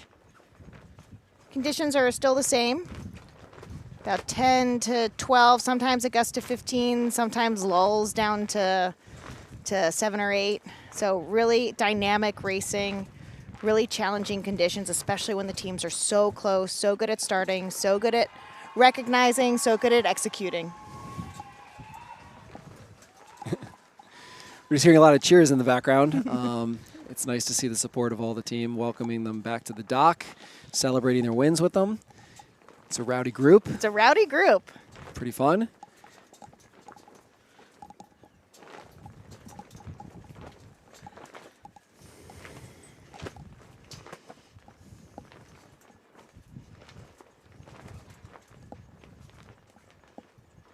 So coming up on 1:30 until the start. These teams are getting engaged with each other. Under 1:30 to the start. You can see everyone's paired off. We've got, usually by zone, a right pair, middle pair, and a left pair. Most teams have been staying away from the pin with the tide still coming down. Looks like the pin's a little bit lower than it has been before.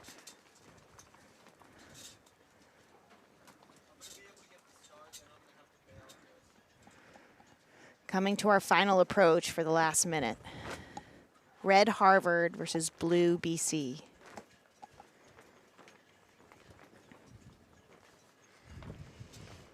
A lot of teams, it seems like everyone's pretty far away from the line, tacking to get back up to lay line.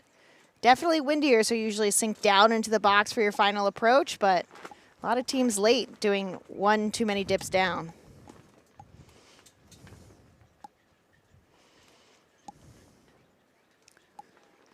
"30 seconds.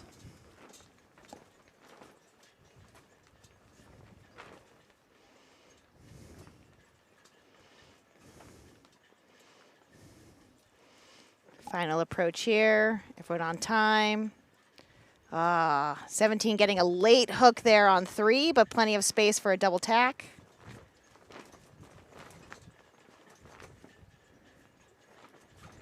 Woo! All clear, no eye flag. Perfect clear timing on start. that. Slow start for 2 and 18, but 2 benefited from that a little bit more. Yeah, we'll see if 1 can pinch off 16 and 17 and compress, and 3's in a great position to block 17 and 16. This can work out on the left side. It looks like someone's spinning. Yeah, 18 spinning in the back. It sure looks pretty darn even among those 4 boats. Oh my gosh. Bit of a drag race here. 17 punching out, so 1 winning the matchup against 16, but 17 still a problem. I'm looking for 3 to tack with 16 here. Yeah, 3 did not have a grip on 17, but they did have a little bit of a grip on 16. So smart switch for them, and 17 just goes for 1. So Harvard's winning 1 pair. Boston College is winning 1 pair. And they switch back. Yeah, still 16 still winning the matchup between 1. Not much of a lefty for 1 to get around. And these 4 boats are getting really far to the left with a pretty short beat. We see boat 2 enter our screen from the left side. 18 from Boston College is the boat that was spinning off the start. Yeah, 3 might want to step up and concede and take control of 18. Do you think they're just holding on, hoping to get any sort of a grip on 16? Yeah, I think they're trying to help their teammate who's been trying to pinch them off this entire beat. Here they go. They're going to lead them back from the side. There we go. Maybe a speed pass back over here. Yeah, so 17's winning. It looks like 3's got a little bit of a grip on 16. And is it enough to get 1 across? Not with this righty. Dial down, early dial down. Was it too much? Is 1 across? Oh, no. Oh, mistake. Oh, no.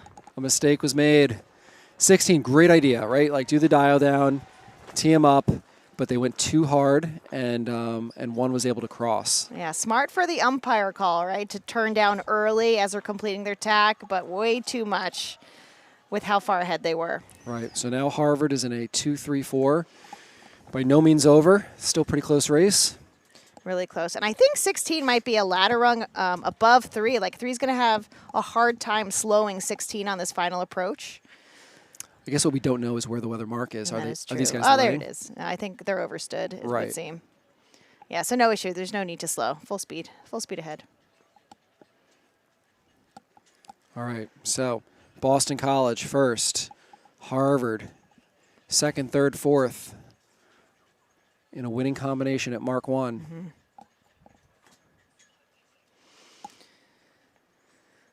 And 18 still having an attack, so a deeper 6. 16 is the hope to track down one of the red boats to break up this 2-3-4.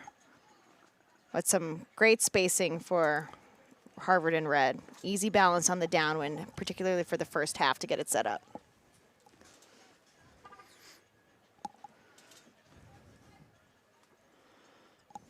Looks like some nice breeze coming down. It's going to be great for red as it hits them, but love to have a weather eye for 16 and 18 getting new breeze, bringing it down the course to cover them, but pretty considerable lead, like 2-3 boat lengths. 16 turns down, 3 isn't worried about a wind shadow, so 1, 2, and 3 can sail wherever they need to on the downwind.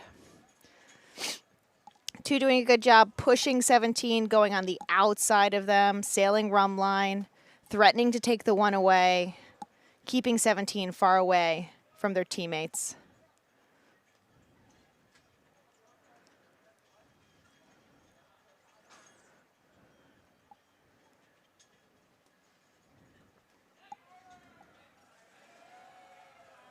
Blue 16 and 18 bringing their wind shadows together. Maybe this puff comes down, they get a little closer to 3 and 1, but it looks like 3 just got the same pressure as pulling away.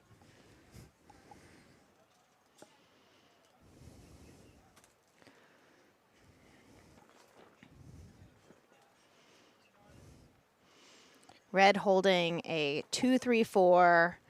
Blue 17 from BC in a losing combination 1-5-6, starting to be more aggressive in the 1, engaging the 2, looking for a hook, maybe to all stop the race, but 2 doing a good job pushing, breaking overlap, getting them out and around Mark 3.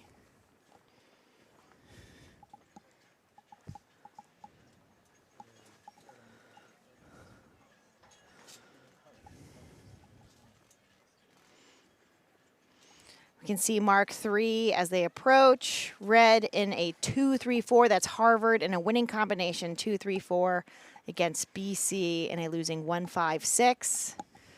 But the 1 is activated. The 1 is activated. Yes.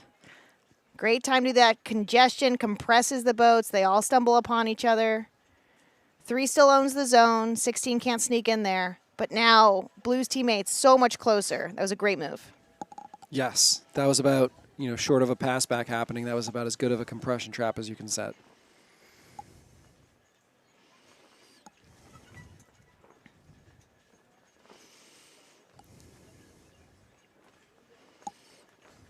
This bottom reach is very long. It's really long. It's really long. 17 activated. Looks like they're going to jibe back. 2 going as low as possible. Goes to the edge of the zone. 1's got to watch for 18, though. You don't want to allow, in an FJ, you don't want 18 to be bow ahead when you finish that jibe and head upwind. Any bow ahead, 3 might be in trouble. Great rounding by 3. Early tack out. That was a collision. Too close there for 3. Is that going to be a flag? 3 is not conceding that, asking the umpires to decide for you.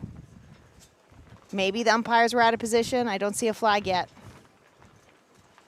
So there's definitely a collision. The question to me is, was attacking too close, or was 3 forced into attack by a hard luff from the Boston College teammate? Green flag. Interesting on that. Green flag, but red not in a controlling position right now. 3 still has to tack and cross 2 blue boats. You see 2 reaching down, trying to get involved a little bit. I think we're going to have a 6-boat club sandwich over here on the left side. There we go. We got 1 boat out. So this should, in theory, be boat 2's.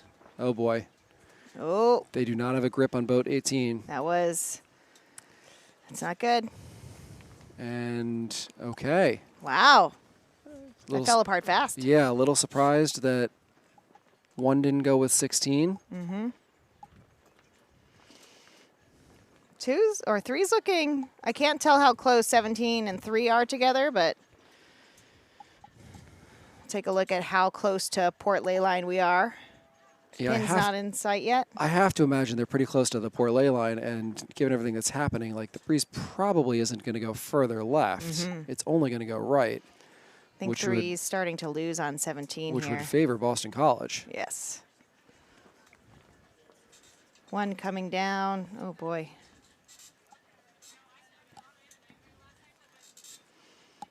Yeah, blue and a Yeah, this is looking pretty good for Boston College. 1-3.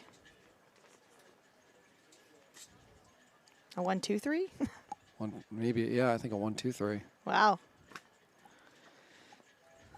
That fell apart very quickly for Harvard. Immediately at Mark 3 with that close tack. Well, that was it Good right compression because of the boat in first place. BC converts from a 1-5-6 to a 1-2-3. All right. Boston College beats Harvard to start off their round of 8. And for a Harvard team that started 0-2 and then rallied off 13 wins in a row. Yeah.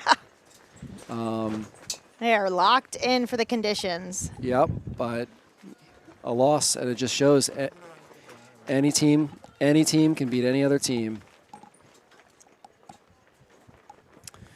So behind this race, Dartmouth and Yale are sailing. And it looks to me like they are on the downwind leg. And we're going to go check in with Roger Williams and Brown, who just started their race. Roger Williams is in pink, 7-8-9, and Brown is in green, 13-14-15.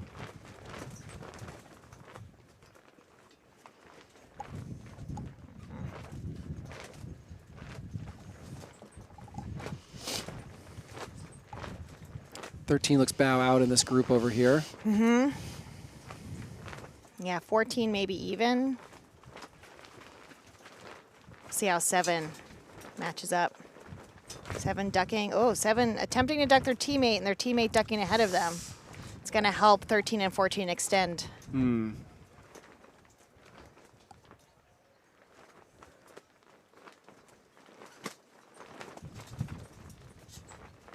Boat's definitely a little overpowered. You can see out of tacks, you really got to follow through on the flat and get as much power as you can out of the FJ because it can really stop with a bad cross, a bad exit angle.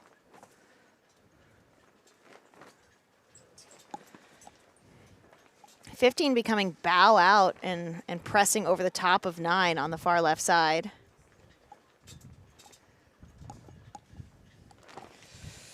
Roger Williams ducking their teammate again and 14 extending on 8.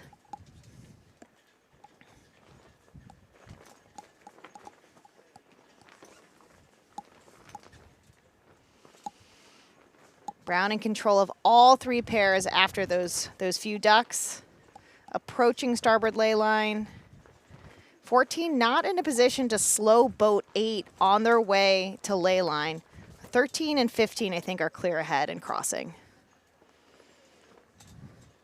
14 hoping to get to boat 9. All stop the race so that their teammates, 13 and 15, can extend their lead. Beautiful first beat.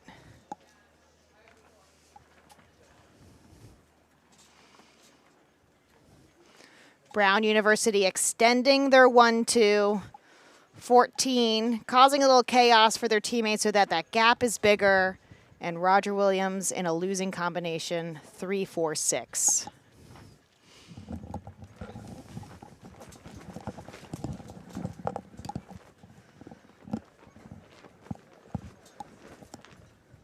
I think we're seeing the tide changing a little bit. You can see as boats are just sailing straight from 1 to 2, getting pulled up and over, longer downwinds, tides pulling them out. So that's making these upwinds a lot shorter and the downwinds a little bit longer, changing the landscape of the course and how much time you have to make things happen.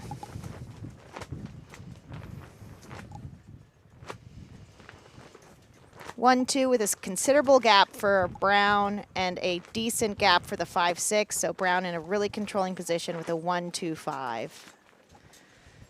Yeah, Brown sailing a nice race so far. Roger Williams, 9 and 7, staying close together side by side, looking to combine their wind shadows together to cover 15. And you can see 15 heading up, looking for clear air, and they're chasing 15 down now. Yeah, you know, even though they had a little bit of a lead, that upwind current is going to make this leg take a little bit longer. Oh, yeah.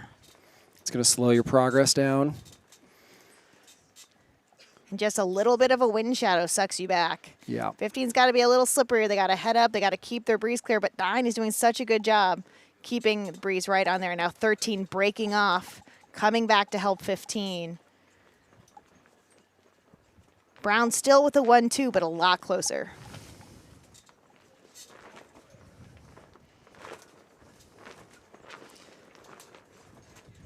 There it is, 7, clear ahead of 15.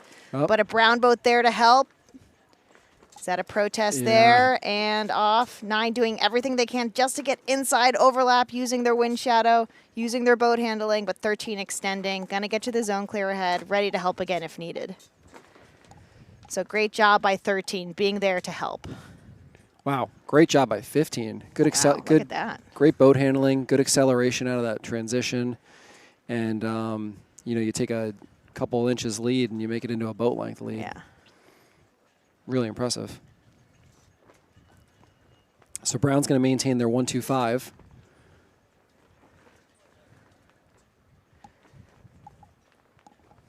And remembering the tide pulling you up, it'll be harder for 13 to get back down. 13's got to keep an eye on 7, who's been going straight to the next mark. Hopefully that 7 isn't advanced enough to be bow ahead when they head up, but it looks like 13's a little bit faster, better breeze. Brown's going to round in a 1-2. And they still have someone in last place, so they've got a 1-2-5 heading into the final beat.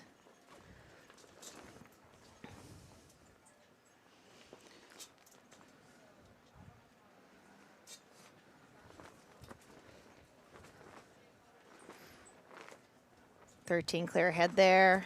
Lead boat 15 tacking early, looking to block the left side for Roger Williams' boat left, probably tacking back now that they're staying.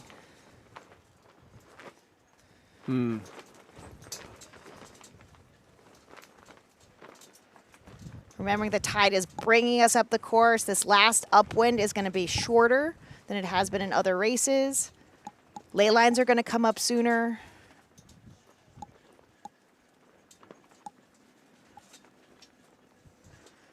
Seven is the threat. If 7 can slow down 15 enough with enough tacks and 13 isn't there to help, 7 might be the boat that breaks apart this one too. So we'll watch as 7 and 15 come together.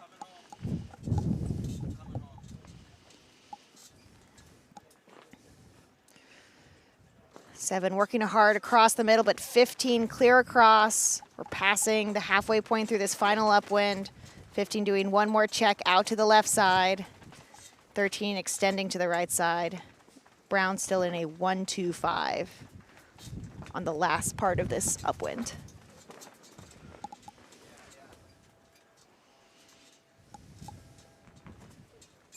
Finish line coming into view on the top right part of our screen here.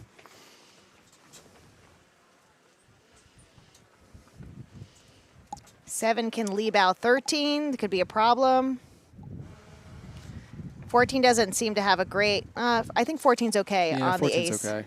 Ugh. And 7 tacking shy. To me, that means they didn't really have a shot at 13, and they think their best chance might be to go for 15.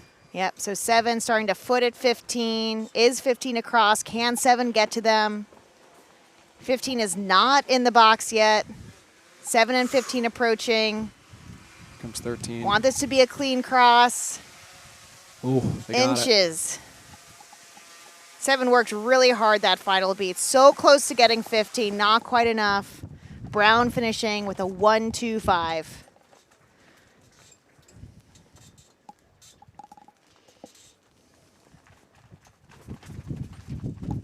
Whew. He's right. That was close. That was really close.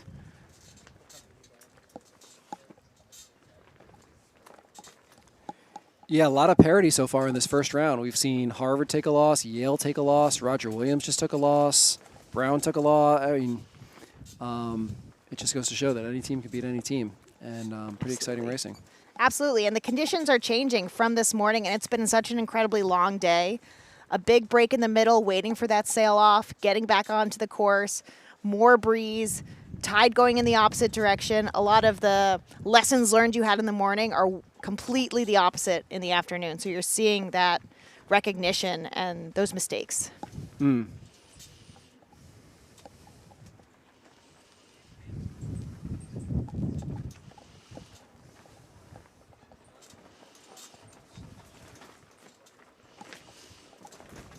Looking at our starting boat here and final approach, we've got, can't quite tell the colors. There's a red, I think it's a 1, 2, 3 red.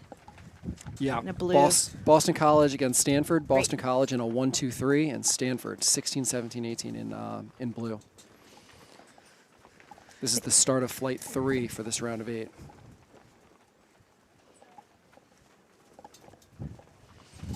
"30 seconds. Boats are pretty far away from the line. I don't want to sound like Coach, but dear God.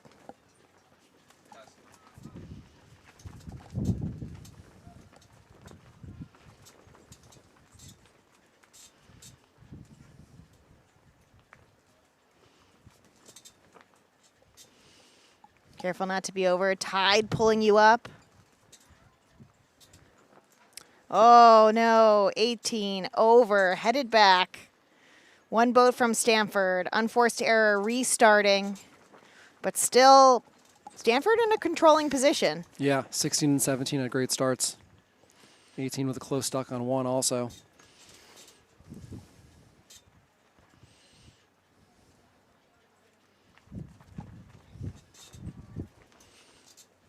Boston College extending out to the left side. 2 boats looking for pressure on the left side to come across. But blue 16 from Stanford waiting to lee bow them on the way back. And I see a little bit of a righty on the course. I think it's going to be hard for those 2 BC boats to come back.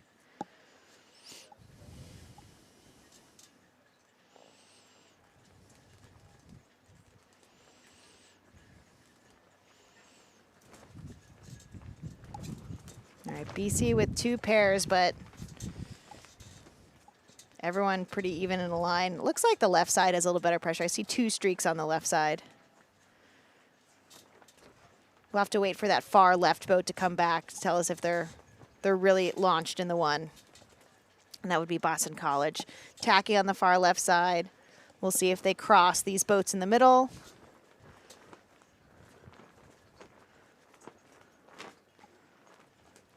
Tell you what, that red boat does look pretty good out there. Yeah,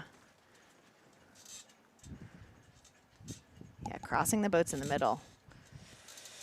And it looks like if this tack is complete, then red Boston College is going to have first and an ace, but that lee bow is so hard that we've seen that lee bow not work so many times today. In the FJ with the chop. Starboard boat dialing you down a little bit so you have to tack sooner. Let's see 1 work up on 18. Yeah, this is a dogfight right here. Every inch is so important.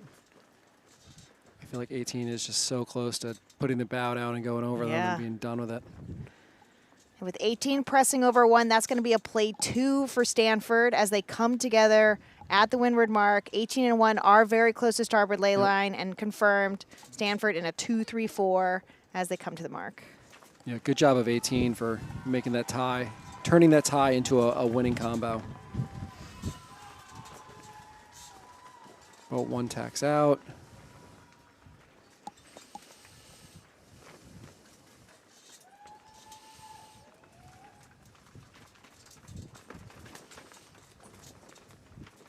Three really close behind here, though. Stanford rounding in a 2-3-4 at mark 1. 3 hot on their tails, and a final lead boat 1 tacking around. They're going to be in a good position. BC's going to be a good position to turn downwind, double cover one of the boats, and break up this 2-3-4.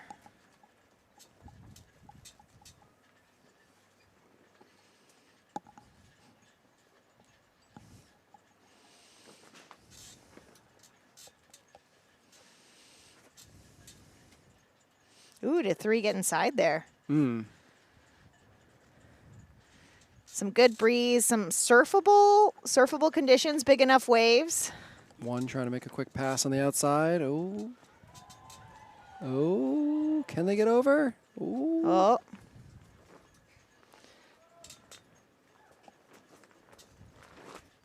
It's interesting to jibe away there. Yeah. I almost wonder if they were just about to lose it, and they gave them one last little hit and try to get them to go up, and you can swing down and maybe get the lead back. Yeah. But it's unbalanced right now, so there's an opportunity for Boston College to go play 4 if they wanted. Very unbalanced. Stanford doing a great job of recognizing how unbalanced it was, and walling boat number 3, and then divvying up and solidifying that play 2. Yeah, and their teammate on the outside, they might have to threaten inside to bring that one enemy back in. Right now, it's still a little unbalanced.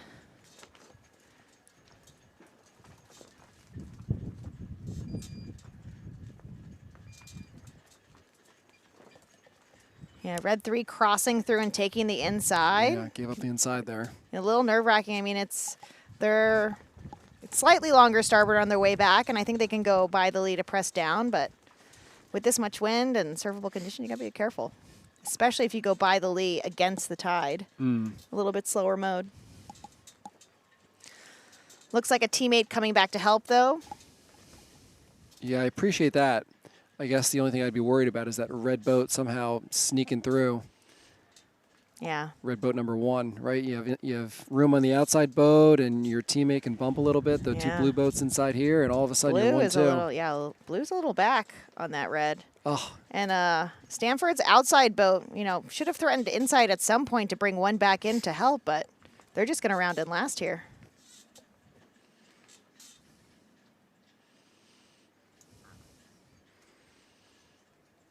Double cover here. 16 may be able to punch through one, but no. Looks like one's back up to speed. Still unstable. Stanford, 2-3, looking to get their teammate out of 6th. Thankfully, we have a really long bottom reach. Great race. Yeah, there's going to be a lot of asking the umpires to decide your obstructions for you here. Leeward boat has right of way of where to pick. Oh. Oh, boy.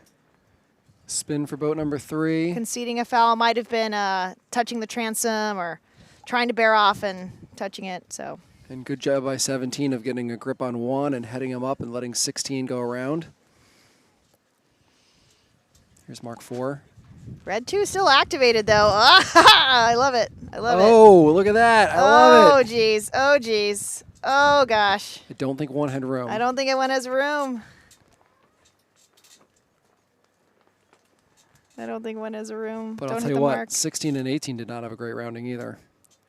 Oh, they're sailing around the course wrong, though. Did they just... They just rounded the mark and then rounded the mark again. I think you got to unwind yourself. Can look at the film again on that, but he rounded the mark, tacked, and then rounded the mark again, so...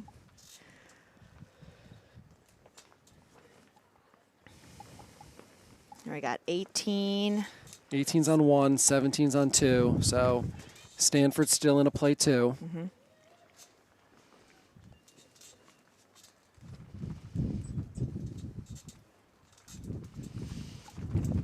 This is a short upwind.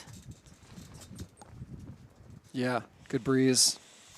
Tide going windward. A little too much space between 18 and 1 if 16's the point. There should be balancing into a play 2, but 18's threatening the 1 instead of allowing 16 to push the 1. Can 17, if they tack, cross 1? I hope. I think Stanford they wants can, to but they win. are definitely balancing 2. And there goes 1.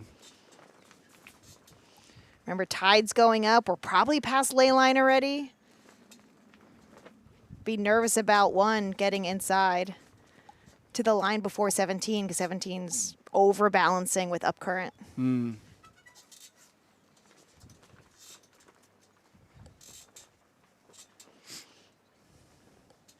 These guys are sailing downwind.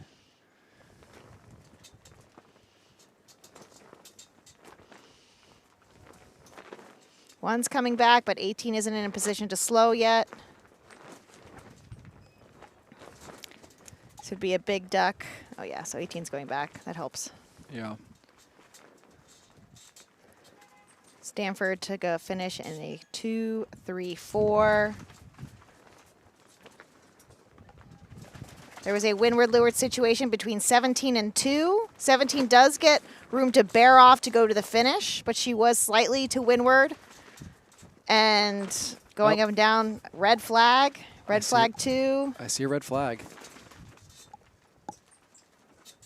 I see a red flag, and I see Stanford 17 going back to spin. Yeah, so she was max slowing right in front. They got a leeward overlap. She bore off one time into them. Was she in the zone? Was she allowed to bear off to sail her proper course to finish?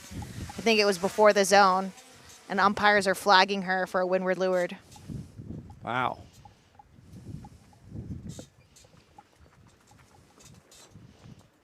She might be going to talk to the umpires now.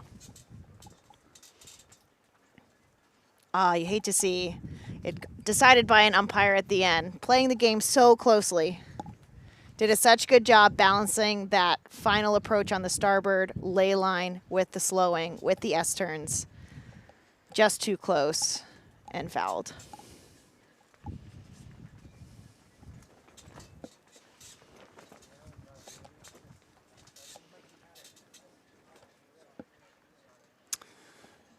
So after Boston College and Stanford, Harvard and Tulane are on the course.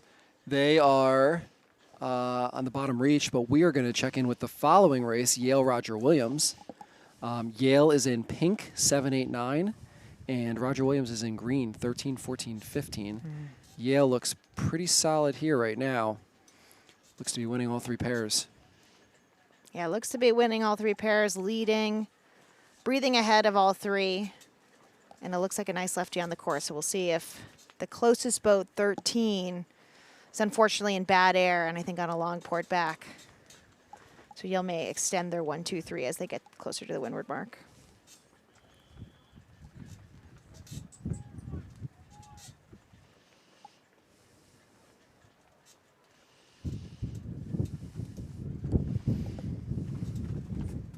All right, well, there's the windward mark.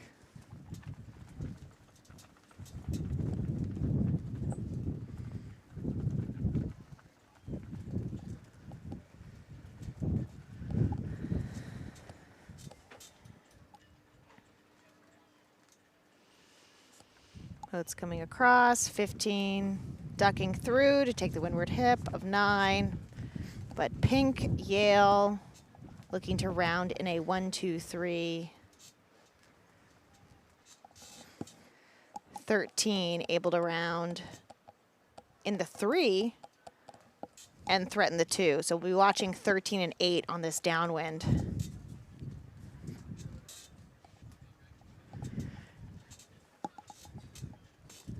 See if green 13 can get to 8, break up this 1, 2, take away the 1, 2 from Yale.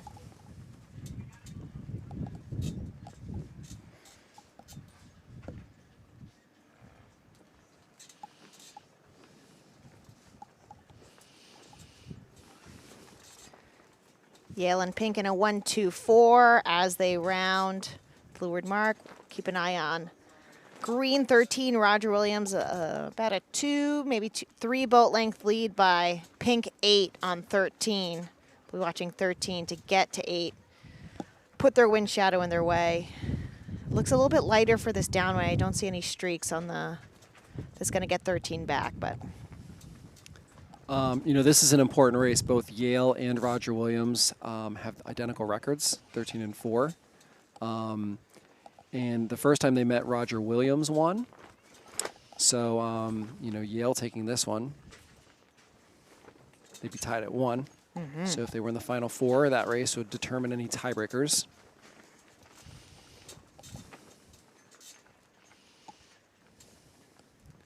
But for 2 teams that are aspiring to win, this could be an important one that you look back at.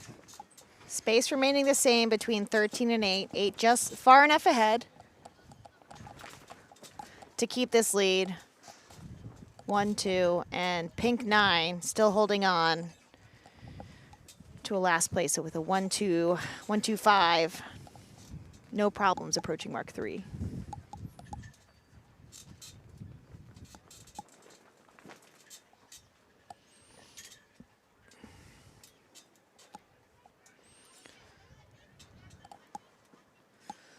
13 touching 8's wind shadow on this final approach, but not enough time to get inside the zone. And still, you know, the distance definitely gained back a boat length here. But with 7 rounding full speed, able to come help 8. 8's going to be able to extend after mark 4. And 13's going to be picked up by 7 on the final upwind.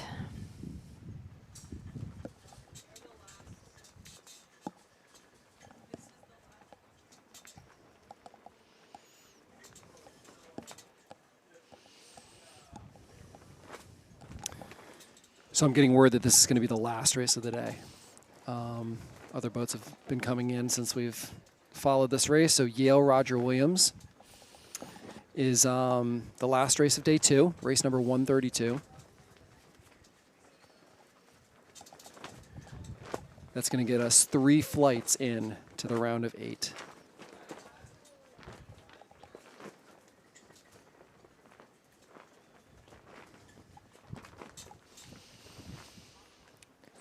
Final upwind of the final race of day 2 at the Open Team Racing Championship. We've got Yale in pink in a winning combination of a 1-2-5 and Roger Williams chasing them down in a 2-3-6.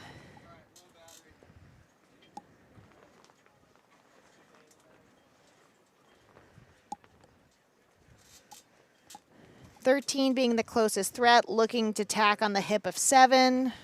But 7 pretty far ahead, leading into the next shift, and 8 there to balance.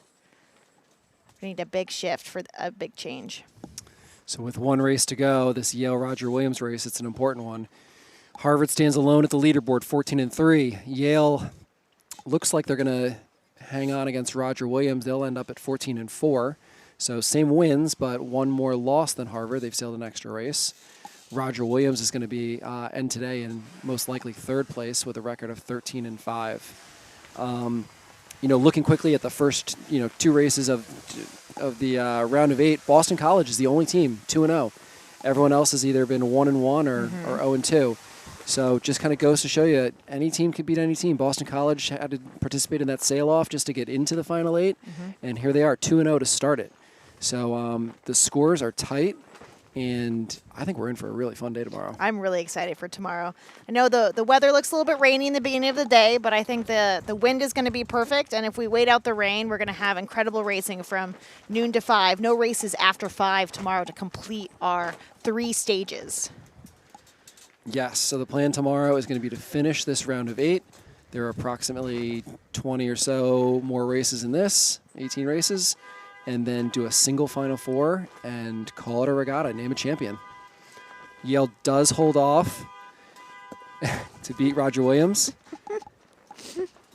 And that's going to do it for the end of day 1 of the ICSA Open College Sailing Team Racing National Championship. Well, it's been a pleasure, Clay. What a long day. If you're with us the whole time, well done. We're just exhausted as you are. We've seen some really high-level racing. We can't wait to come back tomorrow and follow the close competition. Yeah, so tomorrow we're going to be back at 10 a.m. Yes. We're going to be out at 10 a.m. The first race is at 10 a.m. The breeze looks great. The scores are tight, and we hope that you join us.